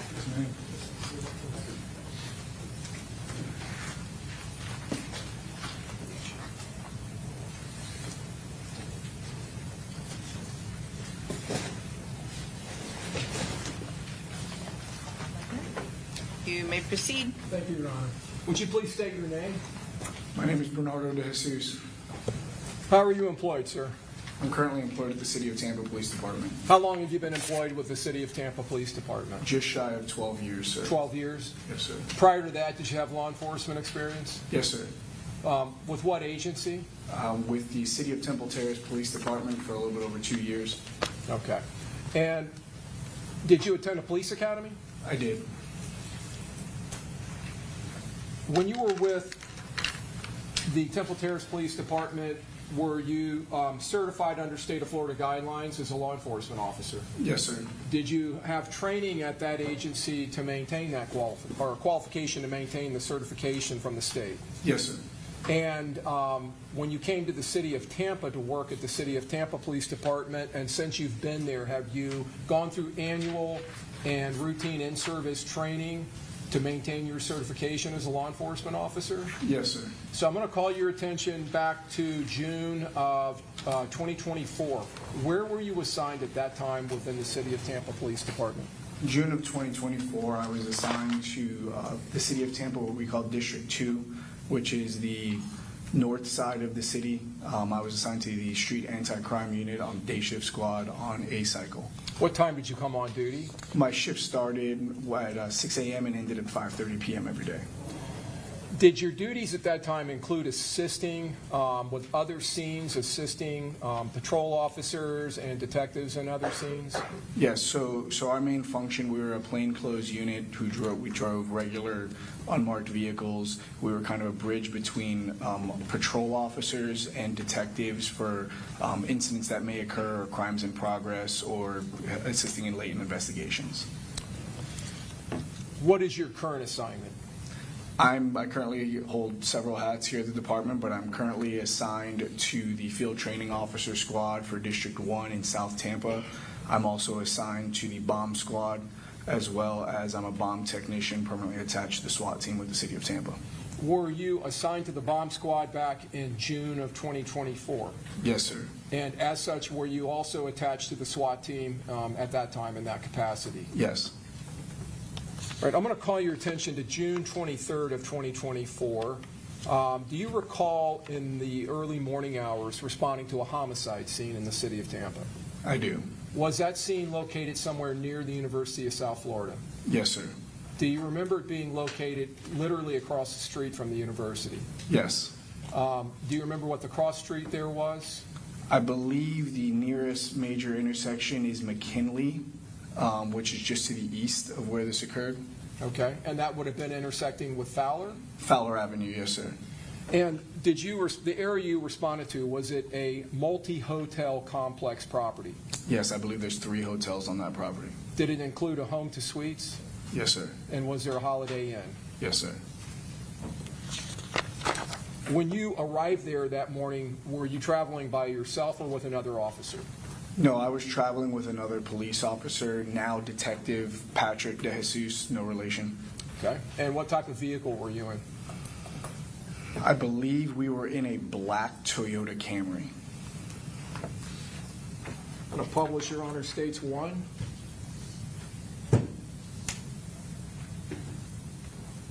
Have you previously seen this officer? I'm very familiar with that area, yes, sir. And I didn't ask you this. What is your rank, and what was your rank at that time with the city of Tampa? My current rank is Master Police Officer, and I believe at the time I was officer. Officer, all right. Do you recognize this where I'm pointing as being the home suites? Yes. And then at a horizontal, the Holiday Inn? Yes. Can you describe for us, and then I will try to point for you to the area where you may have parked? I would have, so if we're referring to the image on the screen, roughly, if you're looking, see the word East Fowler Avenue, which is kind of directly above this grass, which is just above the parking lot, we would have parked somewhere on that grass there between the parking lot and where the word East Fowler Avenue is, roughly. Okay, so there's several East Fowler Avenues, but I'm assuming you mean right here? Yes, sir. Okay, so in the grass here where I'm pointing? Yes, sir. Would you agree with me that is towards the top third of the photograph, just to the left of center? Yes, sir. All right. When you arrived at the scene, were there other officers on scene? There were. Was there crime scene tape up? There was. So there was a secured crime scene? Yes, sir. Were there other units on scene? Yes. When you first arrived, did you make contact with other officers? I did. And did you talk to them? Yes. All right. And you were requested to respond there by somebody? But my supervisor, now detective at the time, Corporal Andrew Trotta, contacted me via telephone and asked that my partner and I, as well as the other members of our squad at the time, respond to the scene to assist the night shift patrol units and the day shift units who were coming on scene until detectives arrived to take over. All right. So did Corporal Trotta ask you to do that because these shifts are starting to change? Night shift is going off, day shift is coming on? Partially, as well as it's part of our charters to assist with any investigations on serious crimes like this. So after speaking with officers in that scene, did you end up making contact with some civilians that were there in the scene? Yes. And was it drawn to your attention that they were there around the time that the shooting occurred? Yes. And did you speak with them? I spoke with several individuals on scene, yes, sir. Did you obtain from them what is called in law enforcement pedigree information? I did. And what is that? Pedigree information is name, date of birth, phone numbers if people are willing to give that information, email addresses if it's pertinent, addresses to confirm if we have to contact you in the future, stuff like that. All right. Do you remember one of the individuals being named Armani Turner? The name sounds familiar, sir. And a Miss Randolph? Yes, sir. Does that sound familiar? And was there a male Robert Howard? Yes, sir. That you may have spoke to? Yes, sir. Were you able to obtain their information? I was. Was there a black Charger still in the scene? There was. And just for reference, do you recall it being in an area generally where the tip of my pen is? Yes, sir. Okay.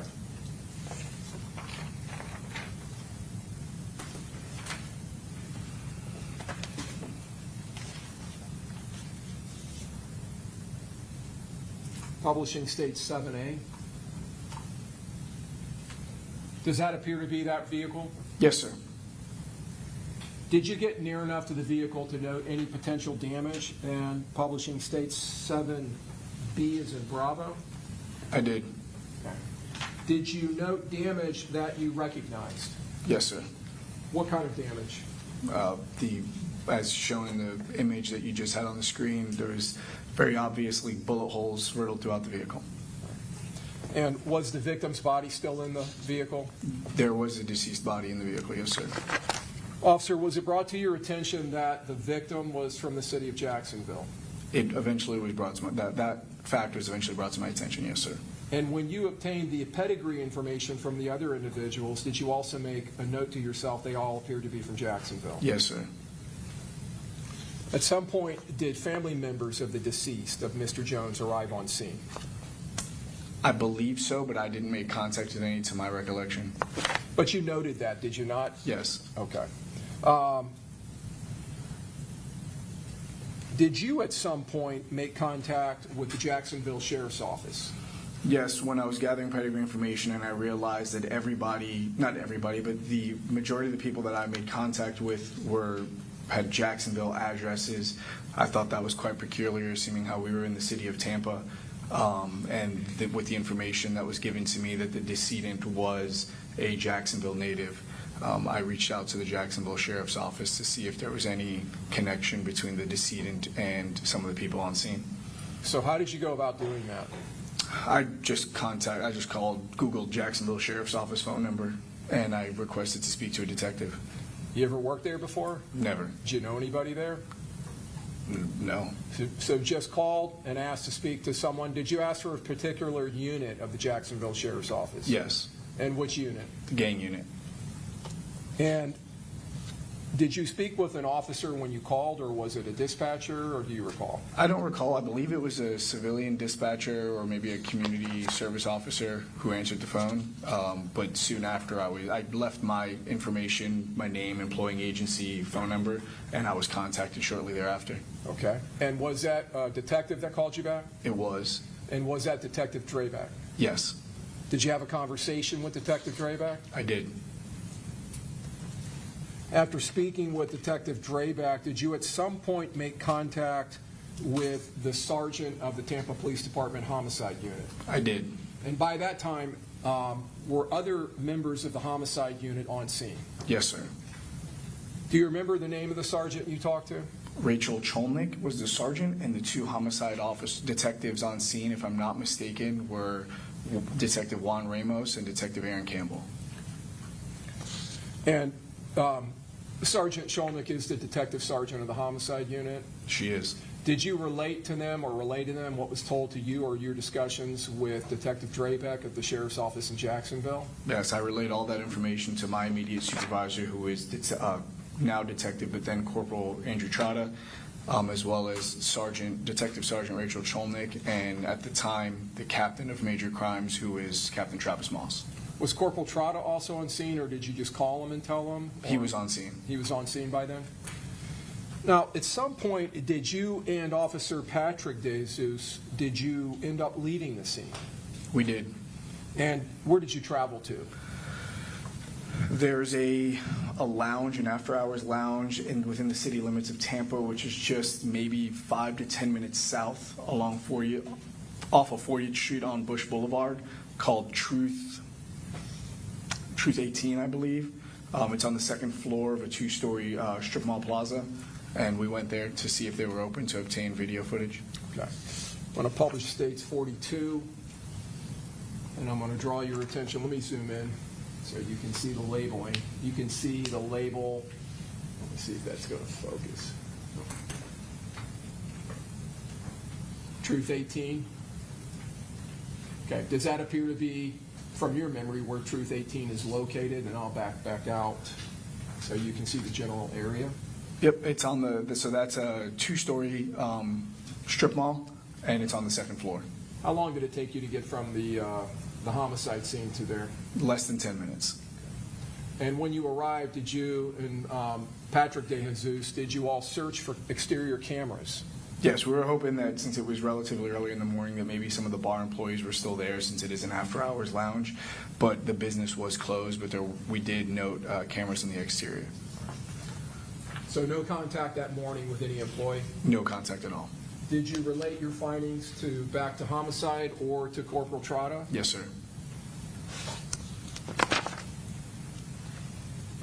Do you have any other involvement in the actual investigation of this case? Aside from contacting the Jacksonville Sheriff's Office and then relaying the information that I obtained, no, not to my recollection. All right. I want to go back before your work at the Temple Terrace Police Department. Were you enlisted in the military at some point? I was. What branch of the military? United States Marine Corps. During your time in the military, in the Marine Corps, did you receive training in the use of certain small arms and rifles? Yes, sir. Which rifles? The M16, the M4, and several other machine guns. Okay. And the M16 and the M4, are those considered to be AR platform rifles? The AR-15 is patterned after the M4 and M16, yes, sir. How are those two weapons different than AR-15s that would be available to civilians here in the United States? The main difference would be the fact that an M4 and M16 has a third pin drilled in the lower receiver, which allows it for the safety to be switched to either full auto or 3-round burst. Okay. Now, without that function, the burst or the full automatic function, would they otherwise be similar to an AR-15 rifle that a civilian here in the United States could buy at a gun store or Bass Pro Shops? Yes, sir. Or any other retailer that sells AR-style rifles? Yes, sir. All right. So you had training in the Marine Corps on that rifle? Yes, sir. Did you deploy with those weapons? Yes, sir. Did you utilize them in combat? Yes, sir. Throughout your years in the Marine Corps, did you have to go through any kind of regular qualification or training? Yes, sir. With those weapons? Yes. How many rounds do you think you put through AR platform rifles in the Marine Corps? Thousands. Did you have to learn to field strip the weapons? Yes, sir. And clean them? Yes, sir. Did you learn how the operating system worked on that platform? Yes. When you started your law enforcement career, starting first with the police academy, was there a firearms training component to the academy? There was. And how many hours or days did that consist of? I believe the firearms was it was maybe a week or two. Okay. And during that component, was there what type of small arms were you training with? Handguns such as like Glocks and M4s or AR-15s and 12-gauge shotguns. When you began your work at the Temple Terrace Police Department, were you issued a sidearm? Yes, sir. A pistol? Yes, sir. Did you end up utilizing, when you were employed there, a rifle pursuant to your duties? Yes, sir. Was that issued to you? It was. And was that an AR-style rifle? Yes, sir. Did you receive training, and did you go through annual, either in-service or other qualification on those weapons? Yes, sir. And you said the handgun you were carrying was a Glock brand handgun? Yes, sir. Was it a Model 22? Is that correct? Yeah, Model 22, which is chambered in 40 Smith & Wesson. Now, other than being chambered in 40 Smith & Wesson, is the operating system the same as a Glock 9mm pistol that's chambered in 9mm? Yes, it's the exact same size, shape. It just fires a different projectile and uses a different magazine. So it would be loaded in the same fashion? Yes, sir. Fired in the same fashion? Yes, sir.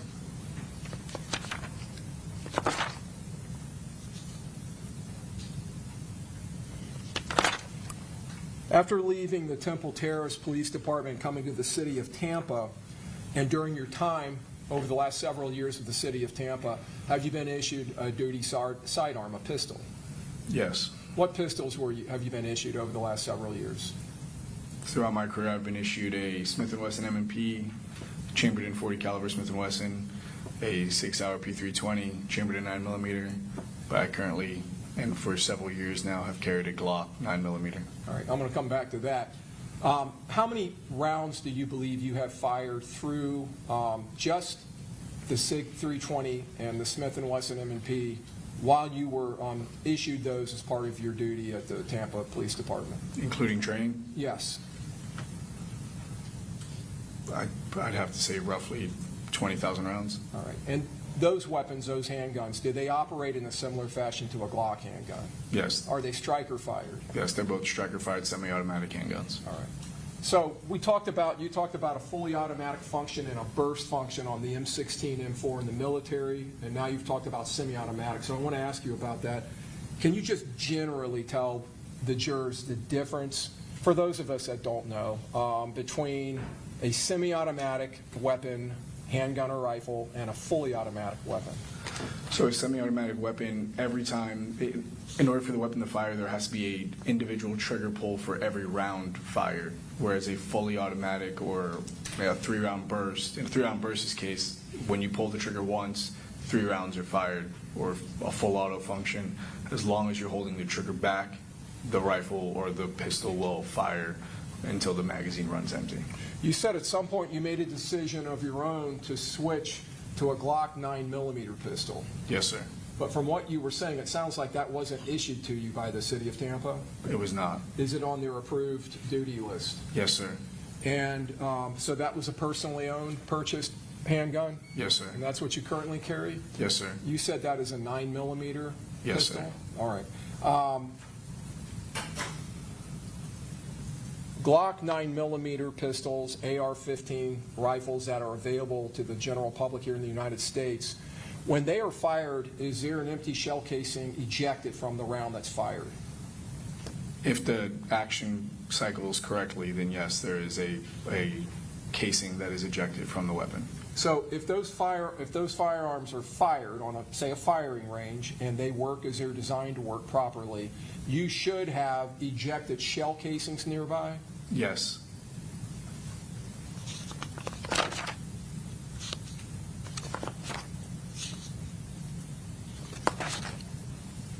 Over the course of your tenure with the City of Tampa Police Department, do you have any idea how many rounds you have fired, 9mm rounds that you have fired? No Either clue. in qualification or other training? A lot. All right. Now, uniformed officers have to go through training and they have to qualify with their firearms annually, is that right? Yes, sir. And you have to do that too, correct? Yes, sir. But do you receive and do you go through a more intensive training schedule as a member being attached to the SWAT team? Yes, sir. Can you tell the jurors about that? As opposed to just the annual firearms qualification course that normal officers go through, the SWAT team has monthly or bi-monthly training that includes firing weapons. And as a bomb technician attached to the SWAT team, we attend all their training with them, and the same range day, same amount of rounds. So that's monthly? Twice a month. Does that include twice a month? I'm sorry. So twice a month, every 2 weeks? Yes, sir. So does that include shooting your Glock 9mm pistol? Yes, sir. Does it also include shooting an AR-style rifle? Yes, sir. Are you issued an AR-style rifle by the City of Tampa? Yes, sir. And do you have to go through annual qualifications and training to be able to carry that and use it in your duty? Yes, sir. And if I didn't already ask you, do you have any idea how many rounds you've put through AR platforms just while working with the City of Tampa? In the thousands. As part of your training, again, do you go through training to learn how to break the firearms down, how to clean them, their components and their parts? Yes, it's our responsibility to maintain the weapons. Okay. So now I want to move away from law enforcement to your personal time. Do you shoot extensively in your personal time? I do. And why is that? Just to stay proficient, and I enjoy the hobby. Do you compete? When time allows me to, yes, sir. Okay, what kind of competitions? Handgun or pistol competitions. All right. And is that through some type of a national competition or organization? Yep, they're publicly open ranges to any civilian allowed to have a firearm, and you can sign up for the competition, and they have rules and guidelines that have to be followed. All right. So in your personal time, and this would be would it be fair to say this would be in addition to all the shooting you do at work? Do you do a lot of shooting in your personal time? Yes, sir. And what type of handguns are you utilizing? Glocks. And what caliber? 9mm. And are you shooting AR-15 rifles in your personal time? Yes, sir. Have you, well, let me ask, annually, how many rounds do you think you put through 9mm Glocks just on your own time? Roughly 15,000 rounds. What about AR-15 rifles? Probably 10 to 15,000. Do you stay abreast of the firearms industry? I try to. Do you conduct at times research in the firearms industry to see what's available, what gear, what weapons, any kind of new developments? Yes, sir. Are you familiar with manufacturers of firearms? Yes, sir. Are you familiar with manufacturers, companies that make ammunition? Yes, sir. Are you familiar with companies and manufacturers that may produce components or attachments or parts for AR-style rifles? Yes, sir. How about magazines for either AR-style rifles or Glock handguns? Are you familiar with companies that produce magazines for those guns? The larger ones, yes, sir. And both of those firing systems work off of what's called a box magazine? Yes, sir. Are you familiar with the common chamberings in the AR-15 and in Glock firearms? Yes, sir.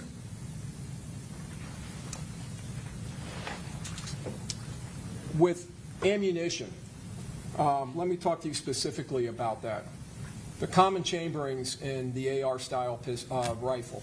Are you familiar with 5.56 NATO? Yes. Is that the chambering of your duty weapon? Yes. Is that the chambering of your personally owned weapon? Yes. Is that the chambering of the weapon you carried and used as part of your duty at the Temple Terrace Police Department? Yes. And is that the chambering, the 5.56 NATO of the M4 or the M16 that you utilized in the Marine Corps? Yes, sir. Are you familiar with the specifications, the firing specifications of the 5.56 NATO?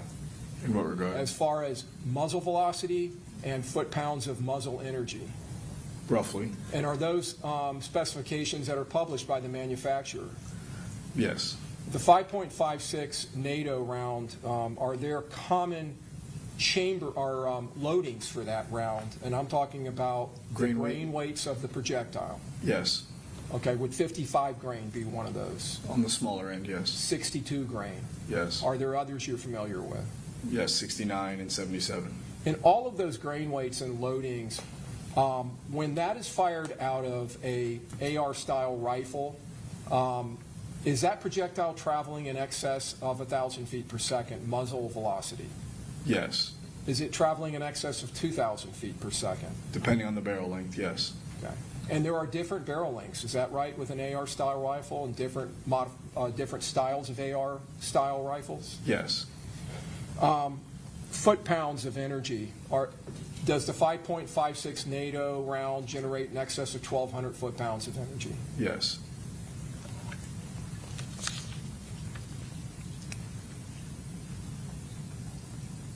Are you familiar with companies that manufacture 9mm ammunition? Yes. Can you name some for us? Federal, MagTech, Spear, MaxTech, 6 Hour, Winchester, Remington. Okay. Is that an exhaustive list? Yes.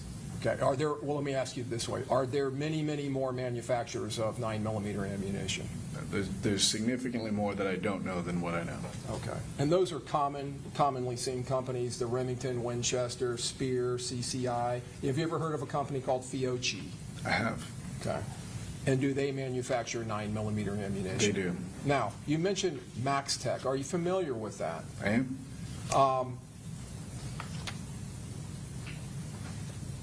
Are you familiar with the labeling of those different types of ammunition, the boxes they come in? Roughly, yeah.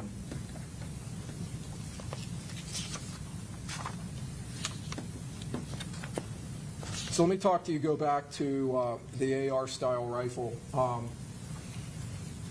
Are there different gas block systems on different AR-15 rifles? Yes. And depending on the gas block system being utilized, does it affect the appearance of the rifle? Possibly, yes. Can it possibly affect the length of what is called a hand guard, the Yes. portion of the rifle in front of the receiver? It could. Okay. And that would depend on the style of the gas block system? Yes, sir. All right. Can you tell the jurors some of the standard types of gas block systems? So the most common and what's seen on most military rifles is what's referred to as a front sight post or a front sight base or FSB. It's where the front sight for the rifle is attached to the gas block of an M16 or an M4. And then there's, more commonly in the civilian market, is what's referred to as a low-profile gas block, which doesn't have a sight attached to it, and it fits under a handguard. Okay. And are there smaller gas block systems? Is there a mid-length gas block system? Yes. Is there a carbine-length gas block system? Yes. And with those two versus, I believe what may be called a rifle gas block system, is that correct? Yes. Would that change the appearance of the part of the rifle that extends past the receiver of the rifle? If the gas block was exposed, yes. And are you familiar with what the different gas block systems and the different AR-15 rifles, their appearance, what they look like? Yes. Have you seen all of those variants at one time or another. Yes. Have you looked at them in either industry literature or manufacturer literature or online?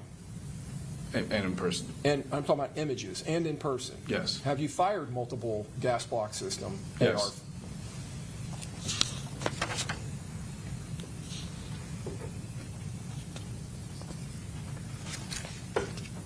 We're going to skip back to the Glock pistol. The Glock 9mm pistol, are there several models of Glocks that are chambered in 9mm? Yes. And has Glock gone through several iterations since its introduction in the 80s? Yes. Does that include, or do they phrase that as generations? They do. And is there a generation 1? There is. And does it go through a generation 5? We're currently on 6. Currently on 6, that was just introduced a couple months ago. Yes, sir. Is that right? Okay. And the generations, is that the nomenclature that Glock manufacturing utilizes? They do. And is there some type of roll mark or marking on the slide to indicate with the, I believe it is the Gen 2 going forward, that it is a Gen 2 or 3 or 4 or 5? Yes, sir. Is it abbreviated on the slide? It is. To GEN? Yes. And so in the firearms industry, is that commonly referred to as a Gen 3 or a Gen 4 or a Gen 5? Yes, sir. Glock. Okay, and you're familiar with those? I am.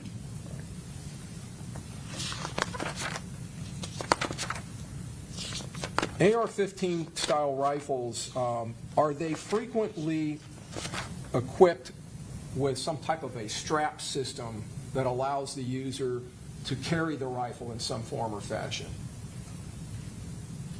Yes, you're referring to a sling. Yes, okay, a sling, all right? And in the weapons that you've utilized in law enforcement, including the current one that you carry or you have, your AR-15 style rifle, does it have a sling? Yes, sir. And slings, can they be attached to different points on AR-15 rifles, depending on the design of the rifle? Yes. Detaching and attaching a sling to a rifle, how complex or difficult is that? It's not at all. Okay. Can you tell the jurors what the purpose of the sling is?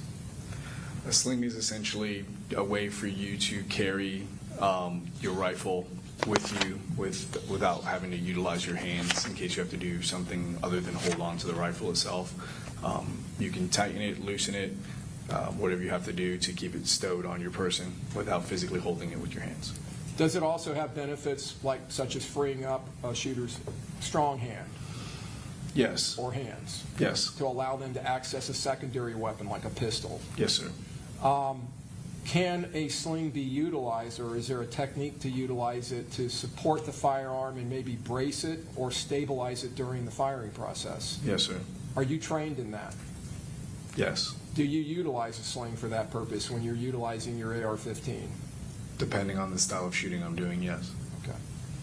And there is training and proper techniques on doing that? Yes.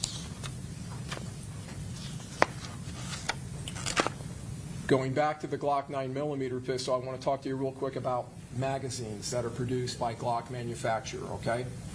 You would agree with me that there are other companies that make Glock or make magazines that are compatible with Glock 9mm pistols? Is that Yes. accurate? Okay. So I want to talk about two very common Glock 9mm models. We'll start with the Glock 17. Was that the very first Glock model, the Glock 17? It was. All right. And how many rounds is in the standard magazine in a state such as Florida where there are no magazine restrictions? 17 rounds. Okay. Are there states where magazines are restricted? There are. In capacity? Yes. California, New Jersey, I believe, are two of them? Yes. I'm going to go to another gun, which I believe, and you correct me if I'm wrong, was the third 9mm pistol introduced by Glock, the Glock 19. What is the standard capacity of a Glock 19? 15 rounds. All right. Does Glock produce an extended magazine that will work in both of those weapons? They do. And when that is inserted into the mag well or the magazine well of the firearm, does it extend out away from the firearm? It does. And in its appearance, is it obvious that there is an extended magazine? Yes. The Glock brand extended magazine, are you aware of what that capacity is? 33 rounds. It's 33 rounds. Yes, sir. Okay.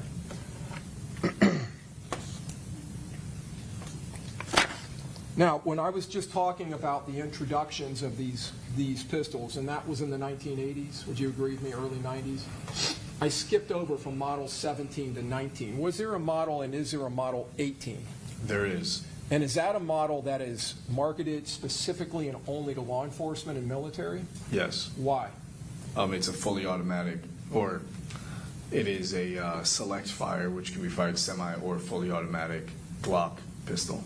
And that is not a weapon that a civilian in the United States can walk into a store and buy. Not without doing a lot of paperwork. Okay. You have to have certain types of licensing from the federal government. Is Yes, that sir. correct? From the ATF, I believe? Yes, sir. Are you familiar with a device that has become common called a Glock switch? I am. What is a Glock switch? It replaces the backplate on a Glock, which gives it access to the striker, which is what hits the primer on a round, which is what makes it able to be fired. And it also can make the weapon fully automatic.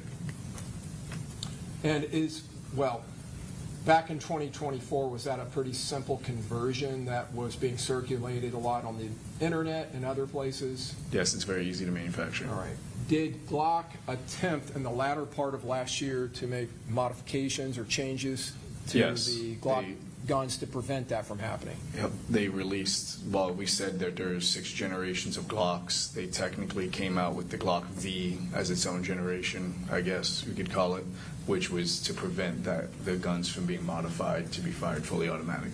To prevent the use of that switch. Yes. And the current Glock Generation 6 also has that modification to prevent that. Yes, sir. All right.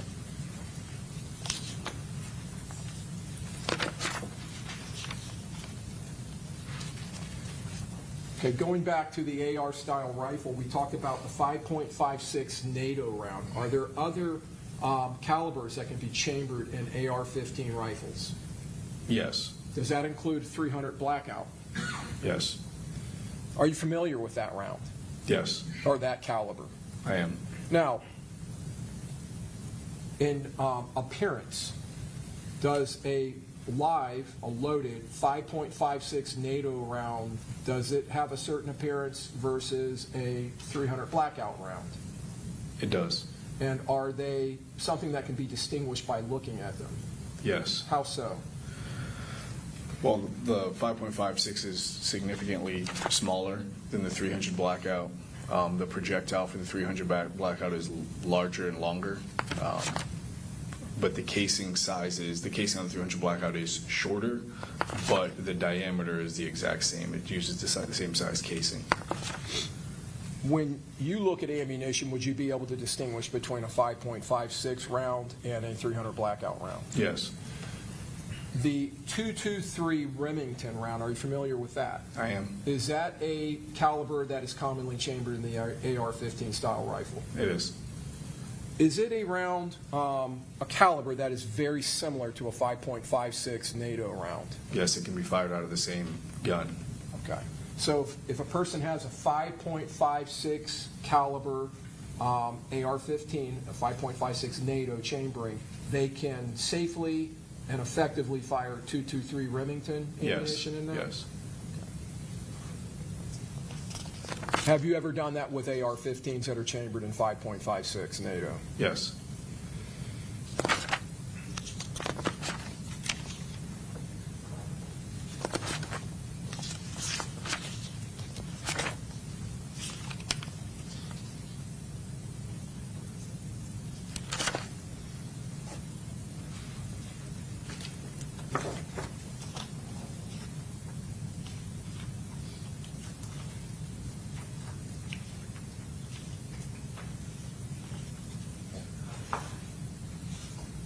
Your Honor, I would tender states 48A as an alpha through double Y as in Yankee. 48, Correct. For admission? Mr. Gonzalez? Yes. Yep. No objection. Mr. Sonardi? No objection, Your Honor. Mr. Wise? Yes, Your Honor, renewed previously litigated Fourth Amendment objection. Okay, same ruling, thank you. And any objection, Mr. Petridis? I would adopt, Your Honor. Same for Mr. Davion. Okay. Very good, that'll be admitted. Thank you.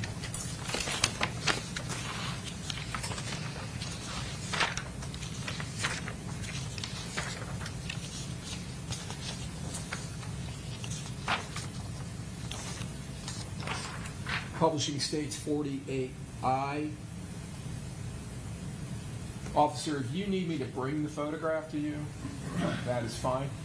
Do you recognize that as being or consistent with a Glock 19 model? Yes, it appears to be a Gen 4. Okay. And is there something here on the grip that distinguishes that from a Generation 5?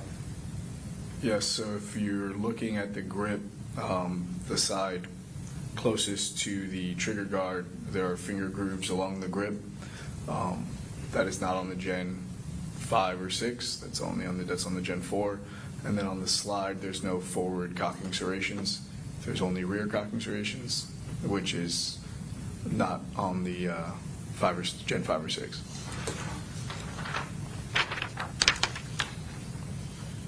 And this round, does that appear to you to be a 9mm round? It does.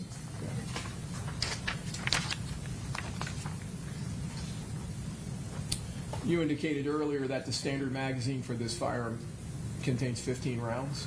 Yes, sir. The magazine to the left of that, does that appear to be a standard stock Glock magazine for that weapon? I mean, the video, the image is a little blurry, but it does appear to be an OEM magazine. Let me find a better image. States 48K. Do you see the Glock insignia at the bottom of the magazine? Yes, sir. Is this the Glock corporate logo? Yes. Okay. And it's actually the word Glock? Yes. Okay. And in fact, does this appear to be a 17-round magazine? Yes, sir. So this would be the standard magazine for the Glock 17? Yes, sir. Now, is that longer or shorter than a 15-round magazine for a Glock 19? Longer. And will it fit into the magazine well of this Glock 19? It will fit, but it will extend beyond the grip. Okay. It would extend out a short distance? Yes, sir. Okay.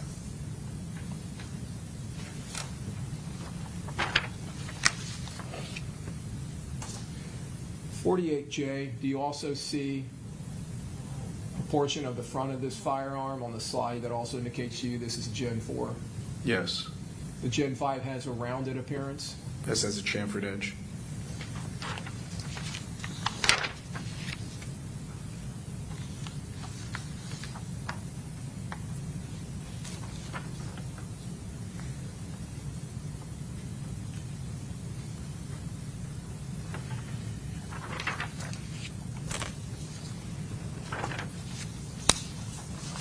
.48O, do you now see markings on this firearm Yes, sir. that demonstrate what we were talking about earlier? Yes, sir. The GEN Gen 4? Yes, sir. And that 19 in front of that, is that the model number? It is. And is this the caliber? Yes. 9x19, is that just another way of saying 9mm? Yes. Or another version of 9mm? Another version of 9mm. Representing the same caliber? Yes, sir.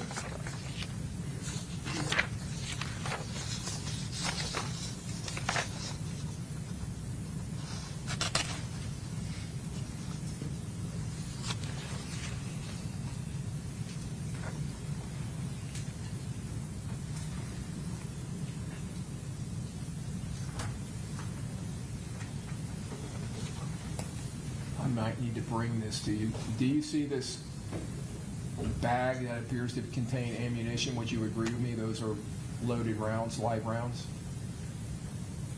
I mean, it's a very grainy photo, but It is. they do appear to be live rounds.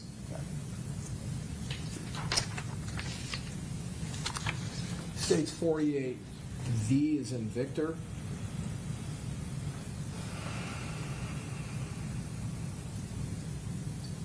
What is this item here?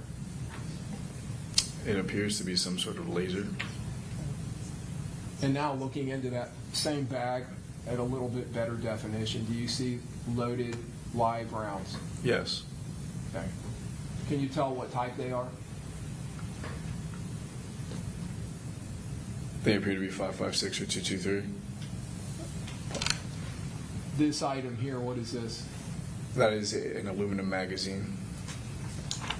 Would that, in appearance, appear to be consistent with an AR-15 magazine? Yes.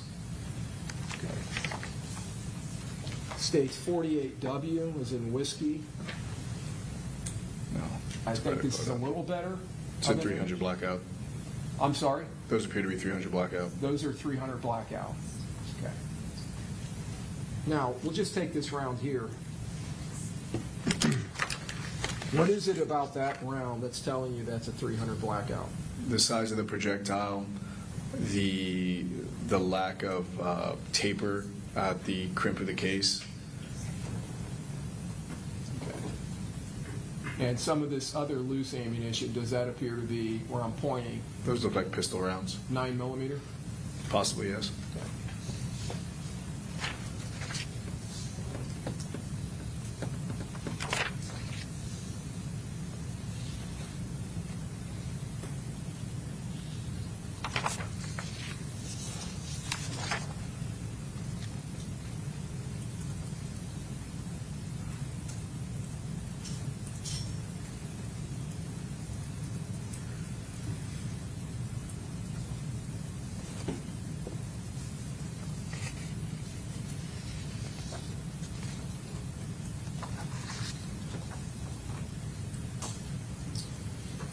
.48Y, does that appear to be boxes of ammunition? Yes. Are you familiar with this company, Hornady? Yes, Is that an ammunition manufacturer? it is. And this would be Winchester brand? Yes. These white boxes? All right. So I'm going to show you states 48Z. And if you need me to turn this, do you see roll marks or head stamps that indicate the caliber of these rounds? Yes. What caliber are they? 300 blackout. And you see the word blackout and behind it the number 300? Yes, sir.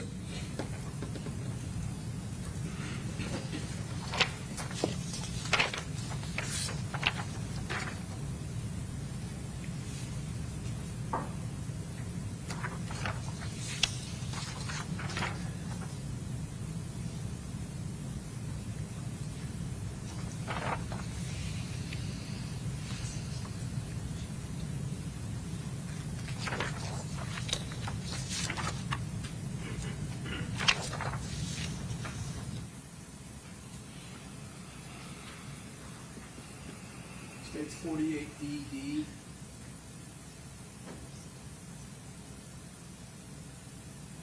Do you recognize the brand of ammunition that's being shown here?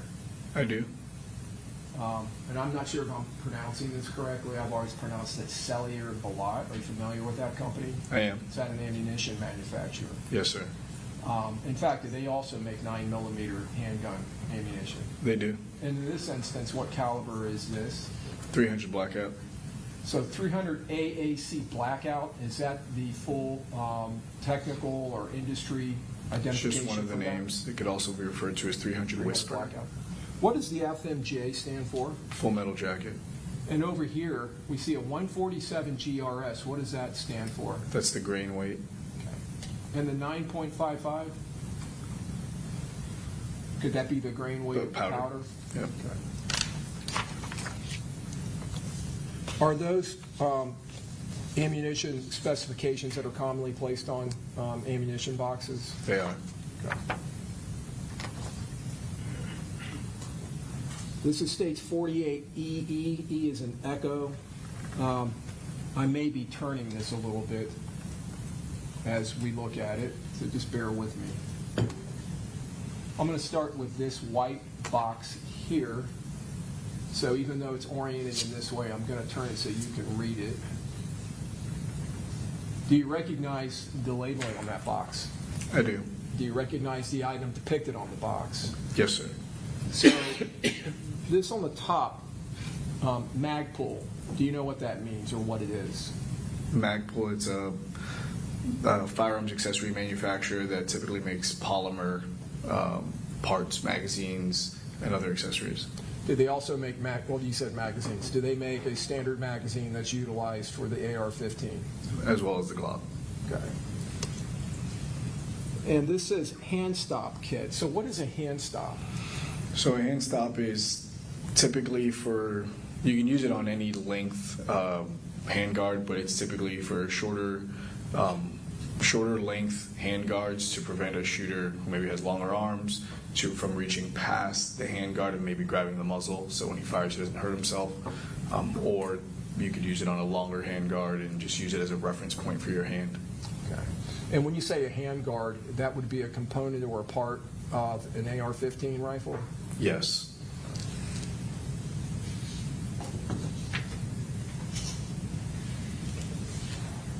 This box here to the right, do you recognize that box? I do.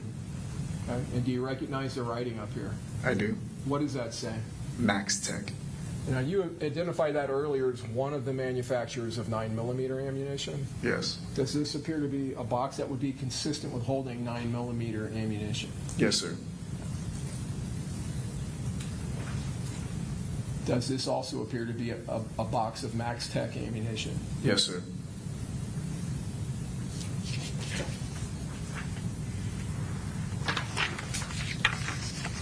States 48 double F as in Foxtrot. Now, does this appear to be some of those items spread out that we were just looking at? Yes, some of them. Do you see the hand stop over here, the Magpul box? I do. Yes, sir. And the 2 boxes of Max Tech ammunition? Yes, sir. So I'm going to start with those in this exhibit.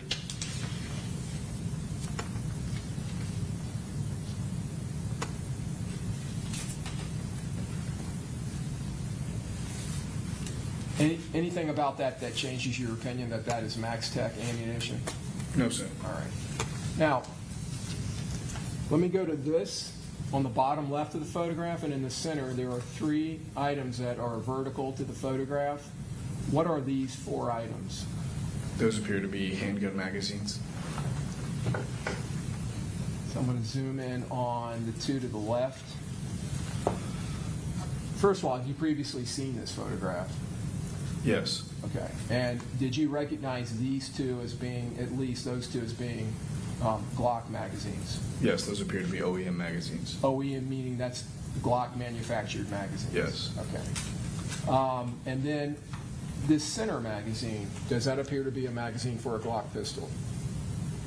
It looks like it, but I can't say for sure. What are these items? Those are handguards.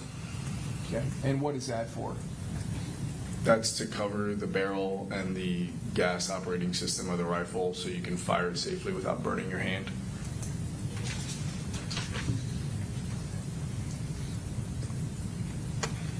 On the top of the photograph, we see a small black box. Does that appear to contain fired shell casings? It does. Would they be consistent with being 5.56 or 223 Remington? Yes. Below that, see this item here. Do you recognize that item? I do. And what is that? That's a Vortex micro red dot. Vortex, is that the company that produces that? Vortex is a company, yes. Okay. And does Vortex produce optics for handguns and rifles? Yes. And when I say optics, let me be more specific. Optic sights? Yes. I believe you said a red dot? Yes, Did you sir. say? Okay. Is that an electronic sight? It is. And is somewhere on that device, is there some kind of a battery that runs the electronic sight?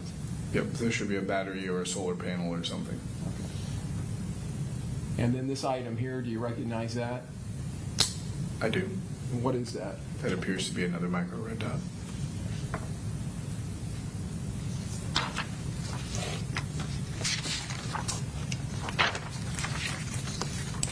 States 48HH, the small black box at the top of the prior exhibit. Now looking at that, does that appear to contain 5.56 or 223 Remington shell casings? Yes, sir. That would be empty fired shell casings or empty casings? Yes, sir. 48I is an India double I. If that is a casing from that box, would that indicate that the round was fired? It would. Well, let me go back. Is that due to this marking in the center of the shell casing, the head? Yep. That's considered a primer strike. When you pull the trigger, hammer falls, hits a firing pin. The firing pin strikes the primer of the round, and that's what ignites the powder and fires the weapon. And so it leaves this mark, the firing pin does? Yes, sir.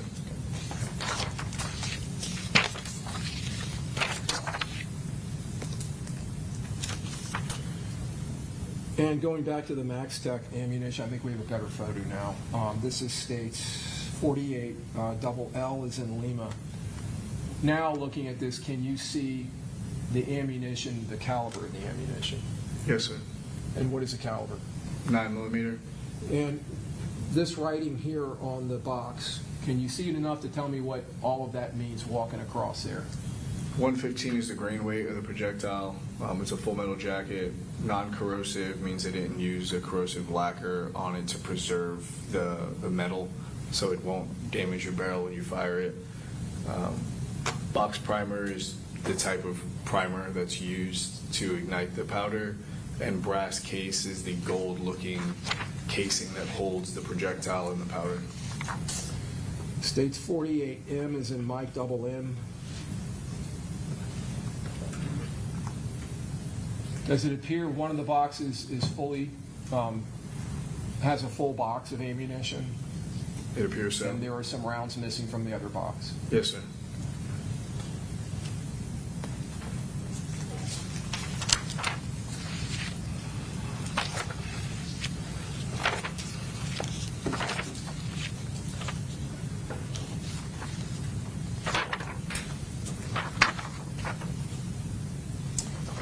States 48 double Q as in Quebec.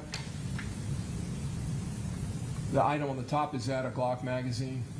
Yes. Does that appear to be a Generation 5 magazine, or can you tell? That appears to be a Generation 5 magazine. Is that based on this lip sticking out on the base plate? And the orange follower at the top. Okay. And then are those 9mm rounds below it? It appears so. Okay.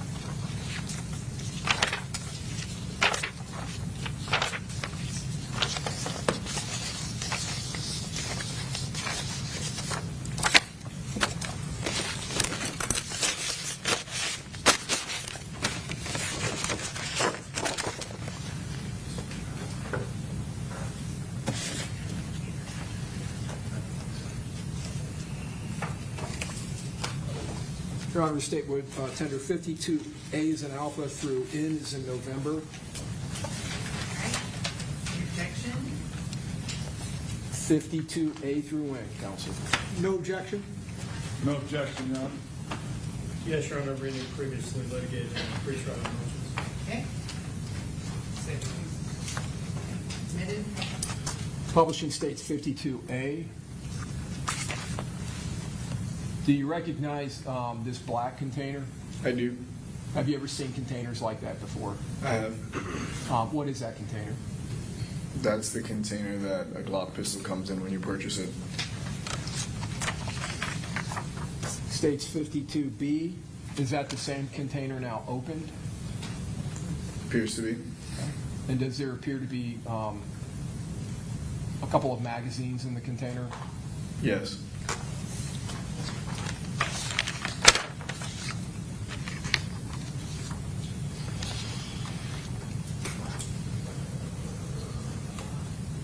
Does this label on the exterior of the box, does it have the model number?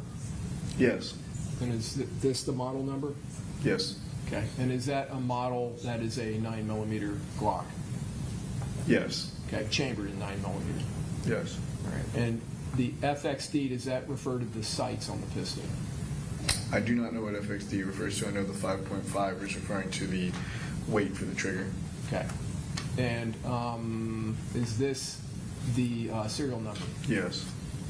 The 2 10-round, does that reference the magazines? Yes, sir. Is that the standard capacity for that gun? Yes, sir. States 52E is an Echo. Do you recognize that as also being a Glock box? Yes, sir. I know we're getting a lot of glare. Let me see. Does that help?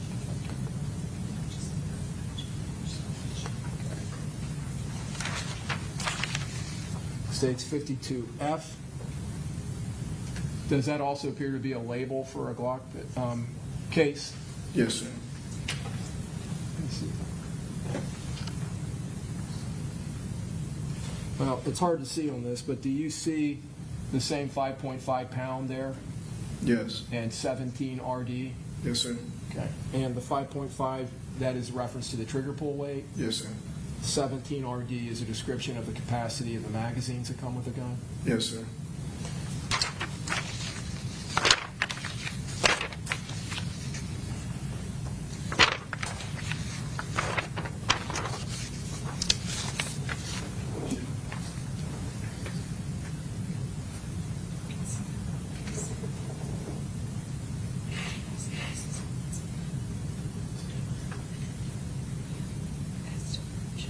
Judge, can we approach real quick?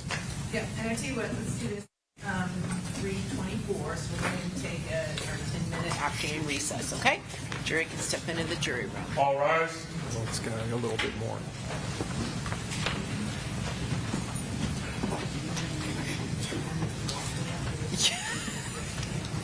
You can tell he loves this stuff, right? You can tell. Just can't get enough of it. He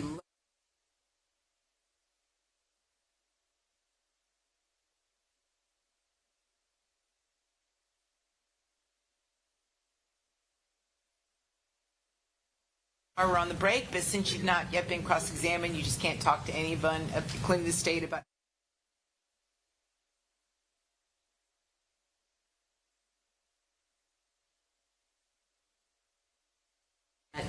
Originally, we had agreed by defense motion to keep out, but then I think they would have withdrawn that. And I just want to make clear, because there was a motion, I believe at this point, Mr. Wise said that he now wanted it in. Well, I'm not objecting to it. I guess I had my mask mixed up, so Okay. that's the one I asked about, so I don't have a problem with it. So are you And seeking? Judge, that was the same, there were also testimony about Glocks from Isaiah Chance's house, as well as the Glock from the car, which they questioned Officer Ramos about. So those are in now. Well, and I was about to say, I should clarify this. I am withdrawing the motion in limine where I moved to exclude that as on 403 grounds. I am not withdrawing. All of this comes from the search of the house. I understand. That's why no need to withdraw. Sure. You're presuming your rights regarding the denial of the motion to suppress. But as far as since I've denied your motion to suppress, you're not objecting any further to the photos that, and for the record, what are they? This is 52J, 52K, which show, it looks like a ballistic mask. Okay. That's correct. Judge, one more thing for the record. There were times where I momentarily lost my mind and I stood up and I said no objection to the admission of pieces of evidence admitted during Mr. Harmon's direct. I do, for purposes of the record, want to renew all the previous objections and any motions that were denied that were subject of the evidence that's coming in through Detective or Officer De Jesus. Okay, very good. Same with you, Mr. Sonardi? Same position, Your Honor. Okay, same with you, Mr. Petrides and Mr. Wise. Okay. Duly noted. Okay, be back in 10 minutes. Michelle.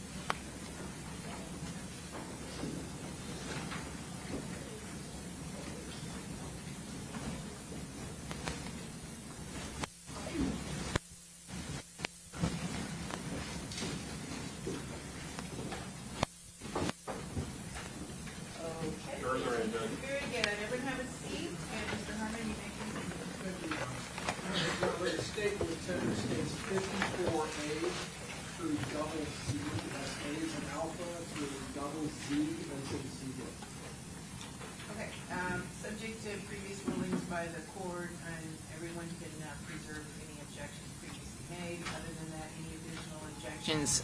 Mr. Gonzalez, Mr. Sonardi, Mr. Wise, and Mr. Petrides. Okay, admitted. Publishing 54A. Do you recognize that item I'm pointing at? I do. What is that? It's a safe. Okay. And do you recognize that as a type of safe that is commonly used to store firearms? Yes, sir. Do you see this circular pad up here on the top of the safe? I do. Do you recognize that? Yes, sir. What is that? It's a keypad to put in a code to unlock the safe. States 54B. Does that appear to be the interior of the safe with the door open? Yes, sir. So I'm going to ask you, first of all, do you recognize these down here? Yes. What is that? Those look like pistol cases. And do you recognize these items over here? Yes. And what are those? Long guns or rifles, potentially shotgun.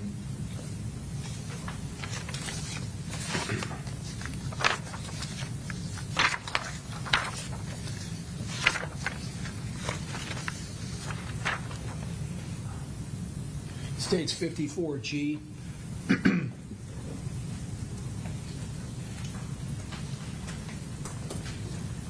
Can you tell now at least two of those long guns what they are, or what they most likely are? Yes, the one, as I look at it, the far left, it appears to be a bolt-action rifle of some sort. The one I'm pointing at? Yes, sir. Okay. And then the one next to it appears to be a shotgun.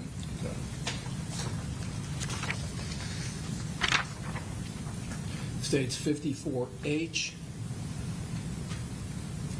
Can you now see the muzzle or the tip of the muzzle of a shorter firearm? Yes. And what is that? That is an AR patterned rifle, or potentially pistol. Do you see an item here with some mesh on it? Yes, sir. What is that? That is a brass catcher. Let me ask you about that real quick. When we talked about the fact that Glock pistols and AR-15 rifles expel shell casings when they're fired, right? Yes, sir.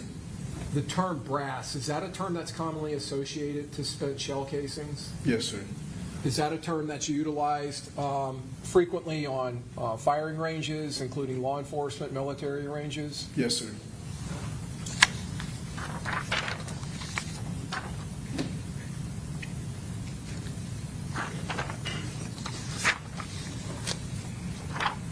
States 54L is in Lima. Does that appear to be another Glock case? Yes, sir.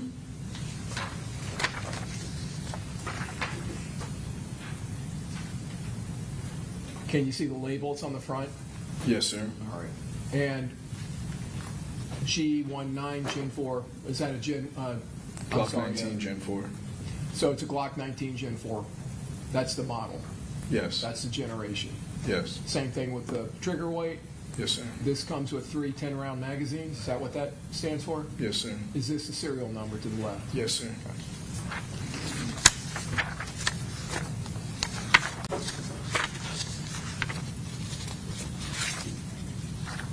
States 54S. And I'm just showing you this for a reference, officer. And I'm going to draw your attention to this item that's sticking out above my finger. States 54T. It's in Tango. Do you recognize this? Yes, I do. What is that? It's either a 5.56 or 2.23 round.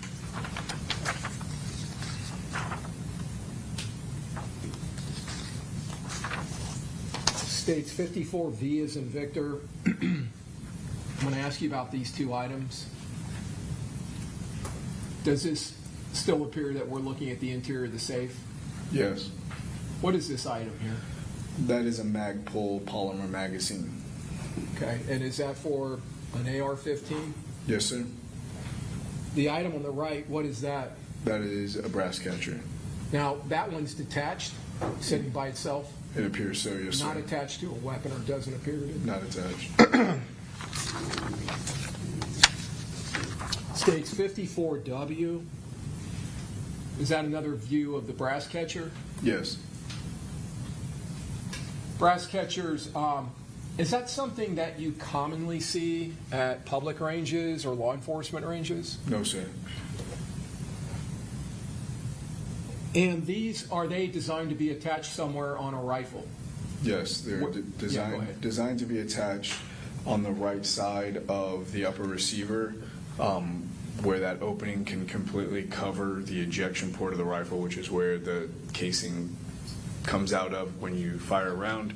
So the casing will land inside the net, not hitting the ground, and you can maintain all of your casings after you fire them. States 54X. Do you see two items inside that brass catcher? I do. Do those appear to be pistol caliber shell casings? Yes.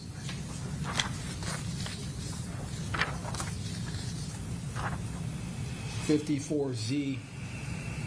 Just another photo of the brass catcher? Yes. Okay.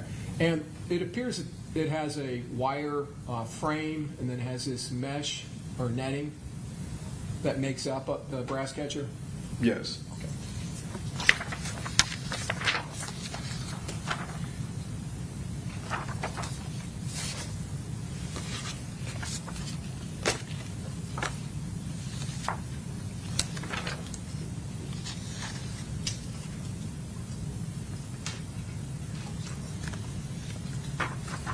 States 54 double C as in Charlie. Do you recognize what's depicted in this photograph? I do. What is that? That appears to be the muzzle end of an AR patterned rifle with a brass catcher attached, a flip-up front sight, and a hand stop. Would this be the muzzle? Yes, sir. What is this item? Hand stop. And that's the same thing that we saw in the box in the previous photographs? The Yes. Magpul box? Yes, sir. States 54 double D is in Delta. Does this appear to be the same weapon? Yes. And does this depict, other than just the tip of the muzzle, does this appear to depict the rest of the ejection side of the firearm? Yes, sir. So I want to ask you, this would be a brass catcher? Yes. Does it appear to be attached? It does. This here, what is this? That is the pistol grip. And what is this curved device here? The trigger. And what is this tubular thing sticking out the back? Buffer tube. Does this weapon have a stock or what's commonly called a butt stock attached to it? It does not.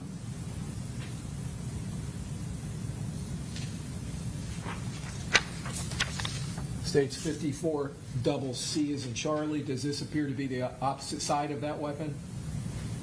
Yes. Okay. And this area of the weapon here, what is this? Those are the roll marks on the lower receiver. Does this indicate the manufacturer of the weapon? Manufacturer and serial number, yes, sir. This area here, what is this? That is the magazine well. And the magazine would be inserted into there? Yes, sir. What is this up on top of the rifle? It looks like some sort of electronic sight. And what is this strap? That's a sling.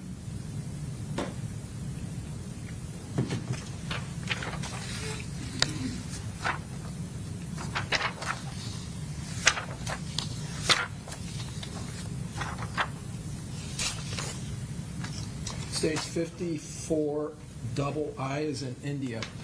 Do you recognize what's depicted in the photograph? I do. And what is that? That is an AR-15. Have you had an opportunity to look at that actual weapon? I have. So I want to ask you some questions about this. Let me get a pointer. Can you tell us, first of all, this area here, what is that? That's referred to as a handguard. Okay.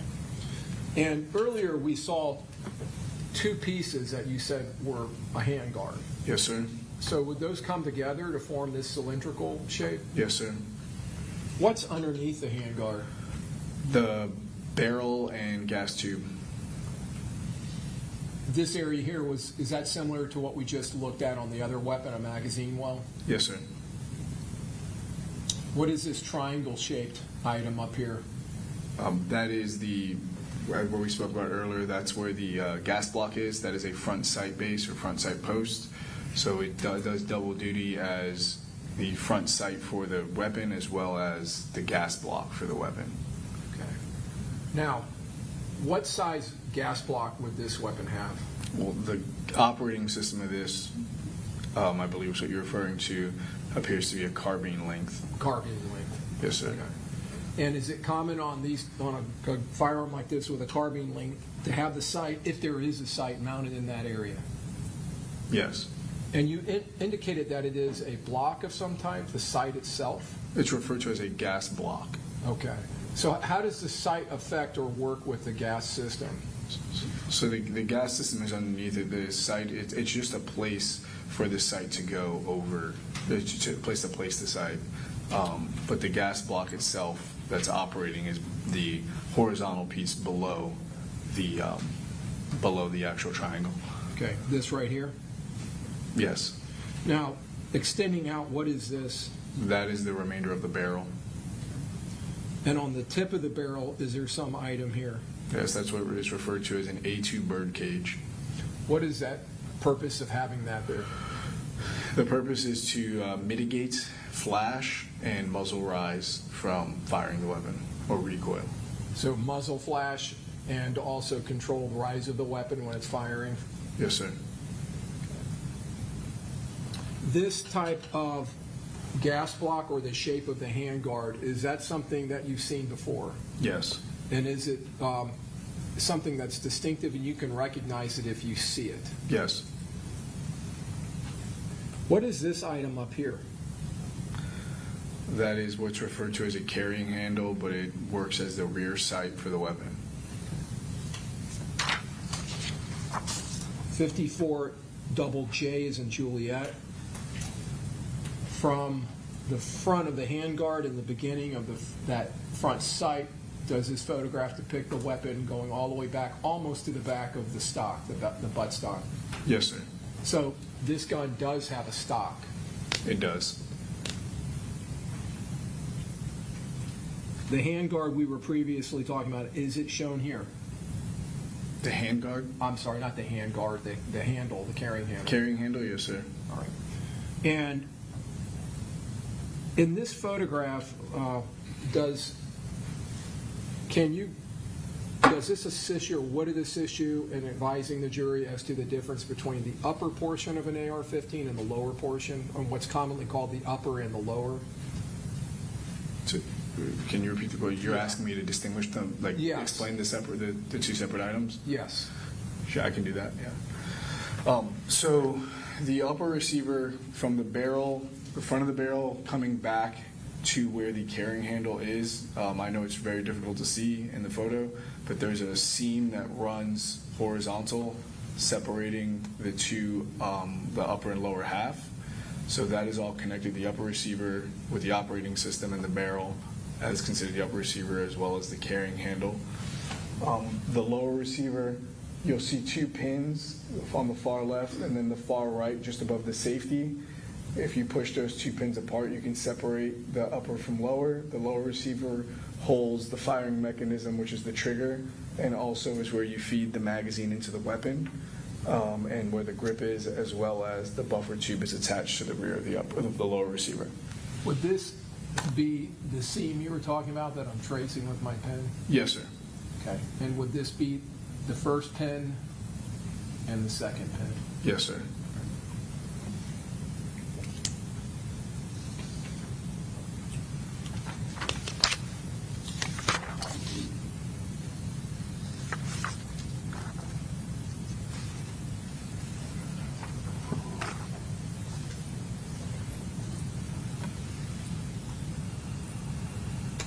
Staying on the same side of the rifle, do we also have roll marks here for the manufacturer and the serial number? Yes, sir. Black Forge, is that a manufacturer of AR rifles? I'm sure they are. I've never heard of them, though. Are there numerous manufacturers of AR style rifles? Yes, sir. And are they all, they follow the same design? Yes. For the most part? For the most part.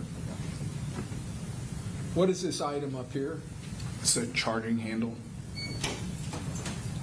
Now, below the handguard, these two bolts here, what are those for? That's to remove. I'm sorry, not below the handguard, below the carrying handle. Yes. That is to remove the carrying handle, which is operating as the rear sight for the weapon system, and it'll expose a rail system that's below it, so you can attach red dot or other electronic sights. So does this weapon have the ability to, by changing these or removing these, to pull that carrying handle off and attach some type of an optic sight, like that vortex sight that we saw Yes. earlier? Yes.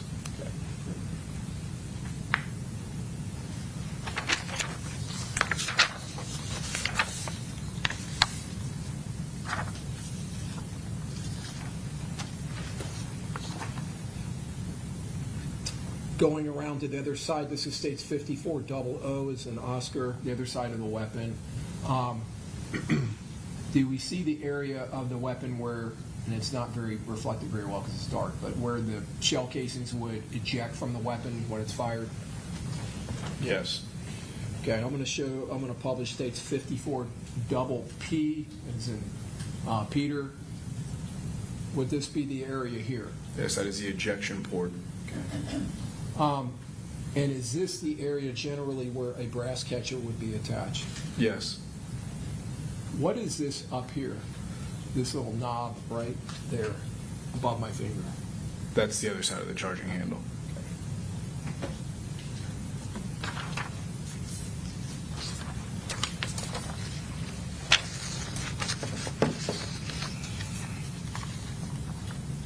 States 54 double Q is in Quebec. Now that we have kind of a better view of this, I want to talk to you about the gas block. You indicated this site here, this triangular shape, is near or a part of the gas block system or the gas block. Mm-hmm. Right. Does that gas block extend out, or is it underneath there going back? It's underneath of that piece of metal going back into the handguard. And are there different lengths of gas blocks? Yes. And you said this was a carbine length. Does that have a certain dimension or measure? That's approximately 7 inches long. What is this little bump here below the front of the sight that's on the bottom of the barrel? That's referred to as a bayonet lug. And frequently on AR-15s designed in this fashion, do you see this design of rifle, the design or the shape of that extended rifle? Yes. Why is that? It's called a government profile barrel. It's the most common profile of barrel that's forged.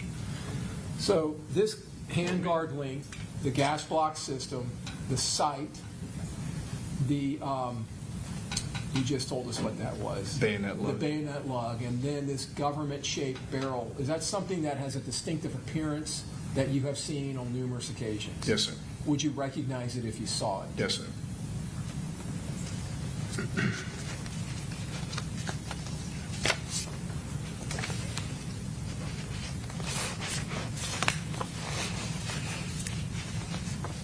We have one moment, Your Honor. Yes.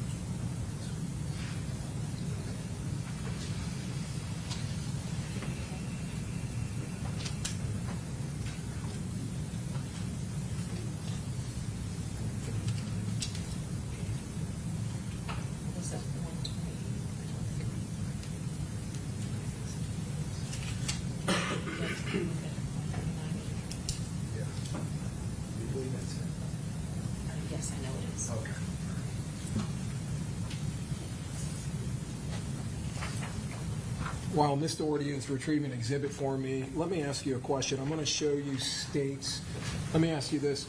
The components of pistol ammunition, such as 9mm, and rifle ammunition, such as 5.56 or 223 Remington, and when I say the components, the projectile, the shell casings, externally, you're familiar with them as a combined cartridge, right? Yes, sir. Have you seen the projectile separated from the cartridge, either before manufacture or otherwise? Yes. And are you familiar with the shape and the dimensions of the projectiles? Yes. Okay, I'm going to show you what's been marked as 68F. And I may have to bring this up to you, but just looking at that, that is an expended projectile that was recovered in this case. Would you be able, by looking at that, to distinguish that from a 5.56 projectile? It does not appear to be a 5.56. It looks to be a 9mm or a handgun round. And would that also be based on not just the size, but the shape and how it appears? Yes, sir.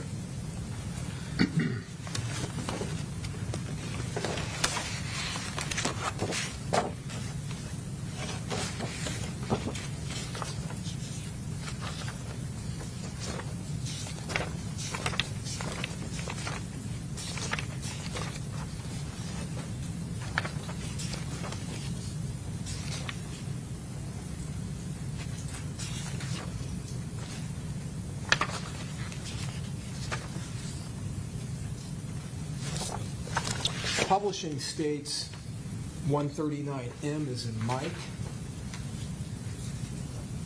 Have you had an opportunity to look at this photograph previously? Yes. Are there things that you notice on that person and that rifle that you recognize? Yes. Okay. So I'm going to walk through it with you a little. And I'm going to try to get a precise point here. First of all, do you see something coming across this person's upper back that you recognize? Yes, there appears to be a sling over his shoulder, under his arm, and attached to the rifle. Okay. And does that sling appear to extend above his elbow right here? Yes, sir. Okay. Now, does it appear that the way that this individual is utilizing that sling to fire this rifle, is that something that you recognize? Yes. Is that the correct way to utilize it? It's a way. Have you seen people utilize slings in that fashion? Yes, sir. Do you see a blocky formation on the upper part of that rifle? Yes, sir. Could that or would that be consistent with a brass catcher? Yes, sir. Do you see a front sight here above my pen? Yes, sir.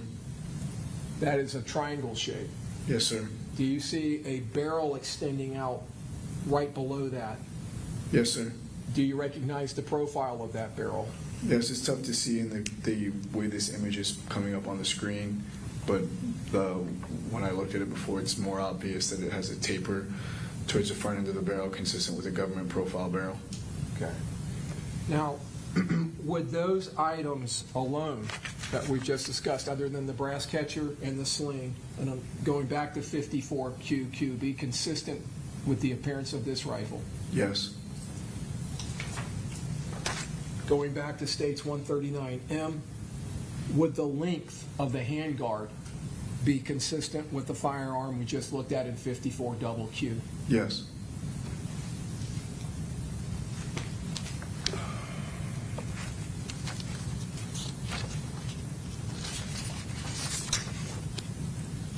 States 139N. I'm trying to find a better photograph with that barrel. Does that give you a better view of the barrel? Yes. Okay. And you can see maybe in better contrast the sling going across this person's back? Yes, sir. Now, you indicated that bird cage, and there was more of a descriptive to that term, or that there was more to that description. How did you phrase? The A2 bird cage? A2 bird cage. Would this muzzle flash that you're seeing, would there be anything about that that is inconsistent with that being the type of muzzle device on that firearm? No, sir.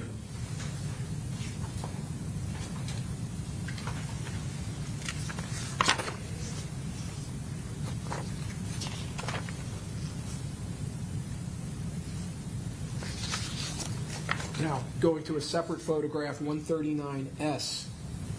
In this photograph,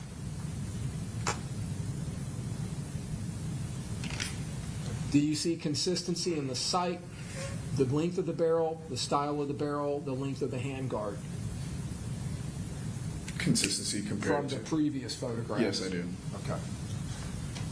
Now, we've seen the muzzle flash on this firearm. I want you to look at the muzzle flash in the upper part of States 139T with what has been previously described as the third shooter. Do you see the person with the orange covering over his head? Yes, sir. Does that appear to be a different, I guess for lack of a better term, shape of muzzle flash? Yes. Is that something that type of muzzle flash is being mitigated by that bird cage? Yes, and the barrel length. And the barrel length? Yes. When you have a shorter length barrel, is it more consistent with having a bigger fireball like that? Yes. And you're basing that on your experience in firing short firearms or AR-style rifles and seeing them fired? In physics. In physics.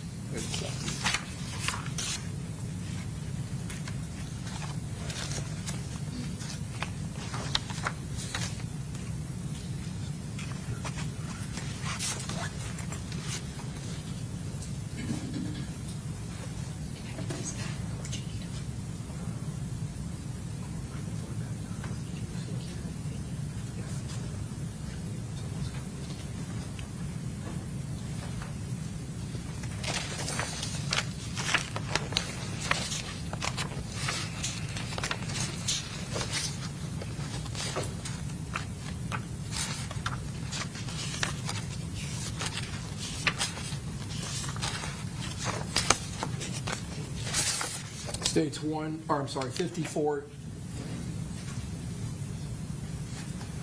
Statewood Tender states 55. A is in alpha through double N as in November. Any additional objection other than those previously made? Mr. Gonzalez, Mr. Sonardi?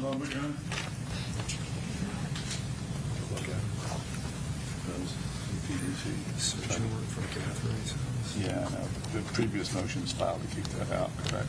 I believe so, yeah. No new objections, Your Honor, but there are previous objections that have been filed. Yes. Mr. Wise? No new objection. Okay, and Mr. Petridis? Okay. Admitted.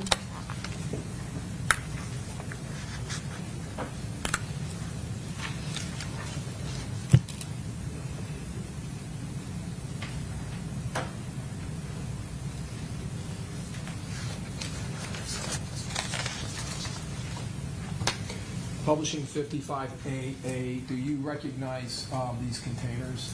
I do. What are they? Those are ammo cans. States 54 double B is in Bravo. Is that just another photo of the ammo cans? Yes, sir.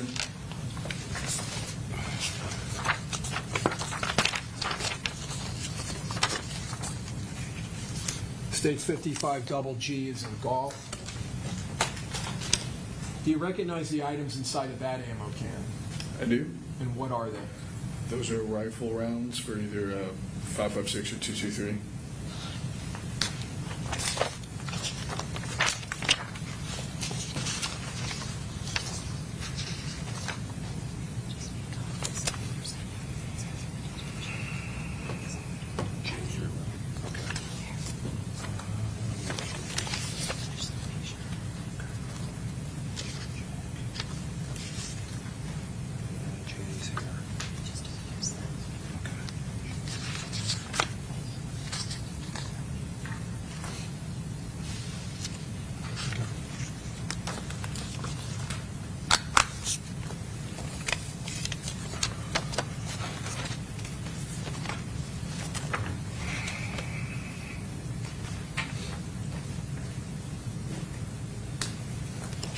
Statewood Tender states 53A is an alpha through X is an X-ray. Okay. Any objection? New objection, Mr. Gonzalez? No, Your Honor. Mr. Sonardi? No new objections, Your Honor. Mr. Wise? No new. And Mr. Petridis? Okay, he admitted 53A through X.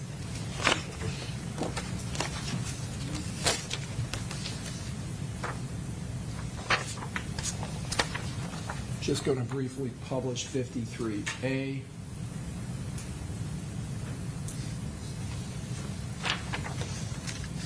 (53B).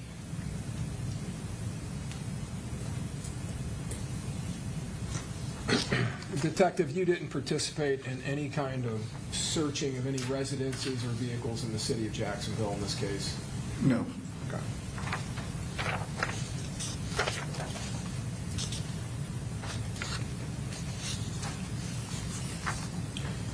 (53F). Have you previously seen this photograph? Yes.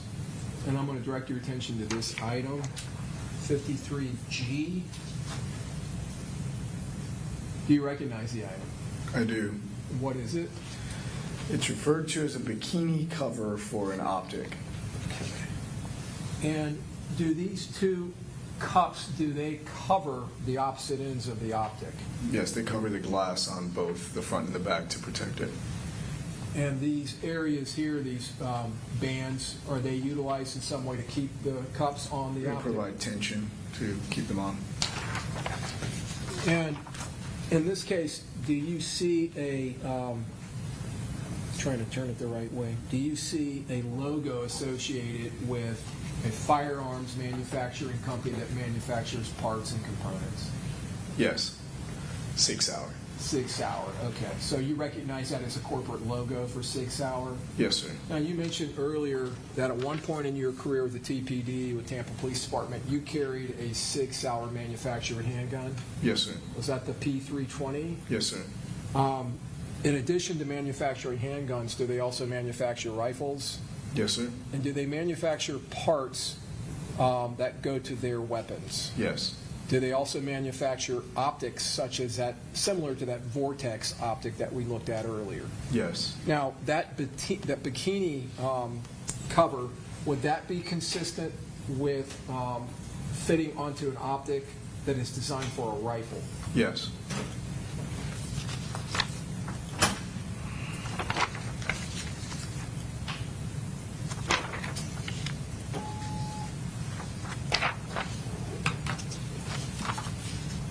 States 53K is in kilo. Have you previously seen this photograph? Yes, sir. Now, these items that appear, would you agree with me, to have been torn? Yes. Do you recognize them as packaging for items associated to firearms? Yes, sir. Up here, do you see something that you recognize where my finger is? I do. And what is that? That is the second half of the logo for Magpul. And would that be the first part of it? Yes, sir. And is that right there the Magpul logo next to the Yes, sir. You previously testified that that is a company that manufactures components, parts, magazines for AR-15 style rifles. Yes, sir. And while we're talking about earlier 6 Hour, I want to talk to you about them. Do you see in this package here the word Romeo 5? I do. Do you recognize that? I do. What is that, and what does it designate? That is it's a package for an optic. That attaches to a weapon? Yes, sir. Is it utilized as a sighting system? It is. Up here in the right-hand corner, and you may not be able to see it very well where my finger is, do you also see Magpul on labeling? Yes.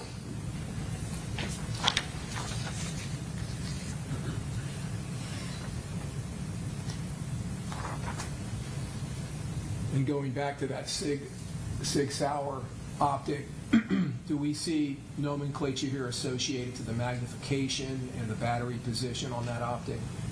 Yes.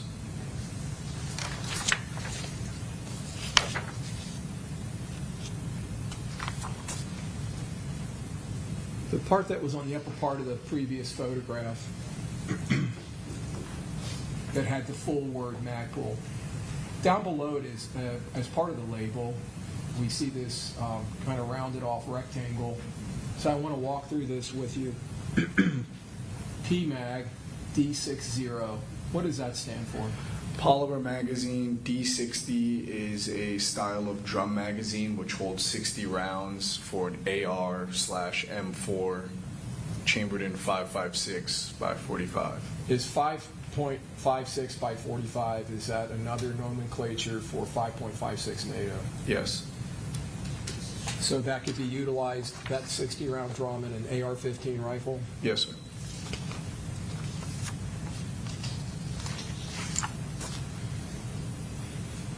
Do you recognize this literature or labeling here? I do. And what is that?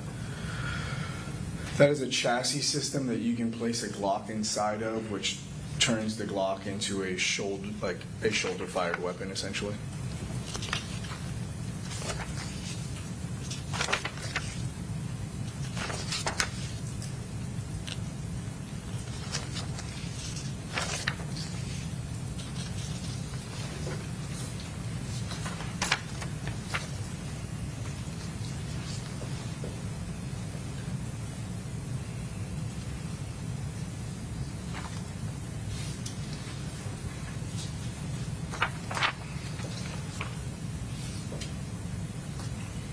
States 53W is in whiskey. Does this also appear to be labeling from either that same D60 drum? It's for the same product, yes. Okay.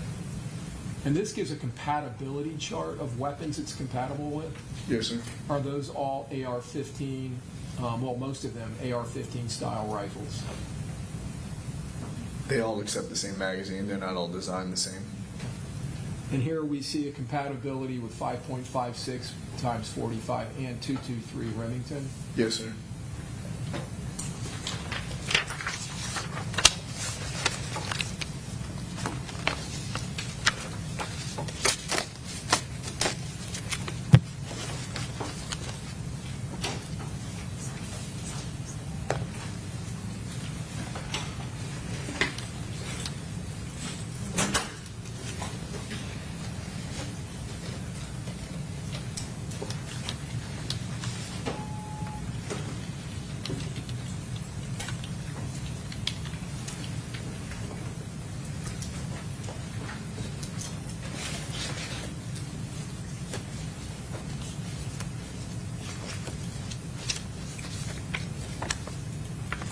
Publishing states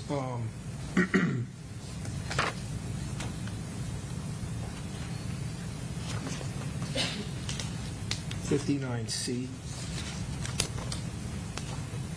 Have you previously seen this photograph? And I may have to zoom out. Yes.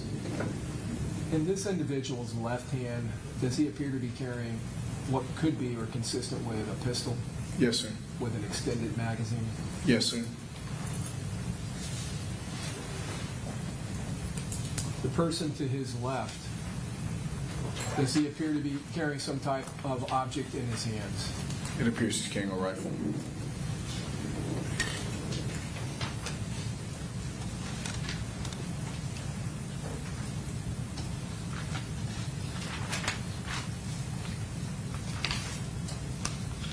States 59F. This individual, does he appear in his left hand to be carrying an object shaped like a pistol with an extended magazine? Yes, sir. And would the same be true of 59G as in golf?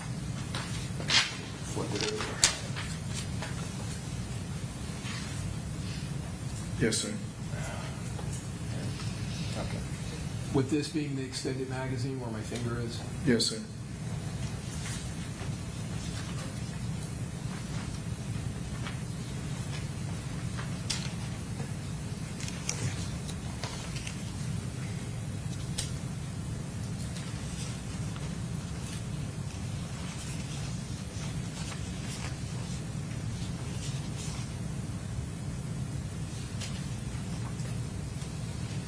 States 59I.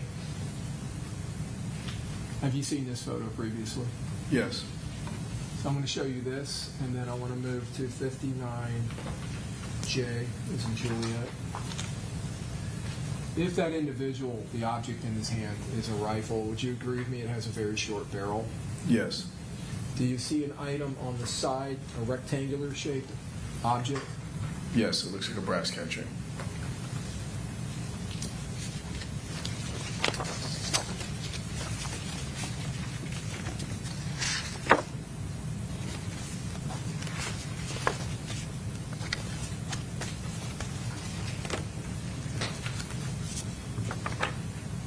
States 128A. Have you previously seen this photograph? Yes. All right. Let me ask you, you've indicated that you've shot Glock pistols extensively. Yes, sir. Would tens of thousands of rounds be a fair statement? Yes, sir. Have you seen many, many Glock pistols in your career? Yes, sir. And in your private life? Yes, sir. Are you familiar with how they appear, the design of the lower part of the weapon, especially the trigger guard and the grip of the weapon? Yes, sir. Does the grip of a Glock have a proprietary angle to it, a grip angle? It does. That's different than other pistols. Yes, sir. It's more canted? It is is. that right? Okay. And looking at this, and I know you said you've seen this previously, and I'm going to try to zoom in. Can you see, well, first of all, does that appear to be a handgun in this individual's right hand? It does. Does he appear that his index finger is indexed down the slide of the firearm? Along the frame of the slide, yes, sir. And in this area here, does that appear to be the trigger guard? Yes, sir. That's exposed. Now, that design and style of trigger guard that is square like that, would that be consistent with a Glock handgun? It would. And this object sticking out from the bottom of his palm, would that be consistent with an extended magazine? Yes, sir.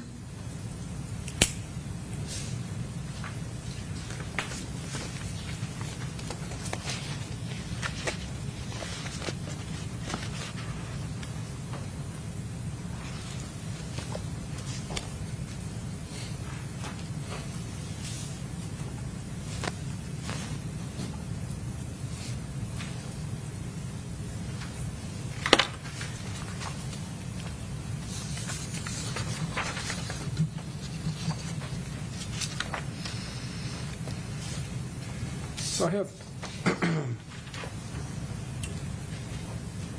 a question for you. I wanted to go back to 139S, this photograph of this individual with this rifle.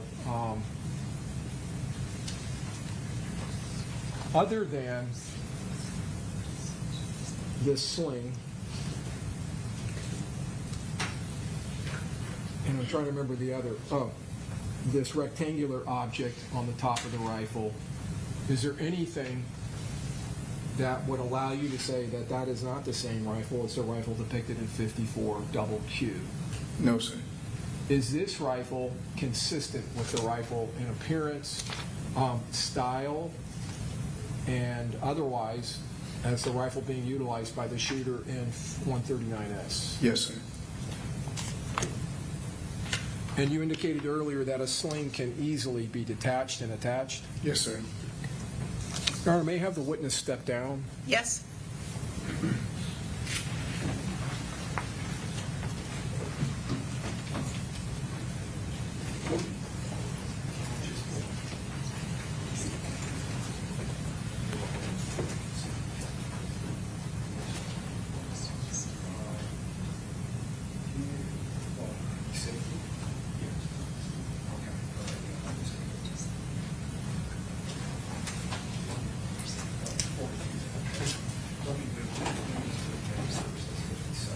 Your Honor, we would tender States 57 for admission. Subject to previous objections, any additional objection, Mr. Gonzalez? No, Your Honor. Mr. Sonardi? Oh, same, Judge. Mr. Wise? Mr. Petridis? Okay, it'll be admitted. Thank you, Your Honor. And for the record, the table is safe for nothing. Your Honor, may I have the witness step in front of the jury box? Yes. So, Officer De Jesus, I'm going to have you, first of all, can you confirm bailiff's finding that that is completely wrong? Okay. Now, this weapon actually has a sling attached to it, huh? And that sling, at the point where it is attached to the weapon, would that be considered a single point of contact? And you can hold it up so the jury can see it. It's attached to the back on both sides. Is that right? I know it's hard. You all are sitting way back there. Can you all see that? Okay.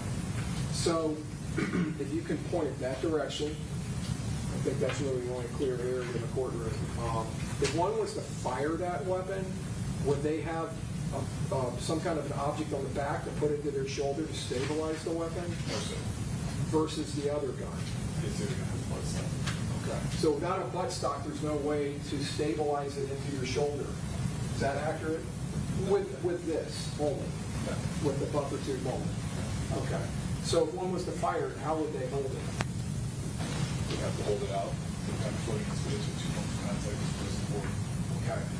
And would it be easier or harder to maintain accuracy or to shoot accurately with that firearm versus the other firearm we saw, the Black Forge AR-15 that has a buttstock that can fit into your shoulder? You need more than this. And does that have to do a lot with stability, not being able to stabilize the gun into your shoulder? Yes. Okay. And if you could show the jury real quick on this sling, how easy it is to attach and detach?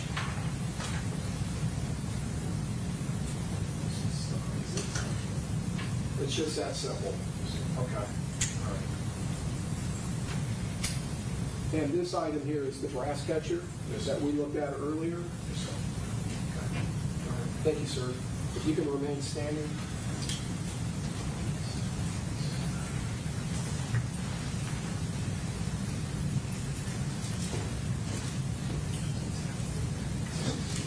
Your Honor, we would take the state's 56 for admission. Okay, other than previously made objections, any new objections? Mr. Gonzalez? No, Your Honor. Mr. Sonardi? No, Your Honor. Mr. Wise? Mr. Petridis? I didn't catch the item. Pardon me? I didn't catch the item. 56. No further objection. Okay, minutes.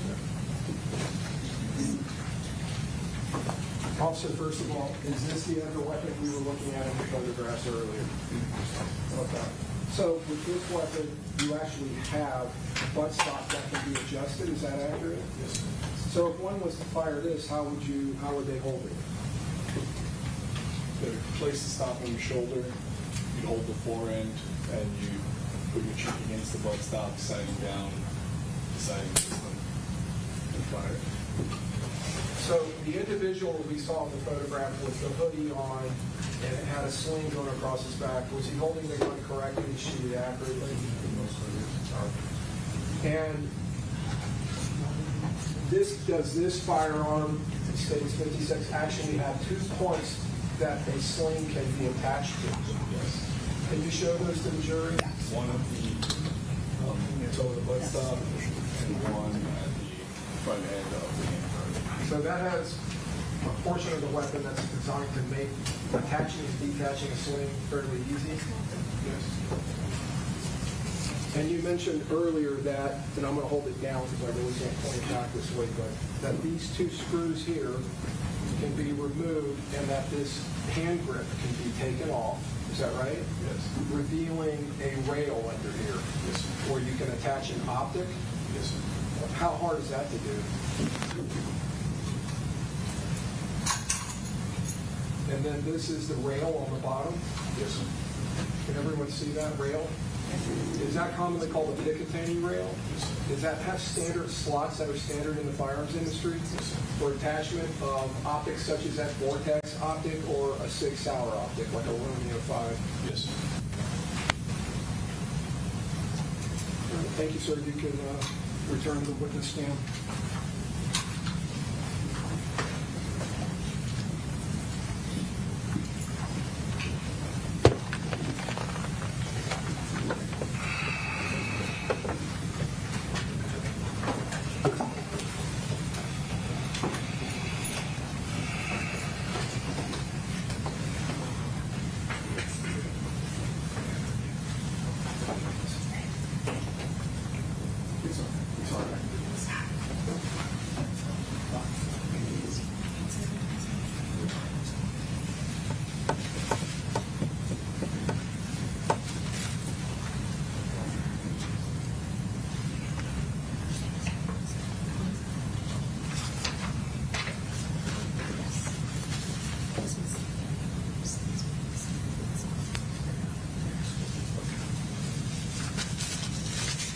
I'll turn to the witness, Your Honor. Okay, Mr. Gonzalez?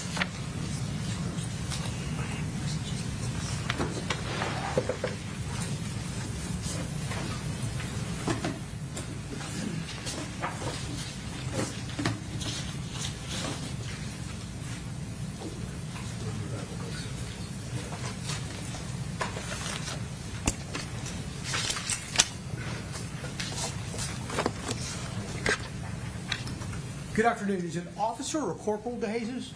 Good afternoon. It's good to see you again. It's Officer De Jesus. Officer De Jesus. Quick question. Mr. Harmon showed you what was admitted into evidence as State's Exhibit 58. I won't get it. I'm going to describe it unless you feel like you need to look at it.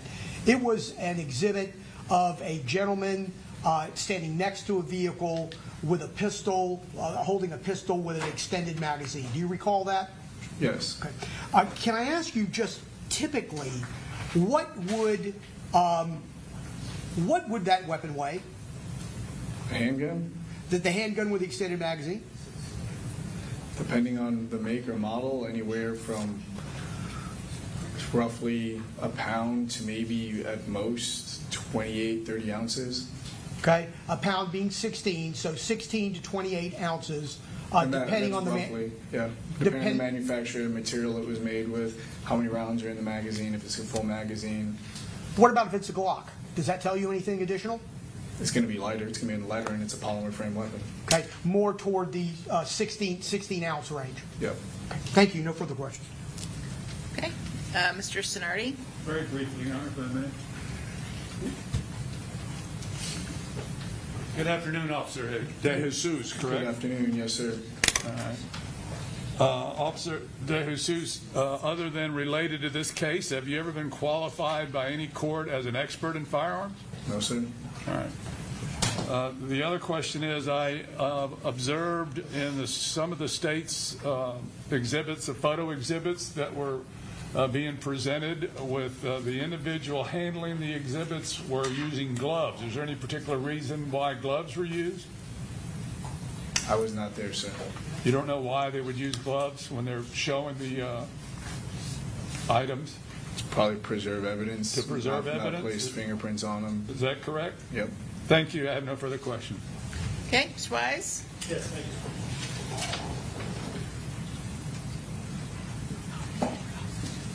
Good afternoon. Good afternoon. How are you? Doing well. How are you? Great. Thank you for asking.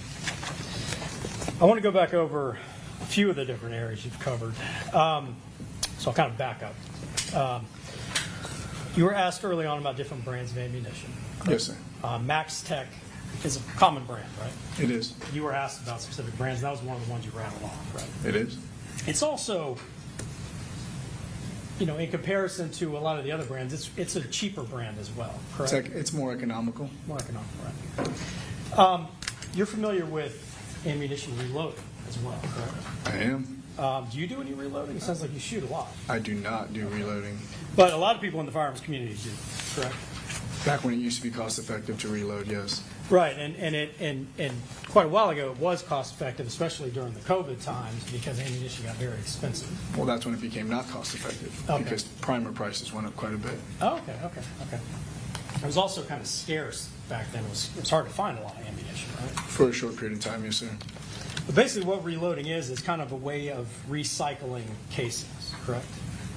Yes. A person who is a shooting enthusiast can replace the primer in a casing, reload powder, and put another projectile in it, basically, right? They could. A little more complicated than that, but that's, in general terms, that's how it works, right? Yes. And that's something that any member of the public can do if they have the knowledge and the equipment to do it. Right? Yes, sir.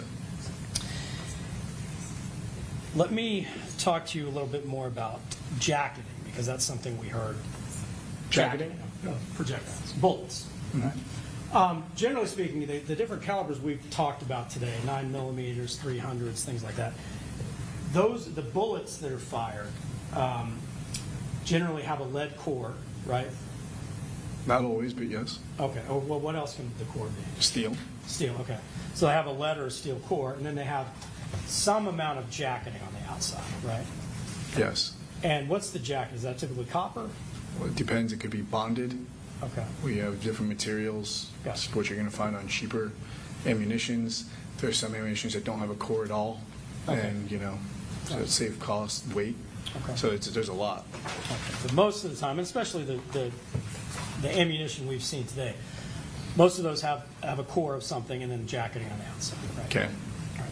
And the jacketing, the amount of jacketing can vary, correct? And I saw you shake your head, but just or nod your head rather, but for amount I of mean, core if you say so, and yeah, it can vary. There are variants. What I was getting at is just please give me a yes or no instead of No, shaking. I understand. I would object to let the witness answer the way that he sees fit to answer. the Okay, well, question. that's fine. If he is, but if Yes, he can't answer yes or no as opposed to nodding or shaking your head. Yes, ma'am. Okay. Thank you. So we saw a couple of the boxes of ammo earlier had FMJ, and you said it's full metal jacket. Yes, sir. And that means the jacketing covers the entire projectile, right? Yes, sir. And then on the flip side, you could have, what are commonly referred to as hollow points that may have very little jacketing on the outside, right? Yes, sir. And that can make a big difference in what happens to the projectile when it hits something, right? It can. And in fact, in the military, it's pretty much always full metal jacket, right? It is always full metal jacket. And that's actually, that's like an international law, right? Geneva Convention, yes, Right. sir. And the reason for that is because full metal jackets are going to basically penetrate further and not mushroom out, right? Yes. And that's for humanity. I mean, so people aren't injured unnecessarily. Judge, I would object to relevance at this point. Approach bench real quick.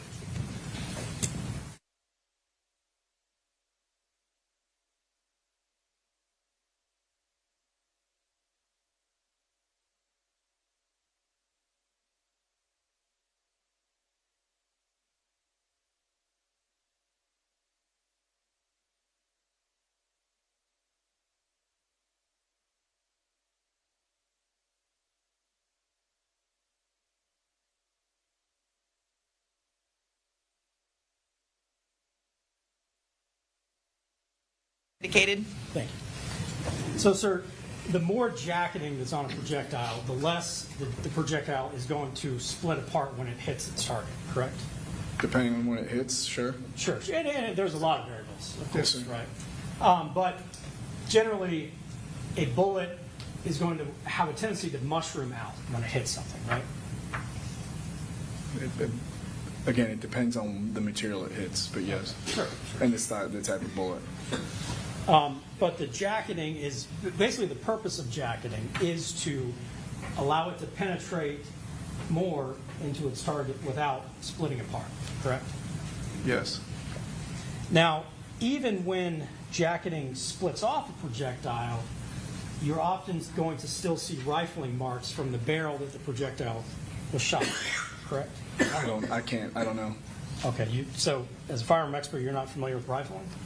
Well, I'm familiar with rifling, but I can't tell you what every projectile is going to look like once it hits an unknown barrier and then continues moving to an unknown target. Okay, well, let me just give you a basic hypothetical thing. As a projectile is fired through a barrel, any of these center fire rifles we're talking about, or handguns, they're going to have spiraling inside the barrel, right? They are going to have rifling, yes, sir. The spiraling, that's the rifling, right? Yes, sir. And when a jacketed projectile goes through that barrel, the barrel is going to leave markings on the projectile. It right? is, yes, sir. And now we don't know what may happen to the jacketing when it hits the target because there's a lot of variables there. But if hypothetically jacketing splits off, there can very well be rifling still on the jacketing pieces that are split off from the projectile, correct? Yes.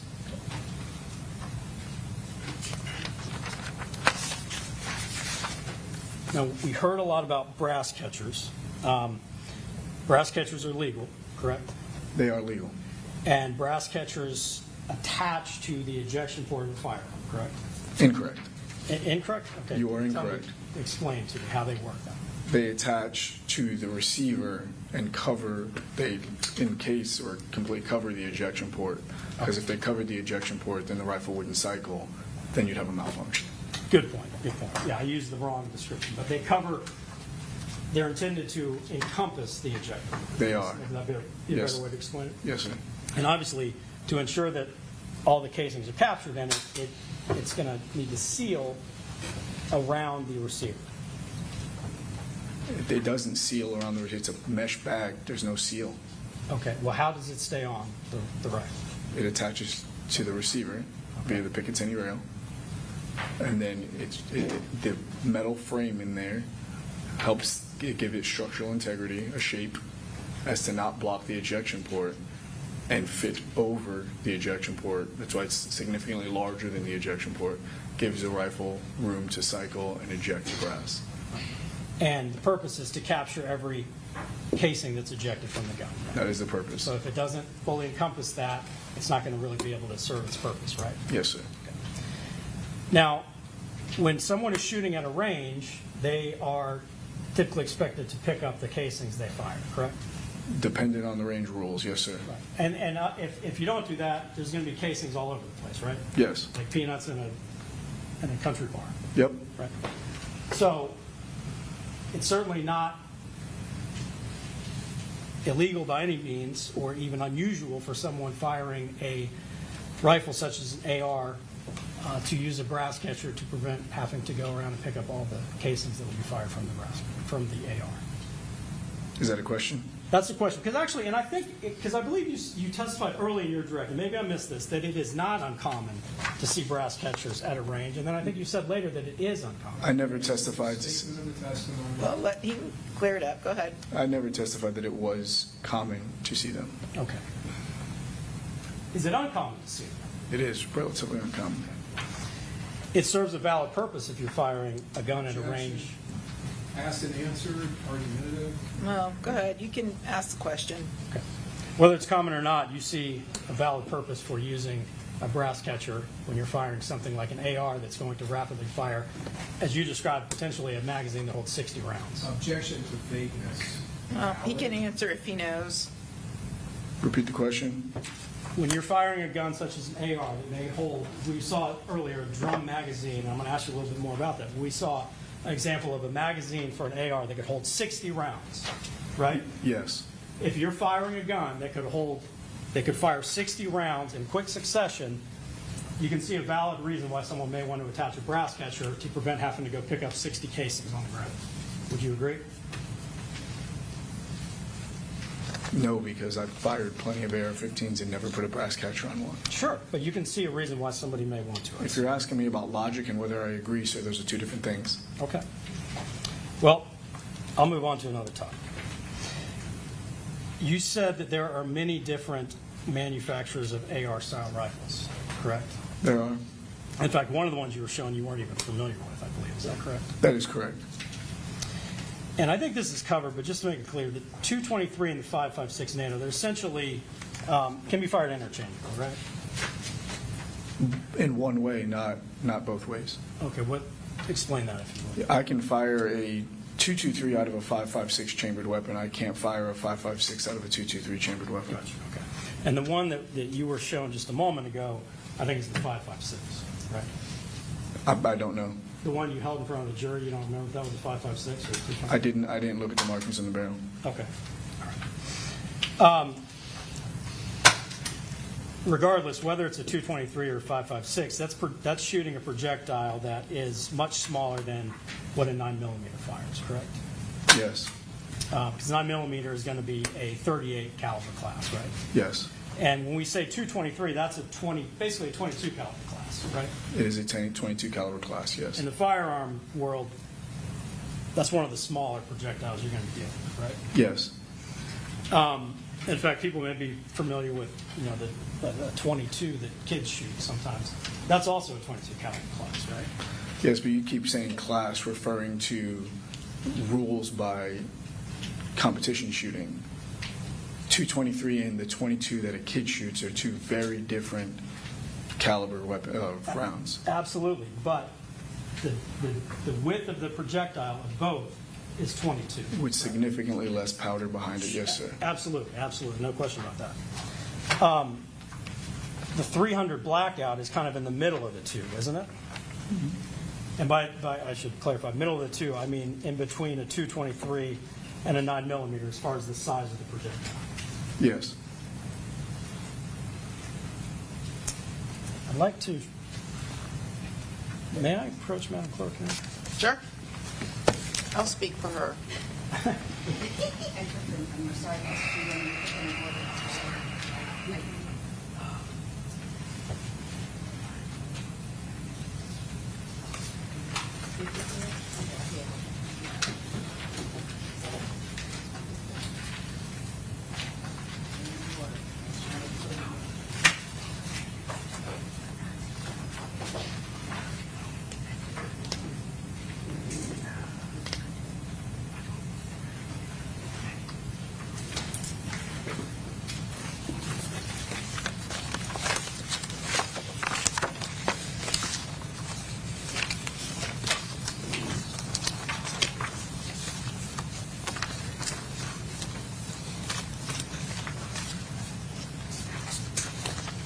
So I'd like to show you one of the photos that you were just discussing. This is 54II. I believe this is a photograph of one of the rifles you were just holding in front of the jury. Is that correct? Yes, sir.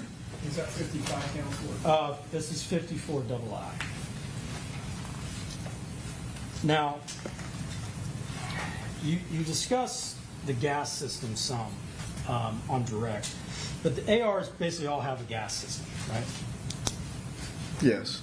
Okay, and that, in layman's terms, I guess you could say, basically it's a tube that captures gas that's being expelled when a projectile is fired, that then carries it back to help the ejection port open up and shoot the casing back out. Is that right? Yes, sir. And even if hypothetically this handguard were to be removed, you would still see the gas tube on top of the barrel, right? You would. And I think you described earlier, these handguards are there basically, at least in part, to project or to protect the shooter's hand, correct? Yes. Because typically when we're firing a gun like this, and I'll show you 54JJ, if, for instance, the shooter is right-handed, they're typically going to put their right hand here, correct? They are. They're going to put this against their shoulder, the butt, Yes, sir. correct? And then the left hand is going to be holding the rifle somewhere up here, correct? Yes. And if there's not a handguard there, that barrel can get very, very hot, correct? Very hot. So if you don't, I mean, you can't realistically shoot this thing without the handguard on it. Would you agree with that? At least safely? You can. You Shoot can, one. You but- shoot one-handed. Right, yeah, you pretty much would have to shoot it one-handed. Or you're Yes, gonna sir. get burned, right? Yes, sir.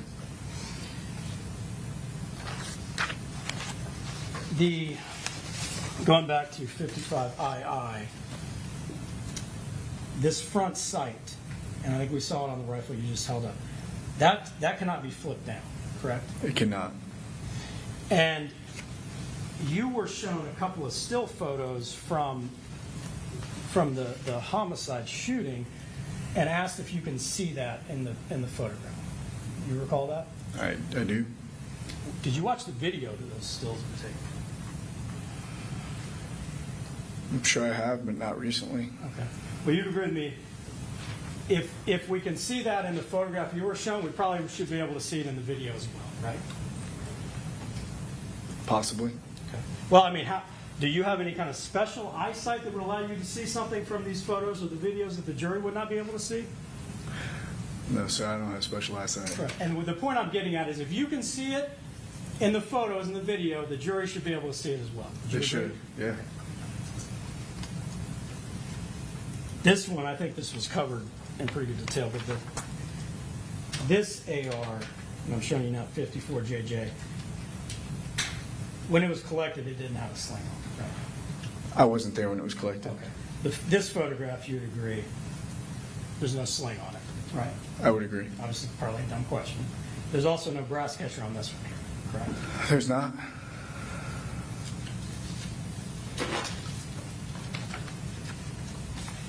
And this one, again, to show you 54KK, it's got a pretty prominent stock in the back, correct? It does have a butt stop. All right, let me ask you a little bit about then the other AR style rifle, which was the 300 Blackout.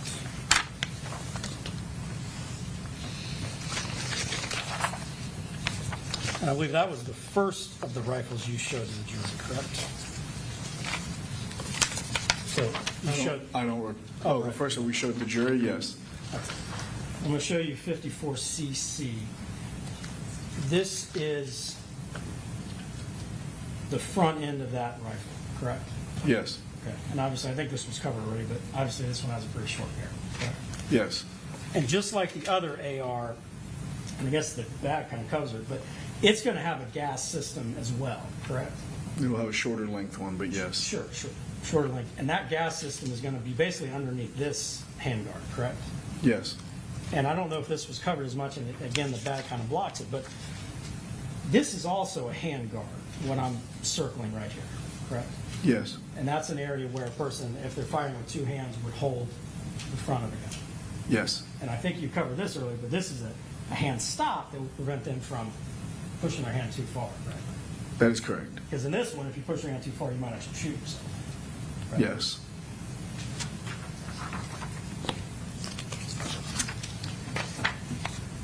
You're asked a little about red dot sights. The red dot sight is something that would mount on top of one of these firearms, correct? Yes. And I think you were even shown the two end caps that had elastic, I don't know if it was elastic, but they had some kind of, you call it a tension, basically something that would give tension to hold those two caps on. Yes. And those would be consistent with the red dot sight, correct? Yes. The 5.56 NATO that you showed earlier did not have a red dot sight on it, is that correct? The one that you held? The second one that I held? Yes, sir. That did not have a red dot sight on it. We'll go back to drum magazine, something that came up earlier. You were asked about mag pulls, and we saw some of the cardboard things in the photographs. One of the things that's manufactured, and I think one of the cardboard pieces we saw was for a mag pull drum magazine, correct? Correct. And that one actually would hold 60 rounds, Yes. and that's something that could be attached to 5.56 AR, correct? It could be inserted into one, yes. Yeah, probably a better way of saying it. And they call it a drum magazine because it's round on the bottom, right? Yes. Obviously, if it's holding 60 rounds, it's going to have to be large enough to hold 60 rounds, right? It is. And basically what it looks like is it's a circle on the bottom, and then it would have something on the top that it could be put in as a magazine, basically, on the bottom of the weapon. Yes. Right.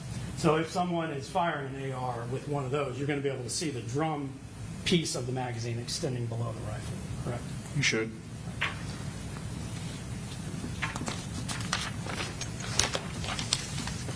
And in the photos you saw of the shooter holding what you thought may be the 5.56, you would agree that you don't see a drum magazine. I do not. One of the other things you were asked about when you were shown the photographs of the cardboard pieces, something that said KPOS Scout, right? You recall that? You're talking about the chassis system? Exactly. Yes. And the chassis, and you kind of described this, but basically the Glock chassis system is something that would allow a Glock firearm basically to be held more like a rifle. Yes. It would give it kind of a stock where you could put it in your shoulder, right? Yes, sir. And it would give you a place to hold it towards the front as well, correct? Yes. And it would give it a longer barrel, correct? Yes. You would agree that the photograph you're showing of a person who is believed to be holding a Glock firearm with an extended magazine, that doesn't have a chassis system on it. Do you agree? Didn't appear to have one. Right. I mean, didn't have a long barrel, right? Didn't. Didn't have a butt stop. Did not. Even if a person were to, and this probably may sound dumb to someone who's experienced in firearms, but even if a person were to put a chassis on a Glock is still going to fire the handgun cartridge, correct? Correct. The 9mm. It's not going to change the caliber of the gun. That is correct. And no Glocks fire a .223 or a 5.56, correct? That is false. That is false. Glock makes an AR-15 that fires .223 and 5.56. Okay. Yeah, I should have clarified that. As a handgun, you make an AR-15, I guess, but there's not a handgun Glock makes that's firing a .223. No. And how about a .300 black gun? No. You asked a little bit about Glock switches. You'd agree with me, you were not shown any photographs of the Glock switch. I was not. Now, let me ask briefly about how extended magazines work, or just how magazines work in general. If a Glock has a 30-round extended magazine, it can hold 30 rounds in the magazine, and you can have 1 round in the chamber, correct? Glock doesn't make a 30-round magazine. They make a 33-round magazine. Okay. Well, you can get an aftermarket Sure. made by another manufacturer that could put a 30-round magazine in a Glock, right? Sure. I mean, in the firearms world, especially as to Glocks, there are many, many companies that make accessories for Glocks, correct? That is a fact. And there are many companies that make 30-round magazines that can be inserted into a Glock firearm, correct? I don't know. Okay. Well, you're familiar with the fact that you can go to a firearms store right now and buy a 30-round magazine that can go into a Glock handgun, correct? I'm familiar that I can go to the Glock website and buy an OEM Glock 33-round magazine. Yes, sir. Okay. Well, okay.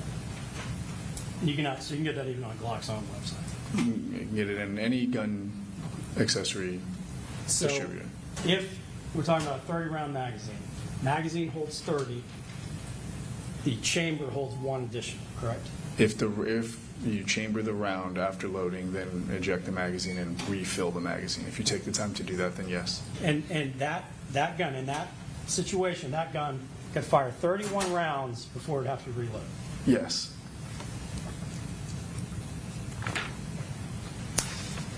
I'm going to ask you briefly about some of the other things that we saw in that safe that you were shown photographs of. I'm almost done. But you testified there were a couple of other firearms in that safe. And I'm showing you now what's 54G. And we see 2 things sticking up in this photograph. Neither one of these were the AR-15, right? That's correct. And I think you said this one is consistent with a bolt-action rifle. Yeah, that's what I said. And that very well could be a 30-06. Could be. In a 30-06 round, none of these AR-15s are going to be able to fire a 30-06, right? No, This is consistent with a shotgun? it is. Okay. Shotgun rounds, of course, are not going to be able to be fired out of an AR, right? No. And just, you were shaking your head. I think that was a no. I said no. Oh, I'm sorry. Okay. A couple of other types of ammo. 357 Mac. Not going to be fired out of either one of these guns we saw today, correct? Correct. 380 auto. Can't be fired out of any of these guns we saw today. Correct. 20 gauge, 12 gauge. Those are shotgun rounds, right? Those are. Certainly not going to be fired out of any of those guns. They're not. Thank you, sir. Okay, Mr. Petrides? No question. Okay, redirect, Mr. Harmon? Thank you, Your Honor. Counsel, can I have this back? Oh, Sorry. hold on. Thank you. This is 54, is that right? Yes. Okay,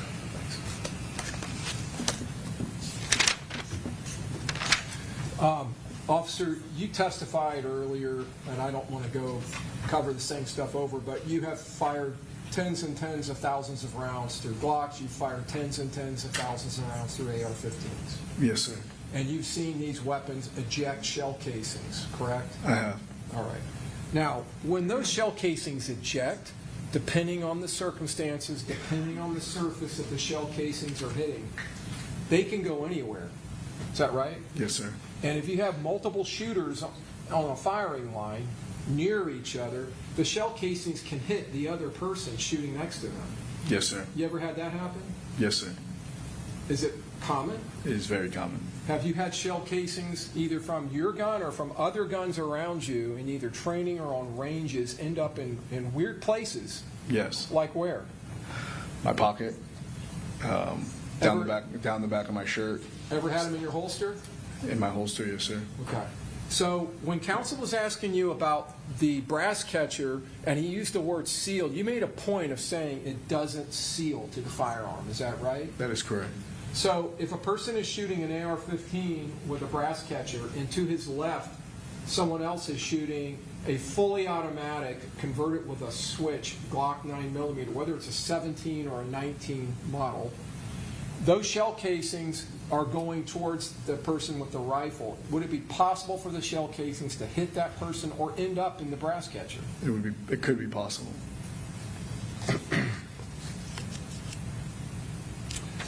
You were asked about the firing system, and counsel went over with you about the gas firing system of an AR-15, right? Yes, sir. Okay. It's actually a direct impingement gas system, is it not? It is. And does it not use the propellant, the gases caused by the propellant when it's ignited, the propellant within the round? It uses gases from that, pushes it down a tube back towards the receiver. I can rephrase. Yes. Does it use gases from the round being fired? It does. Do those gases travel in some way back to the rear They towards do. the shooter? Yes, to the bolt. And do they function the bolt? Do they push the bolt? Yes. And is that what causes the gun to cycle? Yes, the gas hits the gas key, which then pushes the bolt carrier group rearward into the buffer tube, which is what ejects the round, cycles in your round into the chamber.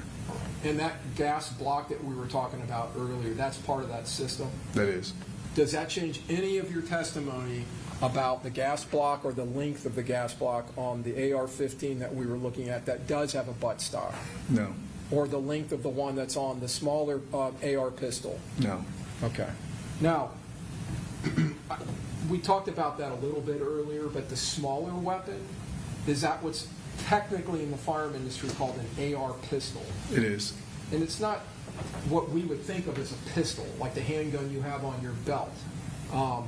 Is that some kind of nomenclature that is utilized pursuant to federal regulations because of the barrel length? Yes, it's a... Okay. Got to rephrase. Okay. Is that some kind of nomenclature that's utilized because of federal regulations? It is.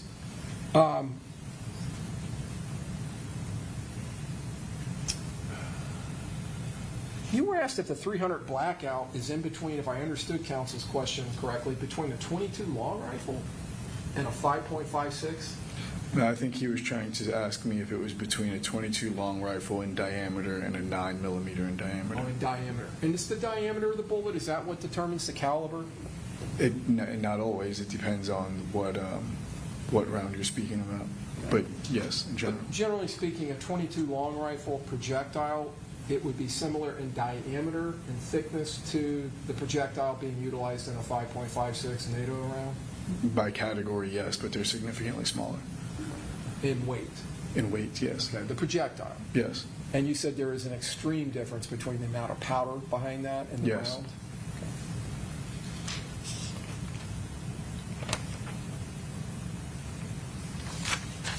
So I want to ask you about counsel's questions to you about being able to see something in a still photo versus a video. In your career as a law enforcement officer, in fact, in this case, you went seeking video at Truth 18. Yes, sir. Have you ever collected video from crime scenes I have. and investigations? I have. Have you ever had to review the video? Yes. Are there times when in investigations of cases such as this where you need to slow down or get a still frame to really get detail to look specifically at something? Overruled. Are there times when you have to do that? Yes. Okay. And can that assist you in being able to see minute detail or being able to see something when you either slow the video down or stop it? Yes. Is there any reason as an investigator why you would not do that? Why you would not take advantage in a video of stopping it or slowing it down? No.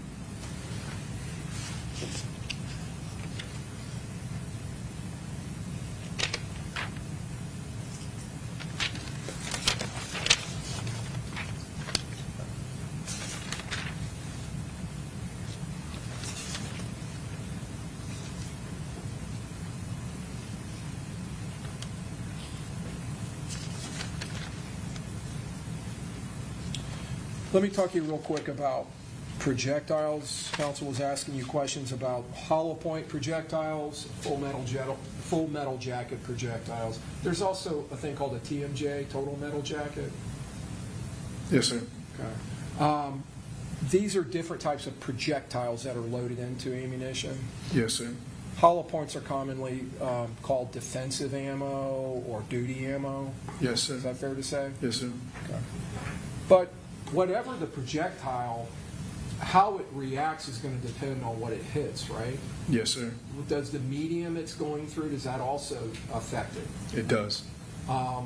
Sheet metal and automotive glass, like tempered glass on automobiles. Have you ever seen 5.56 go through those kinds of barriers? I have. And do you, in fact, in your training, do you train on vehicles that have either been donated or for the specific purpose of shooting into those vehicles or have been purchased for that reason? I have. Is that something you've experienced over several years? Yes. And seen how 5.56 projectiles react to those kind of barriers? Yes. And how about 9mm ammunition? The same. It's very difficult to predict what a round's going to do when it goes through tempered glass. And 9mm ammunition, would you agree with me, is traveling at a much different muzzle velocity than 5.56 ammunition? Significantly slower, yes.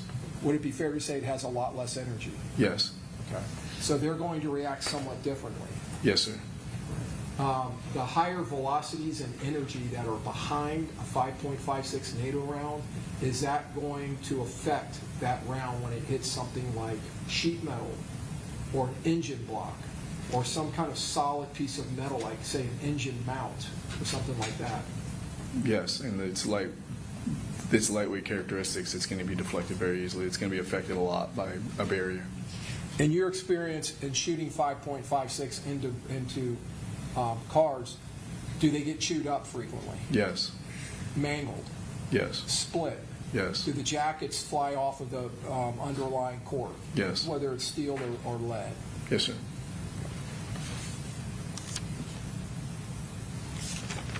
You were asked about reloading, and then you were asked briefly about the cost of ammunition during the COVID pandemic. Do you recall what happened to ammunition during the COVID pandemic? Yes, sir. Was there a run on ammunition? It became difficult to source. And counsel asked you about reloading being cheaper, and I think you said reloading actually became more expensive during that time period. It did. And why was that? Primers became, it was no longer cost effective due to the price of primers. I have nothing else you want. Okay, very good. All right, may this witness be excused? We ask that he be retained, Your Honor, under subpoena. He's been recalled. Okay, so you're excused, subject to being recalled. Okay? Thank you. All right, thank you.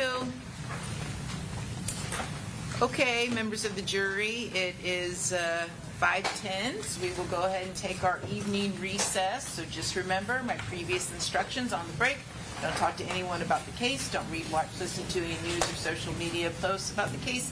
Don't do any independent investigation, and we will begin tomorrow morning at 9 a.m. See you then. All rise.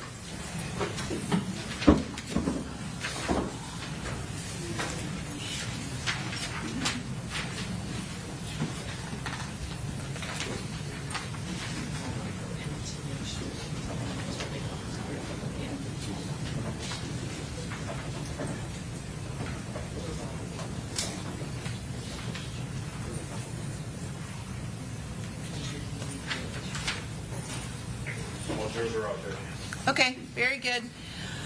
All right, so I'm looking at, is the lineup tomorrow pretty much the one that you emailed, Ms. Doherty? It is, however, there's still I meant to get a 2-hour interview played today that I still need to get played tomorrow. So I think we're going to stick with the morning, but the afternoon may change because I still need to play that for the jury, Judge. Okay. So we're obviously not going to get through the afternoon. But we may have one or two. I'll email defense counsel. And Okay. then we will play the interview in the afternoon to ensure that I get the Jacksonville people on. Okay, and so then if we play the 2-hour interview beginning at, let's say, 1:30, it'd take us to 3:30, so who would finish out the day? Judge, some of the morning people do you think we can get through all those in the morning? We can try to have someone present right after lunch, Your Honor, to testify and give ourselves at least the last 2 hours of the day. Yeah, maybe Deputy Steidig and Alverson. Okay. Judge, we'll take Howard off and Jones off. Well, is Jones JSO? Don't you need to get that? He is, but I don't know if we notified him because we weren't sure if we're going to be able to get Alverson on. But I will double check that to make sure. But I believe he is not here. I think all the other ones are here. Okay. But I will double check. Okay. All right. See everyone tomorrow morning. Court adjourned.